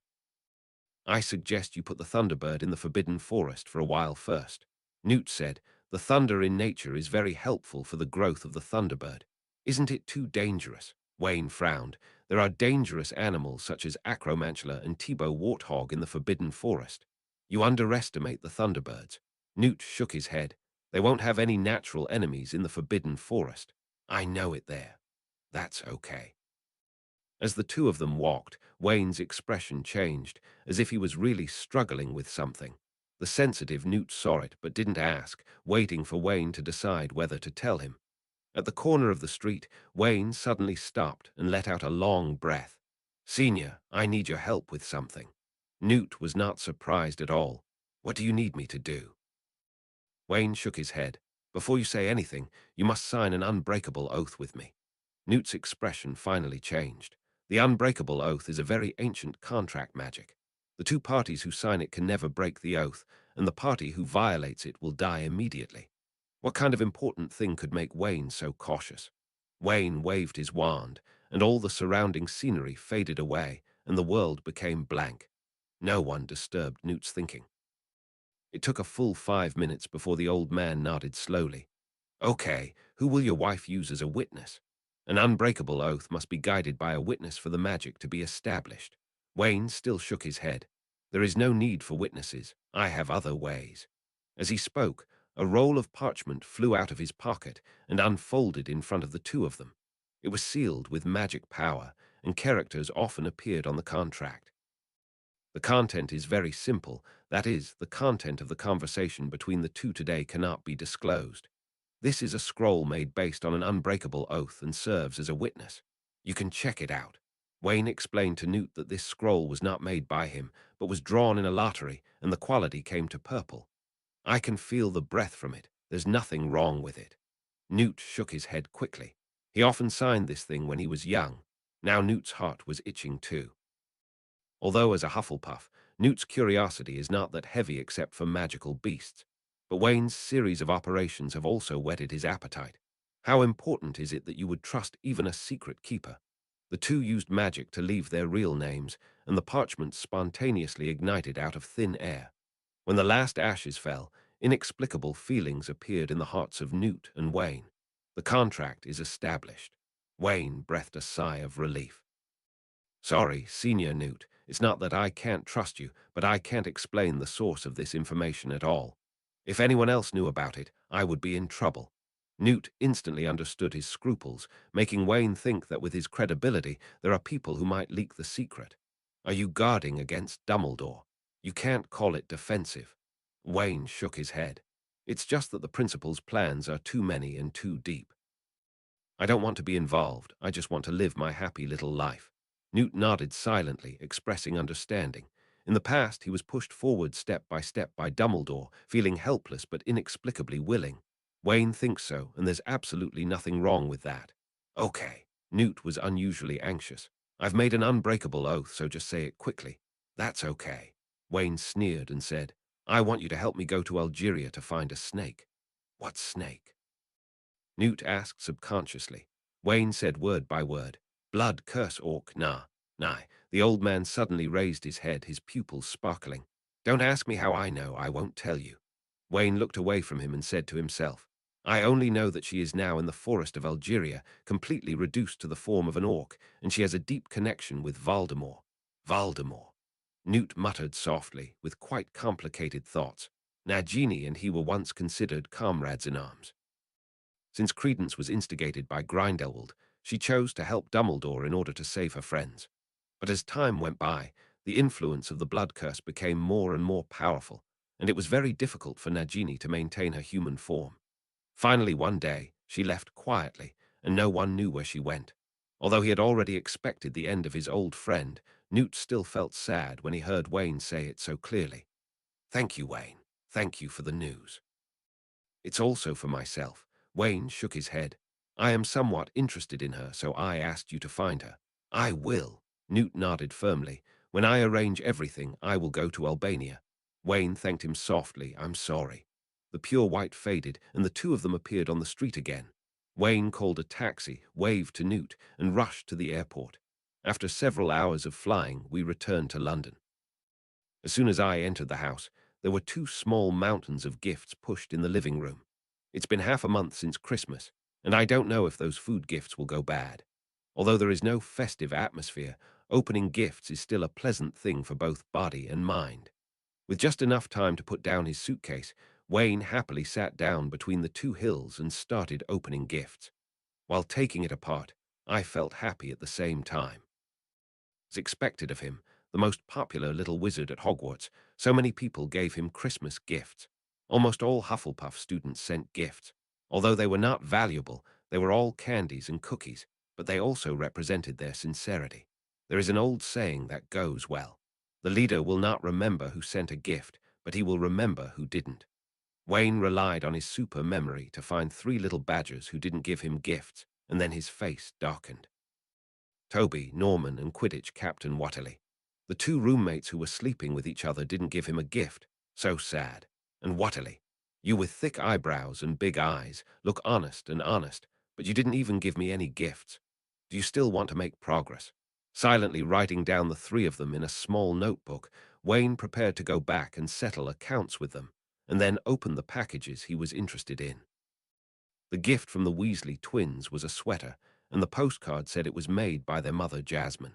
The materials are very generous, and there is also the word WL on the front. Okay, let them pass. Cedric gave him a telescope so he could watch the Quidditch game more clearly. To his surprise, many Slytherins also sent gifts, most of which were flashy but seemed to be valuable. Especially Russell, this guy actually gave him an invisibility cloak. Although it is made of the fur of invisible beasts, it is incomparable to the ones from the Potter family. The shelf life is only 3 to 5 years, but its selling price outside has reached 300 galleons. Has this guy been defeated by him? I was particularly enthusiastic about him in school. Malfoy's gift left Wayne a little speechless. It was actually a pair of boxing gloves. Could it be that he was given the title of Hufflepuff boxing champion? If given the chance to beat up Malfoy, Wayne would use it. The rest were gifts from the professors, and almost all of them were gifts. Except for Snape, the three deans gave them their old notes, and Wayne kept them carefully. Dumbledore, on the other hand, gave him a bottle of dragon's blood. It's also quite valuable. Then there are the girls. Hermione gave her a copy of Rune Extension Application, which suited her personality very well, while Q gave her a knitted scarf, with the abbreviations of the two people's names on both ends of the scarf. Senior Penello gave me a pot of pear chrysanthemum. It was cultivated very well, but it hasn't been watered for a few days, so you know. In the letter, the senior also asked Wayne to take good care of this pot of chrysanthemums, which she has been raising since she entered school and is strictly for girls' own use. After collecting the gifts, Wayne also saw two letters. Hermione sent a photo she took in Provence. The girl had a bright and cute smile and looked cute. Q's letter was about family affairs, talking about what he had done recently and his greetings to him. By the time everything was sorted out, it was already late at night. Wayne stretched, soaked in the hot water area, and got ready for bed. Lying in the bathtub, he suddenly realized a problem. I need a house elf to take care of the chores. It's just that this thing is not easy to handle. Except for large forces such as Hogwarts, the Ministry of Magic, and St. Mungo's, the average pureblood family only has one house elf, which is also a symbol of status. It's totally unreliable to buy one. We can only look at the situation later. Although Darby is good, Wayne still has a bad feeling for him. Yes, Darby sacrificed himself in the end to save Harry's life. But essentially, he betrayed his original master, Malfoy. This was not in line with Wayne's expectations for a house elf. What he wants is absolute obedience. Instead of having his own thoughts, he even dared to resist his master's heresy. The next day, Wayne simply finished breakfast and went out to Diagon Alley. His parchment paper and ink are almost running out, and he needs to replenish some. In addition, he also needs to go to the drugstore to buy some materials. Newt teaches Wayne a magic potion that can solve the problem of students being unable to cast spells during the holidays. As long as you prepare the medicinal solution and soak the wand in the medicinal solution for a day and night, the traces inside will be dissolved without damaging the wand. As expected of the boss of Badger Yard, a man who was expelled from school and still alive and kicking, must be wild. Now that Wayne is able to cast spells outside of school, he's just taking advantage of the Ministry of Magic's loopholes, just like the time before freshmen were admitted. Trace Silk actually still exists. I won't have this worry anymore. This time Wayne didn't apparate directly to the backyard of the leaky cauldron. He wanted to see if everyone was satisfied with his small changes. Arriving at the leaky cauldron, the owner, Tom, was stunned for a moment when he saw Wayne, and then walked out of the counter with a warm smile. "Lawrence, long time no see." Wayne responded politely, "Hello, Uncle Tom." Tom seemed very happy and kindly held Wayne in his arms to prevent him from leaving and brought out desserts and milk to treat him. "It's great that you got Hufflepuff. Hannah often mentions you in her letters. Thank you for taking such good care of her. Without you, Professor Snape would have scared her to tears. We are all friends. This is what I should do."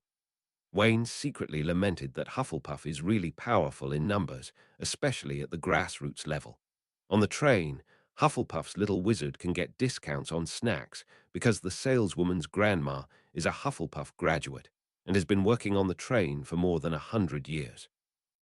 The bar owner will also be extra enthusiastic towards you when you come to the bar, although this is also related to Hannah. According to Cedric, many store clerks in Hogsmeade are also Hufflepuff graduates, and there are even seniors he knows who will receive more or less benefits if they go to the Talent Temple. What a blessing. Under Tom's warm hospitality, Wayne ate a piece of cheesecake and drank a glass of milk before heading to the backyard. "Wait a minute," Tom said quickly. "I'll go with you. The changes there are a bit big. I'm afraid you can't find the way to Diagon Alley." As they walked, old Tom was still cursing. I don't know what kind of beeping, muffled prank it was that made the backyard a mess. I have to guide at least hundreds of wizards every day. Don't let me know who he is, otherwise I will let him have a taste of my power." The smile on Wayne's face gradually stiffened, and he reluctantly said, "I read it in the Daily Prophet." Maybe it was a level set up by a knowledgeable wizard to test everyone. "Isn't it enough to just use the wand to sense the magic on the wall?" Tom shrugged. "It's not a problem for a genius like you, but those drunkards can walk around in circles all day." The two arrived at the patio, which was unchanged from when Wayne left. Tom expertly tapped his wand, and a passage soon appeared. "Come on, Lawrence. I wish you all the best." "Goodbye, Uncle Tom." Walking into the passage, the smile on Wayne's face disappeared. It seems that everyone still has not realized his good intentions. He also did this to improve the overall level of the magic world. Why don't these people understand? Decided. When the level improves in the future, he plans to transform that wall. Add some elements of Sudoku and 24 points. WWW. If you don't answer correctly, you won't be allowed in. After arriving at the potion shop, Wayne bought the materials Newt mentioned and ordered 2 pieces of lightning wood. Not all wood that has been struck by lightning is called lightning-struck wood. Only holly, hornbeam, black walnut, and other trees that have been struck by lightning will have magical power, and it must be collected within the specified time and refined together before it can be sold. Because it is difficult to obtain and has few uses, even the 2 pharmacies in Diagon Alley do not have it, and you have to wait 2 weeks to get it. This kind of wood is good for the growth of thunderbirds. Wayne paid a deposit and bought 2 pieces to test the effect. It's not too expensive, only 100 galleons a day. After walking out of the store, Wayne was about to go home when he saw a sneaky figure walking out of the corner, even if it is fun. "Professor Quirrell, why are you here?" Quirrell, who was wearing a scarf, froze. When he heard the familiar voice, his expression first turned ferocious, then quickly returned to its original state, and he turned around and forced a smile. "Yes, it's Mr. Lawrence. Happy New Year, Professor. Are you here to buy something?" Wayne was still smiling, as if the relationship between the two was very good. "Yes, buy some props to resist the curse." "That thing is not cheap. Do you still have money?" Wayne asked kindly. "I heard from Professor Dumbledore that you spent a lot of money on medical treatment last semester." Quirrell stiffened and stammered. "No, it's no problem. Please don't worry about me." "Okay, I'll leave now. See you at school." Wayne waved, turned, and walked in the other direction. Quirrell's eyes flashed with coldness, and he wished he could rush forward and kill this boy now. He still has money. All his savings were used by the Dark Lord to buy things that could restore his strength, and he was completely destitute. The reason why Quirrell appeared here was not to buy anything, but to go to Knockturn Alley to find a way to make a fortune. Master, why don't we kill Lawrence? He is rich, very rich. Quirrell asked Voldemort for his opinion. Then there was a pain in my head. Idiot. This is Diagon Alley. Do you dare to take action? Quirrell explained in a panic. Master, I can follow Lawrence to his home. Unexpectedly, Voldemort became even more angry. Are you an idiot? If something happens to Lawrence, Dumbledore will be the first to suspect you. Stop talking nonsense. Either make money or snatch the dragon egg from that dark wizard's hand and stop being stupid here. Quirrell gritted his teeth, but did not dare to disobey Voldemort's order and obediently got into the dark corner. Lawrence, you deserve to die. Now I not only have to pretend to be a grandson at Hogwarts, but I also have to work during the holidays. Everything is because of you. Some readers think it's too good for Newt and others. Here's the author's explanation. First, I recently rewatched the first two Fantastic Beasts movies, but I didn't watch the third one. I really like these characters, so I made a subjective mistake. The second is to pave the way for this chapter. Only by getting closer can Newt trust the protagonist more and agree to sign an unbreakable oath and not fall to Dumbledore. There's no way to explain Jeannie's revelation. In my heart, there will be no plot to show off by sending things everywhere. 2 days passed by in a flash, and platform 9 3/4 of King's Cross Station became lively again. Wayne entered the platform, and many little wizards said hello to Wayne along the way, and he also responded. In the seat near the back of the car, two girls were smiling and waving at him. Why do you feel like you've gained weight? The boy's words made the smiles disappear from the faces of the two girls. Hermione said unkindly, I'll give you another chance to reorganize your language. Wayne said kindly, I'm sorry, maybe I'm a little astigmatic. The two of them snorted lightly and spared him. After getting on the train, the three of them found an empty box and sat down. The little girl has a strong desire to share. After she settled down, she started chattering about her experiences in the past few days. Hermione also took out the small gift she brought back from France, 1 iceberg chocolate per person. Wayne took it and saw that it was made locally in France. Squeak. The packaging of the chocolate was made of gold foil, and the golden light aroused Zuzu's curiosity. Jerry crawled out of Wayne's pocket and was immediately noticed by Hermione and Q. Sniff, Q shouted in surprise, and then when Jerry was about to touch the chocolate packaging, he lifted the back of its neck. Zhizhai, Ziexu shouted to fight against the epidemic. It's so heavy. Q frowned, and the little thing squeaked in her hand. Wayne, where did this niffler come from? A gift from Senior Newt. So cute. Q touched the little guy's soft belly, and even Hermione couldn't help but stretch out her white fingers and poke it gently. If you like it, I'll give it to you to keep, Wayne said with a smile. Q thought for a moment but still refused. Although I like sniffing very much, they are too troublesome. I don't want Marietta and the others to come to my place every day to look for lost jewelry. Woman, Zuzu, fire dragon. These three creatures have a common hobby. That is, they are irresistible to shiny things. Q could already imagine how much trouble it would cause if there was an extra sniff in his dormitory. What's more, if Wayne was raising the niffler, she would have an excuse to go to him more often. But the girl's little thoughts will not be exposed. Seeing Q's refusal, Wayne didn't react at all. Now that he had a suitcase, raising a niffler wasn't a big deal. Just make sure the little guy's belly is full. When Newt was mentioned, Hermione and Zine naturally asked about Wayne's experience in Kaguo. When they heard that they were attacked by the purifiers, both of their faces turned pale with fright. The United States is so dangerous. Aren't the purifiers also wizards? Why should wizards be regarded as enemies? Hermione said in confusion.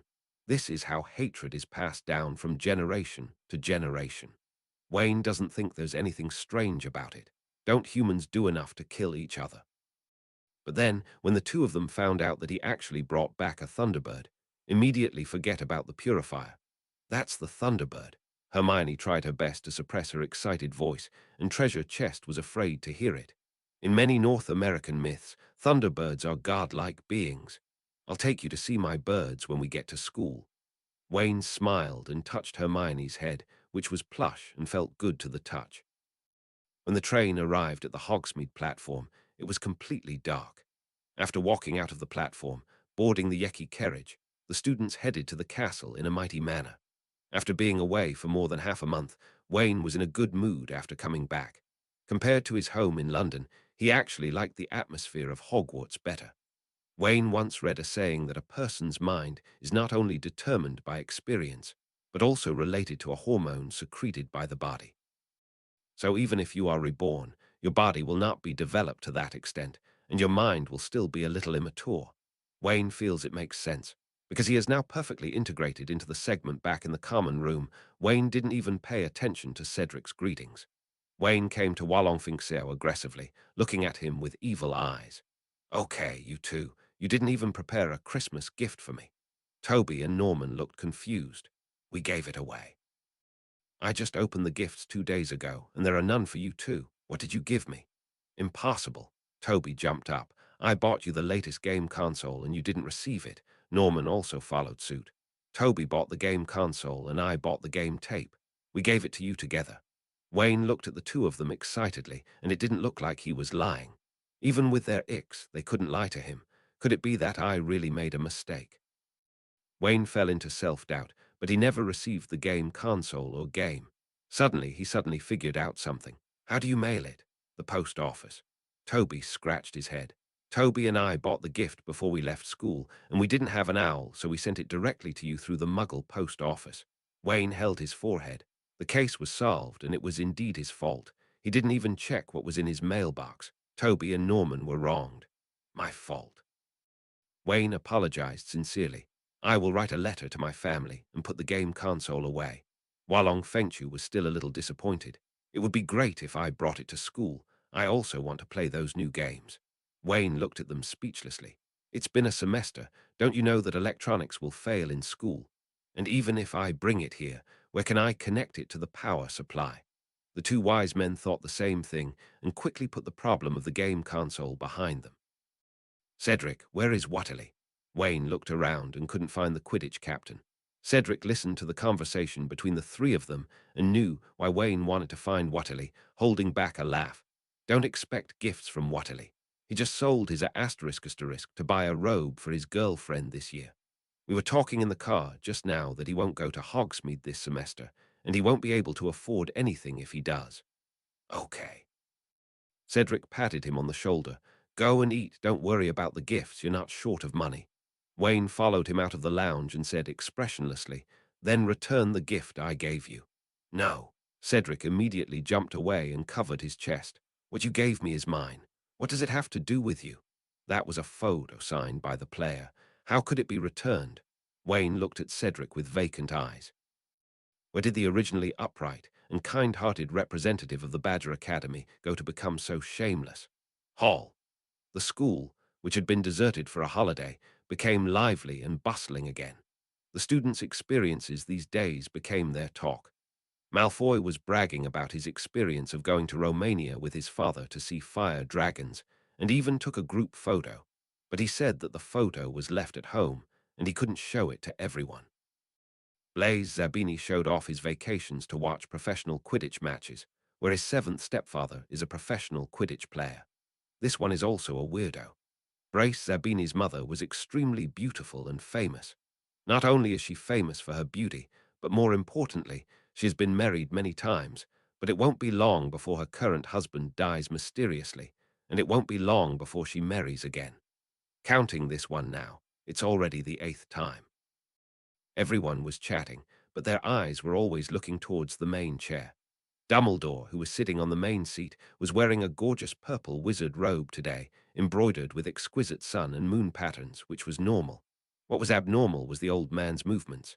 He was actually knitting socks skillfully, which really shocked a group of people's jaws. Albus, when did you get this hobby? Professor McGonagall couldn't help but ask. I just raised them during the holiday. Lao Deng smiled and said, Mr. Lawrence gave me wool and tutorials. How about it? Do you want a pair? McGonagall opened his mouth and finally said, Okay, I just want the white one. The red one is too bright. Then I want a pair too. Professor Flitwick also joined in the fun. Dumbledore was even happier. Okay, everyone has it, but you have to wait for a while. Just at this time, Snape came to his seat with a dark face, and Dumbledore asked enthusiastically, "Severus, what color do you want?" "Thank you, I don't need it." Snape was in a bad mood. Wayne just saw him and went up to him. Knowing that this boy was here to demand payment, Snape quickly ran away. How could he prepare so many potions at once? During this holiday, apart from feeling sick, he was helping Wayne make potions, and he was not idle at all. At Hufflepuff's long table, Norman and Toby were complaining about the quality of their sleep recently. "I actually started to recognize my bed. When I was in school, I could sleep until dawn every day, but when I got home, I would always wake up in the middle of the night." Wayne lowered his head with some guilt. "Then you should have a good rest tonight." The students were almost here. Dumbledore stood up with a smile and waved his hand. "Let's eat." Just like the opening dinner of last semester, the empty plates were occupied by rich food. The students started the meal without ceremony. Such a sumptuous dinner was rare in a year and could not be wasted. After eating until they were satisfied, the students left one after another. There was still a fierce battle waiting for them when they returned to the dormitory. It is true that they had a lot of fun during the holidays, but many people forgot that there was still homework waiting for them. Except for a few good students, almost everyone will have to work hard all night tonight. Wayne even forgot about his homework, but that's not a big problem. The little badger's tradition is to give up. If you can't make up for it, you won't make it up. Please feel free to deduct points. "Mr. Lawrence," Dumbledore suddenly shouted, and everyone in the auditorium who had not yet left looked at Wayne. "If there's nothing else, please come to the principal's office." Cedric asked in a low voice, "What trouble did you get into again?" "I just returned to school. How can I have a chance?" Wayne was also a little confused, but he still walked to the guest seat and followed Dumbledore upstairs. "Thank you for your Christmas gift, Mr. Lawrence. I like it very much." Dumbledore's steps were light, which made Wayne relax a lot. It shouldn't be a bad thing for Loud Deng to find him this time. The gargoyle made way for a passage, and the two of them walked in. The principal's office was still the same as before, with no major changes. Seeing Wayne, Phoenix Fox chirped happily and landed on his shoulder, making old Deng a little jealous. "Fox really likes you. I'm even jealous. It just likes Phoenix King." With a thought in his mind, Phoenix King was summoned. Seeing Phoenix King, who had grown in size again, Dumbledore's eyes were deep. Two birds flew out of the window, the office became quiet again, and the Sorting Hat spoke again. "Hey, Lawrence, do you see how I've changed?" Wayne looked at it and praised it against his will. "It's much glossier than before, like a new hat." "Thank you." The Sorting Hat was very happy. "The care kit you gave me is very useful. I will surely amaze the world at the sorting ceremony next semester. Then I wish you success." A hat has such a lofty dream. Isn't this better than Bo Ran? Dumbledore waited patiently for Wayne to finish talking to the Sorting Hat before getting down to business. "Just 3 days ago, I received 2 letters." Dumbledore said, taking out the letter. "This is a letter of recommendation sent by Beauxbatons and Ilvermorny in the name of the school. They want to jointly recommend you to receive the Order of Merlin. One, and I hope that I can also cooperate and provide assistance." Wayne's eyes widened in surprise. "The Order of Merlin. You do not know." Dumbledore also felt strange when he saw Wayne's expression. Um. Wayne spread his hands and said, "I probably know the reason." In desperation, Wayne could only tell what happened in the reserve. It is estimated that this is the reward Madame Maxime said to get a medal for herself. Ilvermorny's involvement also had the same meaning.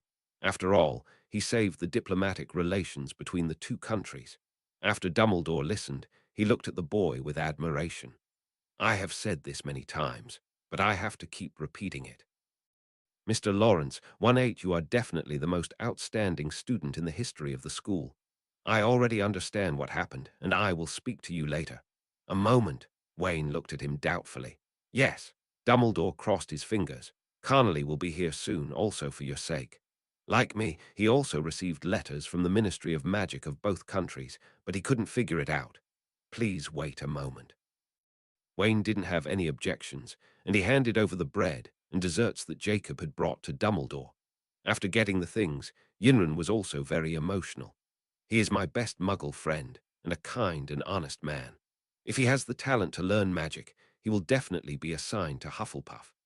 Wayne thought for a while. The school was Lao Deng's territory after all, and it was necessary to talk about him bringing Thunderbird back in advance. Even if you don't say it now, you will definitely find it out later. Professor, it's like this. After Wayne finished speaking, Dumbledore looked at him in surprise. Allowing the Thunderbirds to follow him proactively is something Newt couldn't do back then. Wayne, you are indeed better than the blue. So, can I keep Thunderbirds in the Forbidden Forest? Of course. Dumbledore winked mischievously. But when you look at it, be sure not to be discovered by the professors. It is illegal to enter the Forbidden Forest without permission. Wayne is very confident. Professor, don't worry, I have experience. Dumbledore's hand froze. This little guy is a veteran. Bang tilde. At this moment, the flames in the fireplace suddenly changed color, and a short, fat figure with a beer belly walked out of it. Ha ha ha, dear Albus, Happy New Year. Stepping out of the fireplace, the Minister of Magic walked up to Dumbledore and hugged him warmly like a close friend. Wayne took this opportunity to look at it quietly. I found that the Minister of Magic is quite similar to his uncle Jim Harker, exuding a strong politician atmosphere. But in terms of appearance alone, Huck is kinder. I don't know why, but Wayne wants to laugh every time he sees Huck, especially when he is serious when being interviewed. Dumbledore was also very considerate to Fudge. The two had a cordial conversation, and then Fudge saw Wayne and walked up to him in a very friendly manner. You are Wayne, just call me Uncle Fudge. Sir Appleby also asked me to take more care of you. If you have any trouble in the future, just come to me. He looked enthusiastic, as if Wayne was some kind of close junior to him. Logically speaking, the magic world and the wizarding world are inseparable, and there is a clear distinction between them.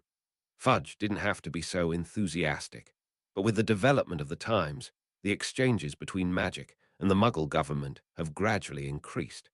During the Blake case 10 years ago, both parties jointly issued a wanted order. When Sirius escapes in the future, Fudge will still cooperate with the Muggle government. There are also some settings related to confidentiality laws that require the cooperation of the Muggle government. Wayne's uncle was the minister's secretary. No, now he's the Prime Minister's secretary. Fudge's enthusiasm is not unfounded. Naturally, Wayne would not put on a cold face and act like a junior. He knew very well what kind of person Fudge was, and he had been a coward when it came to Voldemort until the very end.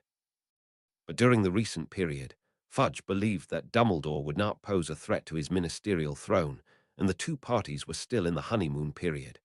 Wayne was also useful in his place, and he happened to be a PR asterisk St. asterisk Ute for nothing for a period of time. When conflicts of interest occurred repeatedly, it was not too late to fall out. So the atmosphere in the room was very harmonious.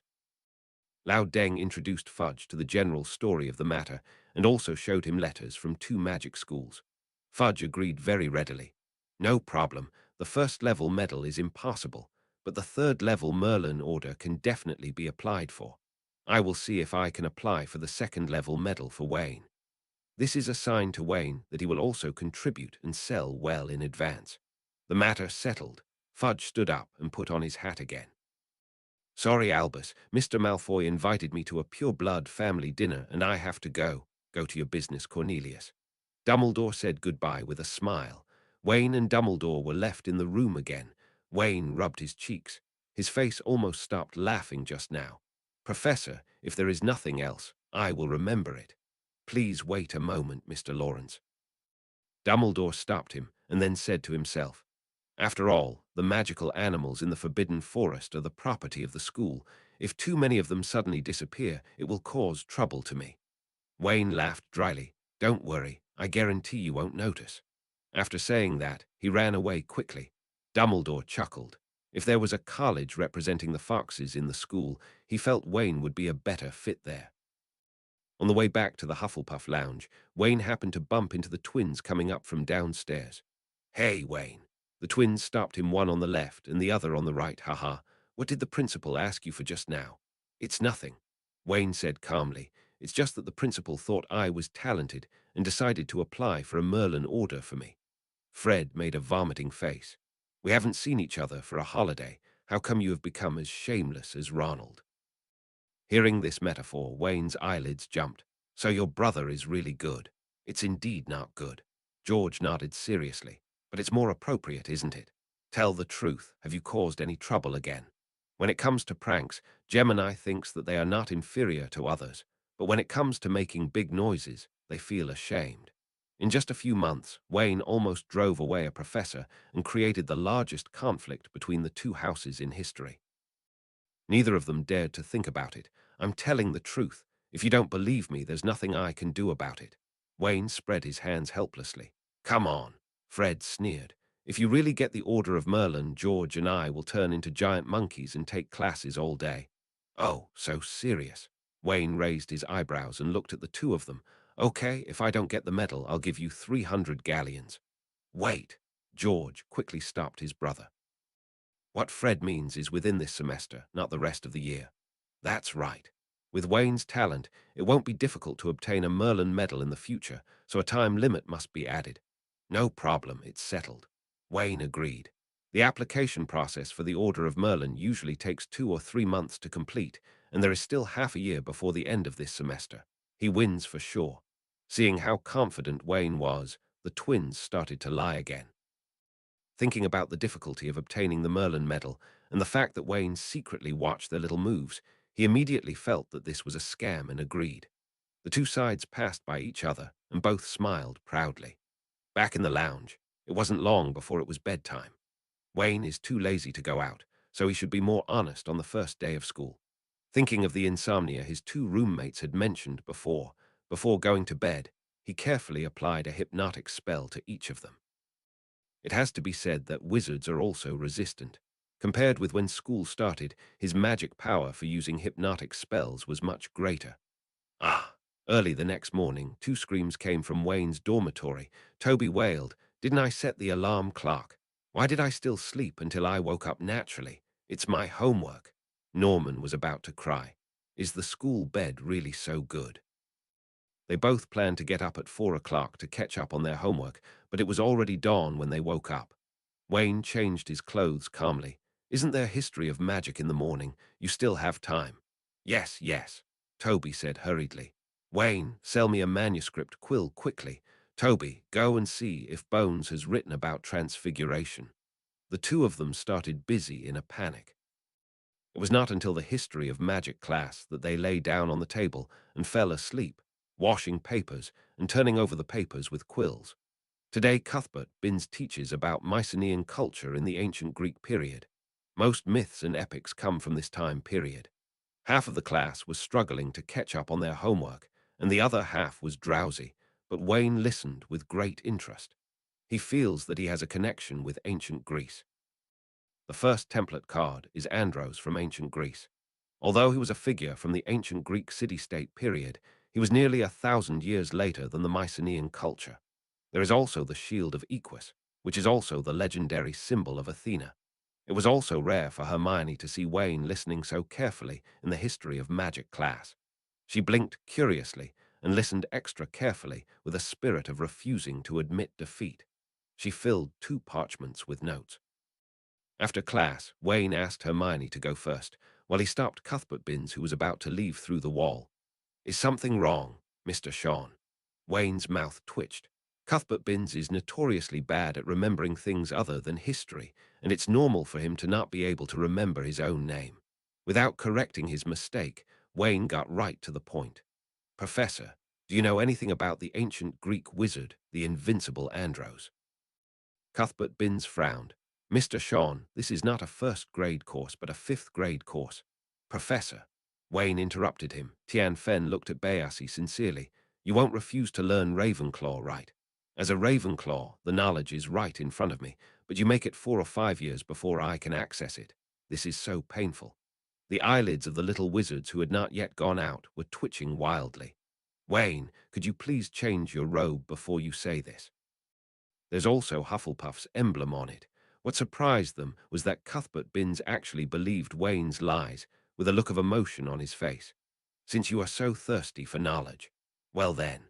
Cuthbert Binns still said in a boring tone, the invincible Andros was a powerful wizard from the classical Greek period. He was most famous for his giant-sized patron saint and his powerful wandless spellcasting ability. Few wizards at the same time could accept one of his spells, so he was dubbed the Invincible. Professor, I understand everything you said. Wayne frowned. The era you lived in was closer to the classical Greek period. Isn't there more specific information? For example, what is so special about his patron saint? Is it just big? This is what puzzles Wayne the most. He has already mastered the Patronus and has even reached the master level. But apart from being bigger, thicker, and harder than other people's patron saints, it doesn't have any other special abilities. Every time Wayne practices, he always feels like there is something unfinished. He wants to know more about Andros and see if he can find a breakthrough. This. Cuthbert Binns was a little embarrassed, seeming to be searching his memory. Just when Wayne thought he was going to fall asleep, Cuthbert Binns finally spoke slowly. There are indeed some other rumors, but these histories are recorded on pottery shards and are not supported by other evidence. According to the dual records of the city-state of Thebes, Andros directly used his Patronus to vaporize his dark wizard opponent in a duel. This has never happened before. I think it is most likely an exaggeration, because it does not conform to the magical characteristics of the patron saint. Cuthbert Binns started talking at length again, but Wayne couldn't listen anymore. Vaporized dark wizard, he felt he had found the key point. Are you interested in Andros? After lunch, Hermione came with Wayne and asked. That's right. After all, not everyone can be worthy of the title of invincible. Wayne confused. How are you doing over there? Have you found any news about Nicholas Flamel? Hermione lowered her head in frustration. I've looked through modern history, and this person's famous official has never appeared at all. After saying that, she was so angry again that her little face became round with anger.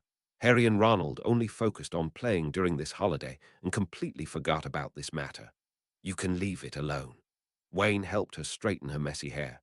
Wouldn't it be better to put your curiosity somewhere useful? Give me another month. Hermione said firmly, if there are no more clues within a month, I won't care. Whatever, Wayne helpless, this stubborn character is really a qualified Gryffindor. By the way, when can I go into your box and take a look? Hermione changed the subject and asked curiously. After class in the afternoon. Wayne thought for a moment. I'm going to plant the biting cabbage in the box after class. Good. In this way, after the last class of the afternoon, Wayne took Hermione and Xian to the vegetable patch at the edge of the forbidden forest. Nowadays, the biting cabbage is basically mature, and its teeth have become extremely sharp. Hagrid is afraid of them running around, so he specially built a fence around it and covered it with a potion that the biting cabbage hates. Otherwise, these wooden fences will not be able to stop these guys' iron teeth and copper teeth. Wayne placed the box on the ground and opened it. He jumped in first and stretched out his hand. Come in. With only half of the boy's body exposed, Q chewed her teeth and stretched out her hand to hold Wayne's hand. Being pulled by him like this, Q only felt that her feet were empty, and when she regained sight, she felt that she was stepping on the steps. After Q landed safely, Wayne brought Hermione in again and finally cast a warning spell before closing the box. The two girls looked at the house 433 curiously. This place is very different from when Newt first gave it to Wayne. The room is already filled with furniture, and one bedroom is used as a temporary storage room with various items in it. Props, crucibles, and finished potions. So big, Autumn exclaimed. Where is this? With a smile on his face, Wayne took the hands of the two little witches and rushed out of the front door of the house. My vision suddenly became clear.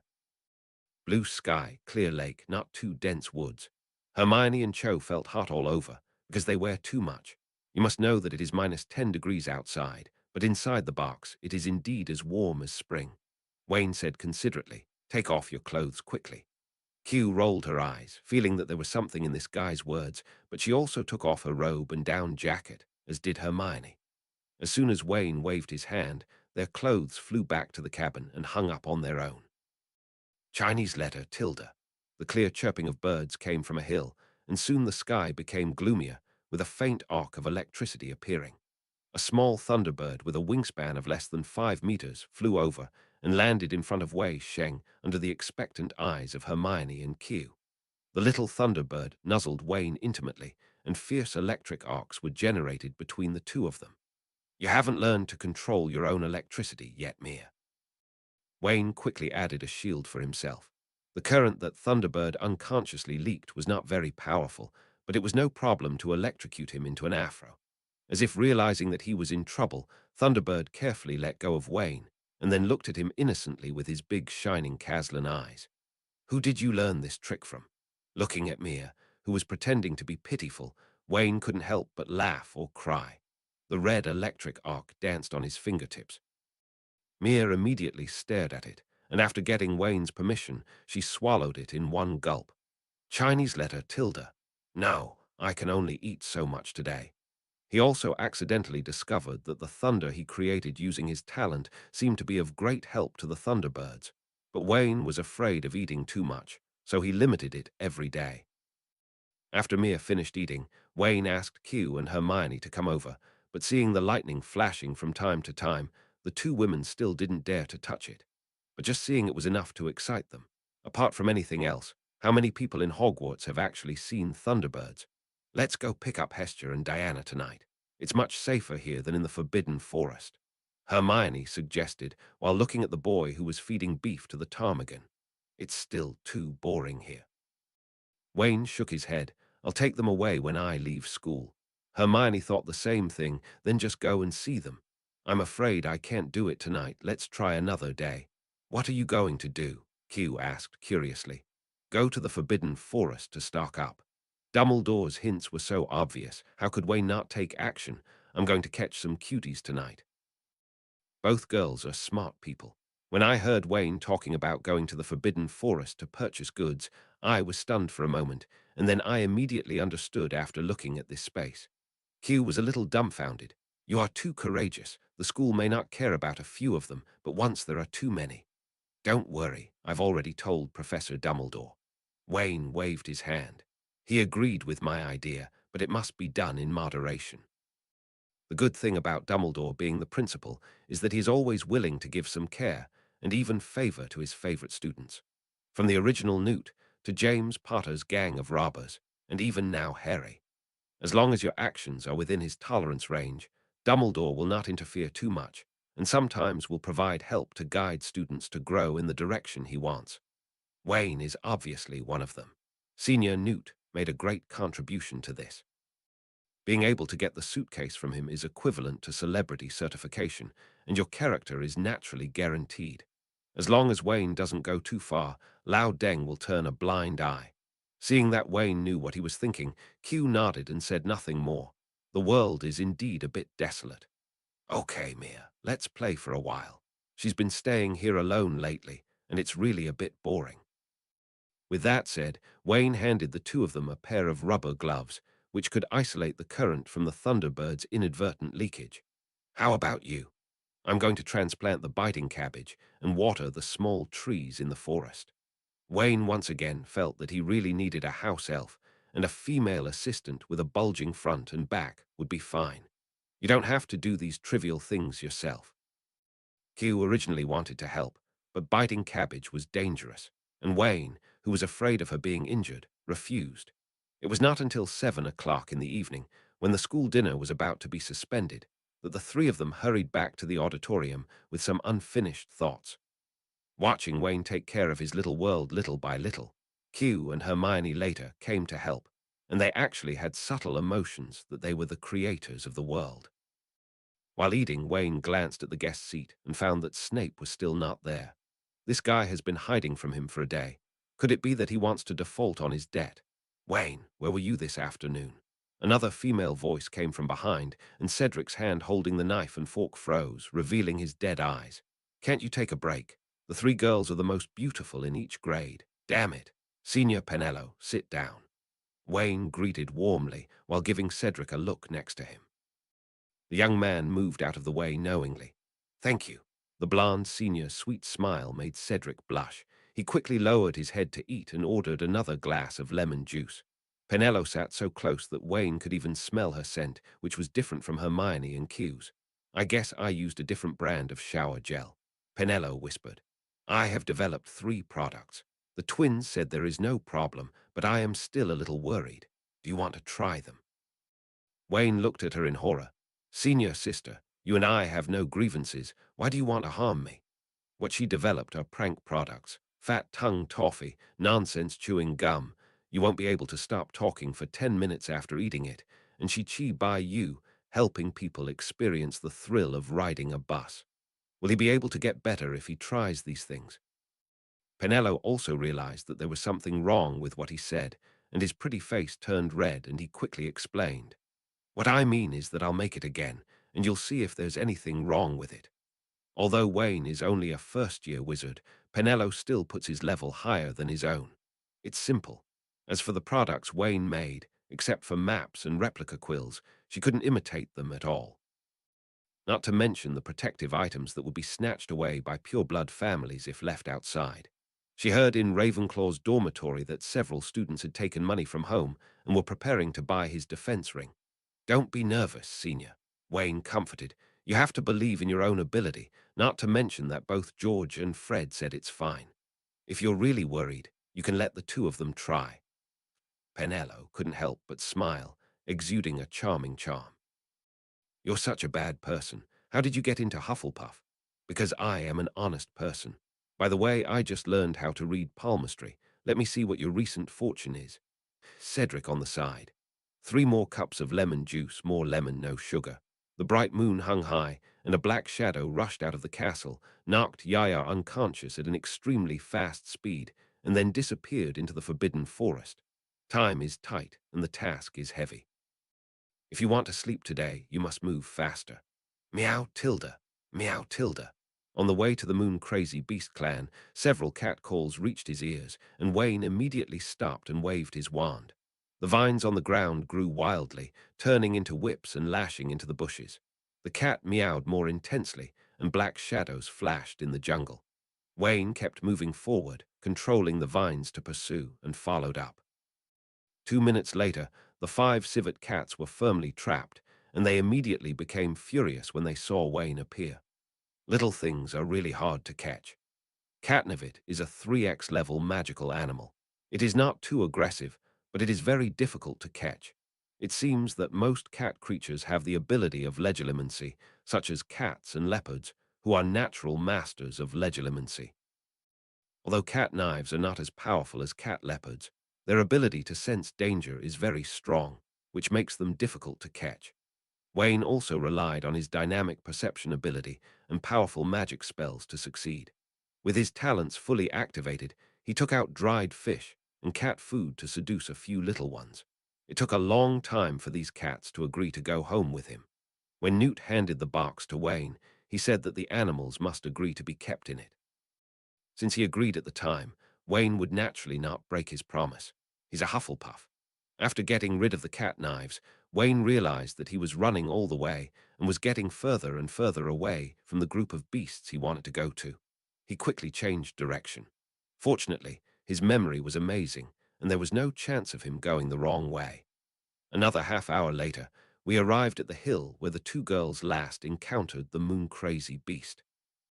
Today is not a full moon night. The moon-crazy beasts did not come out to dance, and the surroundings were very quiet. Woo Tilda! A strange cry came from Wayne's mouth, and then the fireflies that had been prepared were scattered out. Scattered sounds came, and more than a dozen moon-crazy beasts jumped around, eating fireflies floating in the air. Touch this, touch that. After these big-eyed cute creatures had a full meal, Wayne asked, "Would you like to come with me? I can provide you with a place to live." Although it is not as big as the Forbidden Forest and is a bit desolate, it is still safer than the Forbidden Forest and has no natural enemies. And we can also guarantee that we will provide you with enough food so that you can dance every day. Woo Tilda! Moon-crazy beasts, look at me, and I'll look at you. They roughly understood what Wayne said, but they just didn't know how to choose. Wayne wasn't in a hurry. He just used the techniques he learned from Newt to massage these moon-crazed beasts to make them feel better. In the end, more than a dozen moon-crazed beasts gathered around Wayne and hugged him. Done. He couldn't help but have a happy look on his face. With these moon-crazy beasts, there will be no shortage of fertilizers, and the maturity of herbs can be accelerated. The most important thing is that it is cute. Wayne chose a harem, not pets. Appearance must come first. He doesn't like ugly monsters like Acromantula, no matter how useful they are. A group of little short-legged children lined up to enter the box. When they came to the unfamiliar environment, the Moonkai beast was a little restless, and its body kept twisting. It was Wayne who helped open up the cave and nest, and they got better after getting in. This is too timid. After placing a bunch of fireflies as food, Wayne got out of the box again and continued working. Next, Wayne found some billywig beetles, badbirds, and deafbirds. Bird abduction is what he does best. He has the aura of the Phoenix King on him, coupled with his talent. He is just right. It's a pity that there are no ball escapers in the Forbidden Forest, otherwise he would definitely have to keep some fat balls in the box. After working hard for several hours and collecting a dozen or so species that were still worth seeing, I finally stopped. It's not that I don't want it anymore, it's just that I'm too busy. Looking at the nearly 9,000 points on hand, Wayne was ready to collect 10,000 and start the lottery, hoping to draw a house elf to solve his current troubles. Following the connection between him and Phoenix King, Wayne walked all the way to the Centaur tribe, and Phoenix King flew towards him with Hestia and Diana. Chirp! Wootilda Hestia nuzzled Wayne intimately, and Diana also imitated her mother and nuzzled Wayne's trouser legs. How have you been lately? Wayne touched the horns of the two unicorns and asked with a smile. Wootilda, really? Then I have to thank the centaurs for you. When I come back, you can move back in. If you don't want to live here all the time, that's okay. 17 Just as Wayne and Hestia were talking, there was another crisp sound of horse hooves. Several centaurs came over with bows and arrows in hand. After seeing clearly that it was Wayne, they immediately lowered their bows and arrows, not daring to point at the little wizard. They were all members of the last patrol team and had seen Wayne's strength and brutality. As for whether it was someone else's fake, it's not the centaur's turn to worry about. With the unicorn's spirituality, it's impossible to admit the wrong person. Long time no see, little pony. I remember I said that I still prefer others to call me by my name, Ferenlin. Sorry, Wayne. Lawrence, the leading tall centaur, walked up to Wayne and marveled at the closeness between Wayne and the unicorn. Suddenly, he saw the suitcase at Wayne's feet and his eyes froze. You met Mr. Scamander? No. The hand touching Hestia stopped, and Wayne said a little depressed, how do you know there is something weird in this box? Mr. Scamander once gave a lot of help to the centaur's tribe. I am very familiar with his box. Wayne, I will change the appearance of the box later, otherwise it will be too eye-catching. Back then, Newt was running around the world carrying a suitcase, and who knows how many people would recognize him. Okay, it was indeed given to me by Senior Newt. Ferenza nodded slightly, and then invited, since you are here, why not come to the Centaur department? Come and be a guest. Wayne was a little confused. Don't you dislike humans? You are a friend of Mr. Scamander, a friend of the Centaurs. We welcome friends very much. 11 the senior is mighty. Wayne silently made a call for Newt and readily agreed. He was still a little curious about where the Centaurs lived. However, to Wayne's disappointment, it was said to be a tribe, but it was just a fenced-in area with a bunch of sheds built there. It's no different than a stable.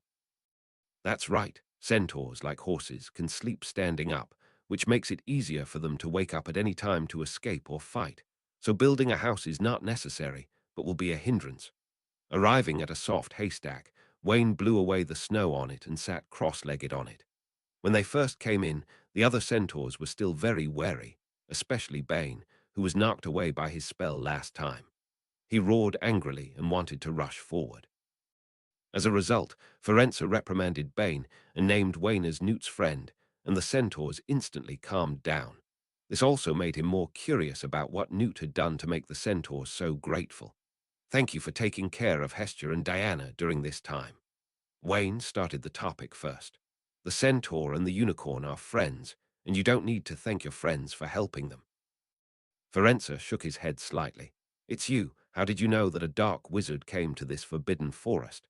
We have been patrolling for half a month and have not found any trace of outsiders breaking in. Just in case. Wayne lowered his eyes. You centaurs can also do divination, so you should be able to detect some changes in things. Ferenza was silent. Geniuses walk among the stars, but mediocre people can't even reach a single footprint. Lawrence, you are a true genius. If you want, I will teach you all the prophecy skills inherited by the centaurs. Wayne hesitated slightly. Prophecy and destiny do exist in this world. Like Voldemort, he spent the rest of his life living for that ridiculous prophecy. What we see and do is just running towards the end of language, which is sad and ridiculous. The same is true for Grindelwald. He showed the wizard the scene of the fat man coming to Hiroshima nearly 20 years in advance, but it was still too good and could not be changed. Let's forget it. Wayne finally refused. The prophecy will only interfere with my judgment on the development of things, and I will unknowingly embark on a predetermined destiny. The more you know, the more you know. I believe that using my strength can change the outcome of everything. The admiration in Ferentz's eyes was even stronger. The one chosen by the true wise man, may the starlight always shine on you. This sentence is a very high blessing in the horse culture, and Wayne also said a few polite words. Before taking Hester and Diana away, he suddenly asked, "Do you know where the Acromantula's lair is?" Ferentza hesitated for a while, looked at the stars in the sky before replying. "To the northwest, there are a lot of acacia trees there. There are also tribes of the Strals nearby. If you want to go there, be careful." "Thanks." Wayne waved his hand, mounted Hestia, and disappeared into the darkness. The speed was different with the mount. Hestia was like a stream of light. It took less than 10 minutes to reach the acacia forest mentioned by Ferenza. The unicorn's speed gradually slowed down, and there were already acromantulas surrounding it nearby. A ring of fire exploded with Wayne at its center, scattering the spiders and lighting up the night sky. "Don't be afraid, I'm here. Keep moving forward." Wayne patted the unicorn gently, and Hestia continued to sprint rhythmically. As long as there are acromantulas surrounding them, they will be blown away by Wayne's magic spell. He didn't do too hard, and at most he would only break his legs. "Little wizard Hufflepuff, what are you doing here again?" The ground suddenly rolled, and Aragog broke out of the ground and stopped Wayne, his old voice filled with anger. "How long has it been living peacefully? It has moved with its descendants, so why is it still here?" "Don't worry, Aragog." Wayne still smiled. "I'm not here to fight this time. Didn't you see that I didn't kill a single spider just now? What do you want? Please leave immediately." Aragog suppressed his anger, wondering what exactly Vikheng wanted to do. Wayne didn't care about Aragog's vigilance and hostility. "Don't be so cautious. We're all old friends. We haven't seen each other for a few months. I just came to see you." "Then I have to thank you," Aragog sneered. Even Hagrid couldn't be fooled by this nonsense. "You do have to thank me." Wayne nodded solemnly. "Because I didn't bring you a gift." "Unnecessary." Aragog refused without thinking. The gift this little wizard brought was probably not roasted spider legs. Wayne ignored it and took out 3 large glass bottles from his pocket, removed the corks and placed them on the ground. The cold wind blew by, and a trace of smell drifted around. The nearby acromantula suddenly became restless and surrounded Wayne. "Stop! Stop!" Aragog ordered in spider language, and his descendants stopped reluctantly. "What's this?" Taking a deep breath, Aragog asked. Even he felt a scent and desire to drink the liquid inside.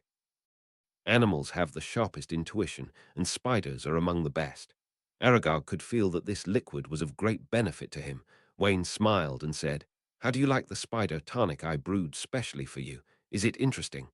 "Are you so kind?" Aragog didn't believe it. "After all, we are all friends of Hagrid." Wayne said very sincerely, "I was afraid that you would lose too much venom and be eaten by other animals, so I prepared it specially." "Okay, I've delivered the gifts. It's time to go. Goodbye." After saying that, the young man actually waved his hand without any hesitation, and Hestia turned into a white light and returned the same way, leaving behind a group of confused acromantulas. When Wayne completely disappeared and other acromantulas began to move again, Aragog put away 2 of the bottles and ordered a few spiders to come up to test the medicine. After a while, I felt a little relieved after seeing them eating happily without anything happening. But there are still doubts in my heart. This little wizard really means no harm. Wayne certainly meant no harm. He now regretted killing so many acromantulas because they were all good cows. Wayne learned a lot about magical animals from Newt and discovered that acromantula venom has a wide range of uses. Not only can it be used to prepare nutrient solutions, but it can also promote the growth of herbs. This was something he hadn't learned from Snape. Newt is indeed the #1 veterinarian. Before, Wayne thought that his inventory would be enough to last until graduation, but now that he is raising a family, he probably won't be able to last long. If you want to have milk to drink, you must ensure the health of the cows. The 530 spider tonic, just given to Aragog, contains the venom of the poisonous leopard, and the effect is very good. As long as he feeds the acromantulas well, he will be able to milk them again in a few months. Returning to where Hestia lived, Wayne got off his horse and patted her head. Okay, I'll see you again in a few days. Goodbye. Wu Tilda, King Feng caught the boy, and after the fire, one person and one bird disappeared. Wayne spent the first day of the new semester so fulfillingly. Fortunately, with the blessing of meditation, 2 or 3 hours of sleep every day is enough, otherwise I would be too busy at all. The next morning, after dinner in the auditorium, Wayne intercepted the Weasley twins who had just arrived. "Are you going to regret it?" George asked. "It has nothing to do with the bet." Wayne waved his hand. "How are you preparing the new products?" He was in urgent need of points now, and after much deliberation, the fastest way was to reach into the little wizard's wallet. In fact, deducting points is a better option, but Wayne sadly discovered that he was too well behaved, and no professors were willing to deduct points from him. Even Snape didn't bother to talk to him. After Christmas and New Year, although there is no such thing as lucky money in the UK, many little wizards should have received new pocket money. There is some stock, but it has not been sold yet. Fred said, "We promoted it in the common room last night, and the effect was not very good." "Why?" Wayne frowned. "Everyone is still more willing to believe in Zuko's joke shop." Fred spread his hands helplessly. "Then you guys will do a product demonstration." Wayne held his forehead. The twins were still too immature and couldn't think of such a simple solution. Find someone to try the product out in front of everyone. As long as they see the results, there will always be people interested. The twins' eyes lit up. This was indeed a good idea. Then who to look for? How's Lee? Not good. We just played tricks on him yesterday. He will kill us if we try again. The two discussed their goals, and Wayne cut through the mess quickly. It's Ronald. Fred hesitated. That's not good. If you torment Ronald for no reason, he will go to his mother to complain. Just give me money. Wayne interrupted. Snapped. The twins applauded simultaneously. Makes sense. With the target in mind, the twins' mobility began to show. At noon, the two blocked Ronald and Harry one after another. "Ronnie, my dear brother," Fred called in a sickly, sweet voice. Harry was shocked and abandoned Ronald without hesitation. "I'm looking for you, so I'll leave first." After saying that, under Ronald's shocked gaze, Harry slipped into the auditorium. He wanted to catch up, but was pinched tightly by the twins. "What? You want to do? I want to tell Mom. Just know how to complain." Fred complained in his heart, but still smiled and said, "How could I cheat my dear brother, Ronnie? Don't be nervous." "Have you tricked me enough?" Ronald said angrily. "When I was 6 years old, you tricked me into signing an unbreakable oath. Fortunately, my father saved me." The smiles on the twins' faces couldn't be maintained, and it was indeed their fault. They only have one younger brother and one younger sister, and Ginny is the treasure of the family. Comparing the two, the beating Ronald received was lighter. Seeing that his little brother was so disrespectful, George also put down his pretense. He laughed so hard just now that he felt a little sick. "Okay, we need your help to show the effect of our new product in the lounge." "What?" Ronald exclaimed, then shook his head like a rattle. "Isn't this still cheating me and not helping me?" He had seen what happened to Harry when he ate fat tongue toffee at Christmas. The tongue was bigger than a cow's tongue. This is still the most basic. It is said that there are more exaggerated props, but Ronald refused without even thinking about it. "We give you money," Fred said. "How much?" Ronald was a little tempted. 5 sickles. Ronald continued to shake his head. 8 Seco. I am your biological brother. 12 sickles. Will the consequences be serious? 1 galleon. If you don't agree, we'll go find Lee." With that said, George grabbed Fred and turned to leave. Ronald quickly stopped them. "Don't worry, I agreed. I'm just going to be a guinea pig. Let's do it." That's a galleon, enough to take him a long time. In order to secure his fortune as soon as possible, Ronald started his performance that night with a gallung in hand. The first was the nonsense chewing gum. He talked nonsense for 10 full minutes. His mouth was like a machine gun, and he couldn't stop at all. Then came the motion sickness cookies. After eating the cookies, Ronald couldn't walk straight and almost vomited. The interest of the little lions was completely aroused, and they believed in the effect of the Gemini's introduction yesterday. Only Percy's face was not very good. In his opinion, his younger brothers are not doing their jobs properly and only know how to mess around all day long.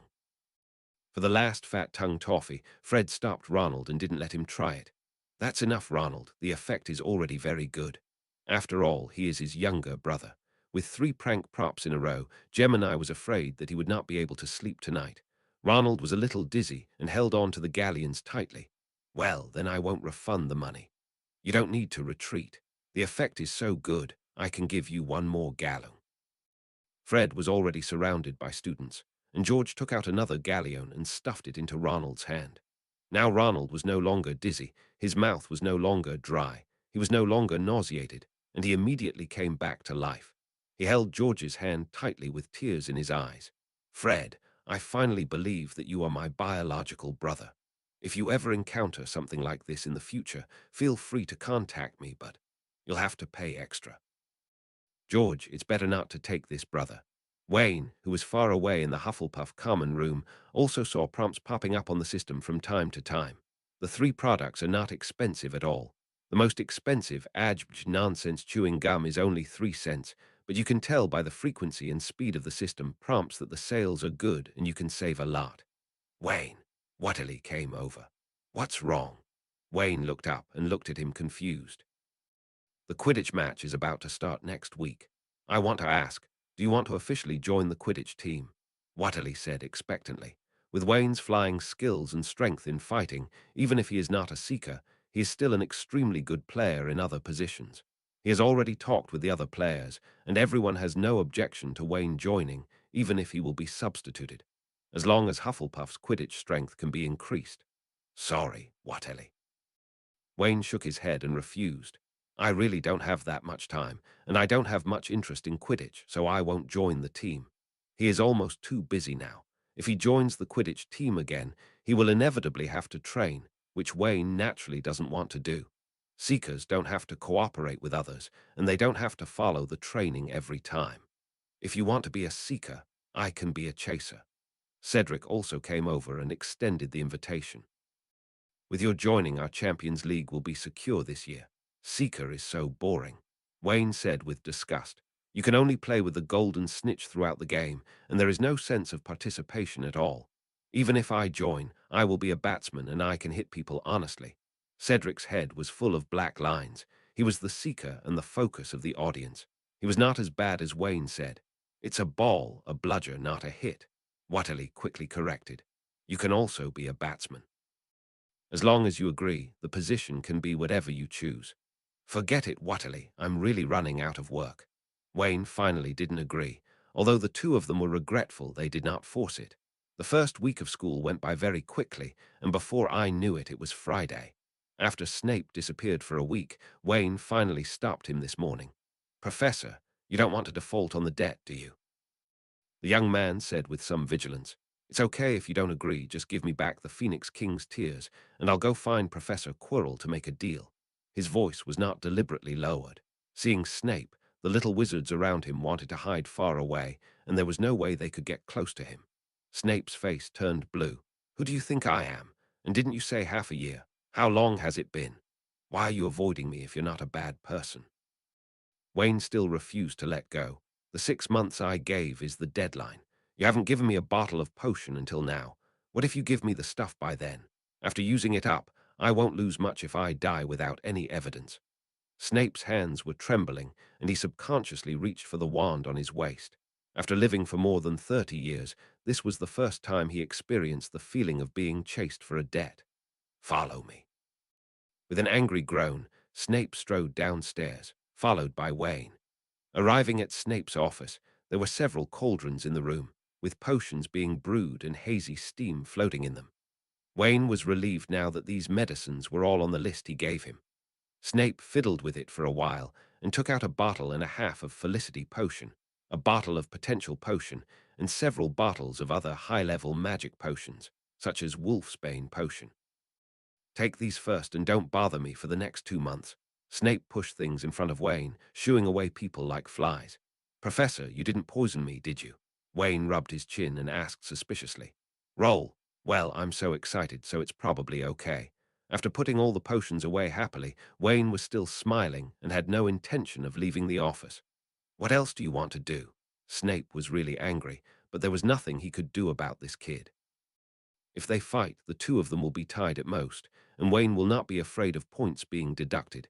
He will target him harshly, and this guy has his own supplier covering him. What the hell is this little badger? This is a hedgehog. Nothing. I just want to ask for your help again. Wayne rubbed his hands and boasted. You are the youngest potions master, the headmaster of Slytherin College, a guest of the pureblood family, and have a wide network of connections. You are the first person I think of when I encounter a problem. Everyone likes to hear good words, especially when these words came from Wayne's mouth. Snape's livid face softened a lot. What's the rush? I can help you, but I have to exchange it for Phoenix King's tears or my tail feathers. As long as you can help me get it done, everything will be fine. Wayne nodded repeatedly. Snape glanced at the wall clock and said, Hurry up, I still have to go to class. It's not a big deal, I just want to ask if you can help me get a house elf. Farewell. Snape suddenly stood up and walked towards the door. Why do I have to have this ability? Why don't I get one for myself first? Where is it for you? Don't worry, Professor. Wayne stopped him quickly. I can pay, and the materials you want are fine. Lawrence, do you know what you are talking about? Snape looked down at the boy. Not every pure-blood family has a house elf such as Weasley. Why do you think I helped you find one? Unless you kill a pure-blood family with a house elf, I can provide you with magic potion to help you brainwash the house elf and make him completely loyal to you. It's not impossible. Wayne thought thoughtfully, and Snape's eyelids twitched wildly. No, I'm having S*X. Why do you take it seriously? In order to prevent this guy from saying anything shocking again, Snape politely pushed Wayne out of the office and slammed the door. The potion master is still here. He can't even handle this little thing. Seeing that there was no chance at all, Wayne muttered something softly, which happened to be heard by Snape, who hadn't gone far yet. Okay. Is this what Hufflepuff looks like? The class bell rang, and Snape, who originally wanted to yell at Wayne, could only ignore Wayne.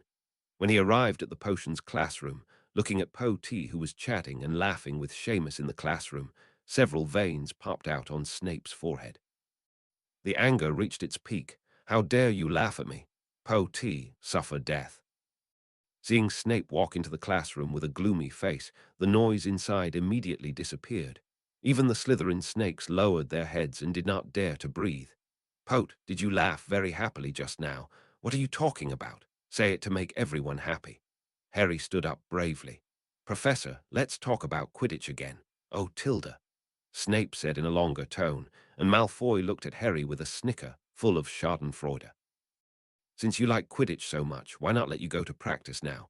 Is it really possible? Harry's eyes lit up. Hermione looked up at him in disbelief. Has your brain been kissed by a troll? Do you dare to accept this? Of course. Snape pointed to the door. Now go out and come to confinement after 10 o'clock in the evening. What do you think? Harry laughed dryly, sat back in his seat, and glared at the gloating Malfoy. Malfoy showed no sign of weakness, and sparks of passion burst out when their eyes collided. After deducting 5 points from Harry as a matter of course, Snape placed the swelling potions that needed to be prepared for this lesson on the blackboard. Everyone has a piece of material. After class, I will randomly select a few groups of lucky students to personally taste the potions they made. While speaking, Snape looked at Harry, and finally his eyes fell on Neville Longbottom. The little fat man looked at Hermione for help. Granger, you go with Brown. Finnegan, you go with Longbottom. Sensing his little move, Snape quickly made arrangements. Hermione was helpless and could only look at Neville with pity, who was about to cry, and went to find Lavender Brown. The little wizards quickly finished getting the materials. Hermione secretly exchanged the materials she had processed for Neville, and then took Neville and Zebo's materials and processed them again. Although Snape saw it, he didn't say anything to stop him, and his eyes were a little dazed. Lily was so helpful back then. In fact, he didn't dislike Hermione's intelligence, but he didn't like Hermione's attitude of preaching to others.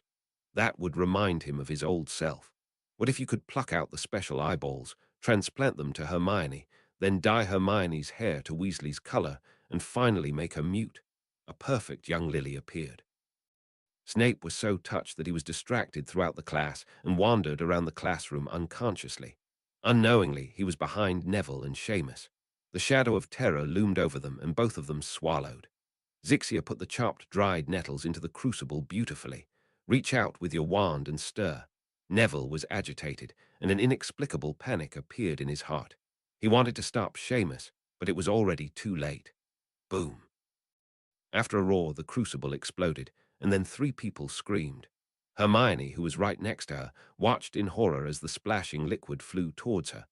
Fortunately, the defense ring given to her by Wayne was put on her hand, and the armor spell was automatically triggered, blocking the hot liquid. The whole class's attention was attracted. Seeing the miserable state of Snape, Seamus, and Neville, they all took a deep breath. Damn it. Is this still a human being? Neville's upper body expanded twice, and his clothes were bursting. Seamus' right arm was thicker than an elephant's leg, and there were disgusting pustules on it. Snape was even worse. He was so distracted that he didn't react until the disaster was imminent, but it was already too late. The unknown potion on his forehead caused him to explode. His head swelled 3 times in size, and he was still dizzy at the same time. Phew. I don't know who it was, but laughed out loud first, and then more and more people couldn't help it. Using his last strength, Snape rushed out of the classroom door, his roar echoing in the air. Get out of class is over. 50 points from Gryffindor. Send those 2 idiots to the school doctor's office. Neville Longbottom and Seamus Finnegan couldn't stand Professor Snape's bullying and beat his head into a pig's head.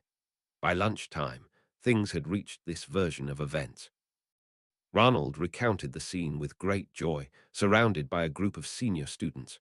Seamus lifted the cauldron and put it on Snape's head. It sounds extremely exaggerated, but little liars like it very much. No matter how unreal the process is, the final result is definitely correct. Later, many people saw Snape wrapping his head in a robe and rushing into the school doctor's office. What's going on? A gentle voice came from behind, and Hermione quickly put down her knife and fork and hugged Wayne's arm aggrievedly. Wayne, I was almost disfigured. Fortunately, I have the defense ring you gave me. Hermione was really frightened this time, seeing the miserable state of Neville and the others. If it weren't for the armor charm, she would probably be lying in the school doctor's office right now. Lavender Brown also came over to say thank you. She was right next to Hermione, and neither of them could escape in that situation. Okay. Wayne comforted the little witch and smoothed her hair. It was rare to see Hermione acting so weakly, and he found it quite interesting. Tell me what's going on, Wayne urged again. You don't even care about me. The little witch was furious, but she still told the details. The scene at that time appeared in his mind, and Wayne couldn't hold it in any longer. PFFD tilde. No, as a Hufflepuff, if a professor is injured, how can I not go to express condolences? Wayne suppressed his laughter and said with a serious face, then waved quickly. You eat first. I'll go see Professor Snape. After saying that, Wayne walked out of the auditorium with the wind at his feet. His pace was so fast that his robe floated up. Lavender Brown is still feeling. Wayne is so kind. I heard that Professor Snape is always targeting him, and he still cares about the professor so much. He is indeed Hufflepuff's best student. Hermione's eyes were numb. She was completely disappointed in Gryffindor. Who are these people? On the other side, Wayne rushed to the school doctor's office as fast as he could. He sneaked in while Madame Pomfrey was not around. Several hospital beds were separated by curtains, and the ones on the outermost were Neville and Seamus, but they were wrapped into rice dumplings, and Wayne could hardly tell who was who. When the 2 saw Wayne, they whined. Wayne didn't understand either, so he waved his hand and walked inside, saying with concern, Professor Snape, I heard that you were injured. Is it nothing serious? On the hospital bed in the back, Snape was resting with his eyes closed when he heard the familiar sound of the playing, and his head throbbed with veins. Get out! Lawrence, don't come in. What did you say? I can't hear it. Wayne pretended to be stupid and barged in, making eye contact with Snape's pig head. Sorry, Professor, I didn't mean to. I get out. Lawrence, 50 points from Hufflepuff. Wayne only regretted that he didn't bring a camera to record Snape's ugly behavior. How about applying for a time converter and sneaking back in again? But thanks to Snape's assist and the 250 points, he finally got 10,000 points. Watching Wayne's disappearing back, Snape's chest kept rising and falling. This guy should graduate quickly. 7 years, 7 more years to go. Snape felt that if he continued like this, he would be P*** D to death by Wayne before he could seek revenge on Voldemort. At the same time, he hated Seamus and Neville with gritted teeth. Originally, the effect of the expansion potion Snape could be eliminated with more than 10 kinds of potions or spells, but what are these two sleeping dragon and phoenix chicks cooking up? With Snape's level of potion master, he has never seen such a weird thing in his decades of potion refining career. Is this a swelling potion, a scabies treatment potion, or a psoriasis removal potion? He couldn't understand it at all. He could only come to Madame Pomfrey, who was more accomplished in treatment. That's why Wayne chased him and laughed at him. Snape's eyes were like daggers, looking at Neville and Seamus through the curtains. The order of cleaning up Poe T and Lawrence was postponed. He wants to kill these two guys first. The professor was almost dead, so Ravenclaw and Hufflepuff's potions classes were naturally cancelled in the afternoon, leaving Wayne to take care of his own little world. At night, Hufflepuff's score column suddenly dropped by 50 points, almost surpassing Slytherin in reverse. It would definitely cause a sensation in Gryffindor, but the little badgers were just surprised and ignored it. When they learned that Wayne's points were deducted because he went to visit Snape, they were more concerned about Snape's current condition. Sometimes words are powerless, and Wayne did not have a pensive for everyone to take turns to appreciate, so he could only draw it with his superb painting skills, which attracted many exclamations. Amazing! It's so lifelike. I seem to see Snape with a pig's head on his head. Ah, I know that look even when it turns to ashes. Is there anything else Wayne can't do? Q, who was at the next table, also witnessed the whole process of Wayne's painting and said, "You have to draw one for you too." "Okay." Wayne smiled and joked, "Whenever you swell up into a pig's head, I will paint it for you." Disgusting Tilda, hiccup. Cedric, who was sitting next to Wayne, burped. "Wayne, can I make a copy?" A Smallkin asked, raising his hand. "Okay." He put the painting on the table, and a bunch of little wizards took out the parchment. If they didn't have it, they asked other people to borrow it. Those who couldn't cast the copy spell asked their friends to help. Soon Snape Limited Pighead Edition spread throughout the school. After Snape was discharged from the hospital and saw the portrait, Hogwarts was once again in turmoil. "Wayne, what is this?" In Hufflepuff's dormitory, Tian asked curiously as he looked at the blue bugs with gemstone luster in the transparent glass bottle on Wayne's desk. Wayne was doing some popular science for his two roommates. The billywig bug is a magical animal from Australia, and its pincers are an important raw material for bee sugar. One of the billywig bugs stored in the box had an injured wing, so Wayne took it out, applied ointment, and kept it next to him for a while for observation. When they heard the sizzling honey bees, their eyes immediately lit up. This is one of the most popular candies in the wizarding world, and they often ask Cedric to bring a few bags back for them when he goes to Hogsmeade. "Please give me flowers." Thinking of Hufflepuff's character who dared to put anything in his mouth, Wayne quickly warned, "This is just raw material and cannot be eaten. The sting is poisonous. The head of a person stung by the billywig bug will become dizzy and float involuntarily." "Really? I don't believe it." Norman blurted out, leaving Wayne speechless. The two of them stretched out their arms at the same time and said in unison, "P***, Kami, Wayne."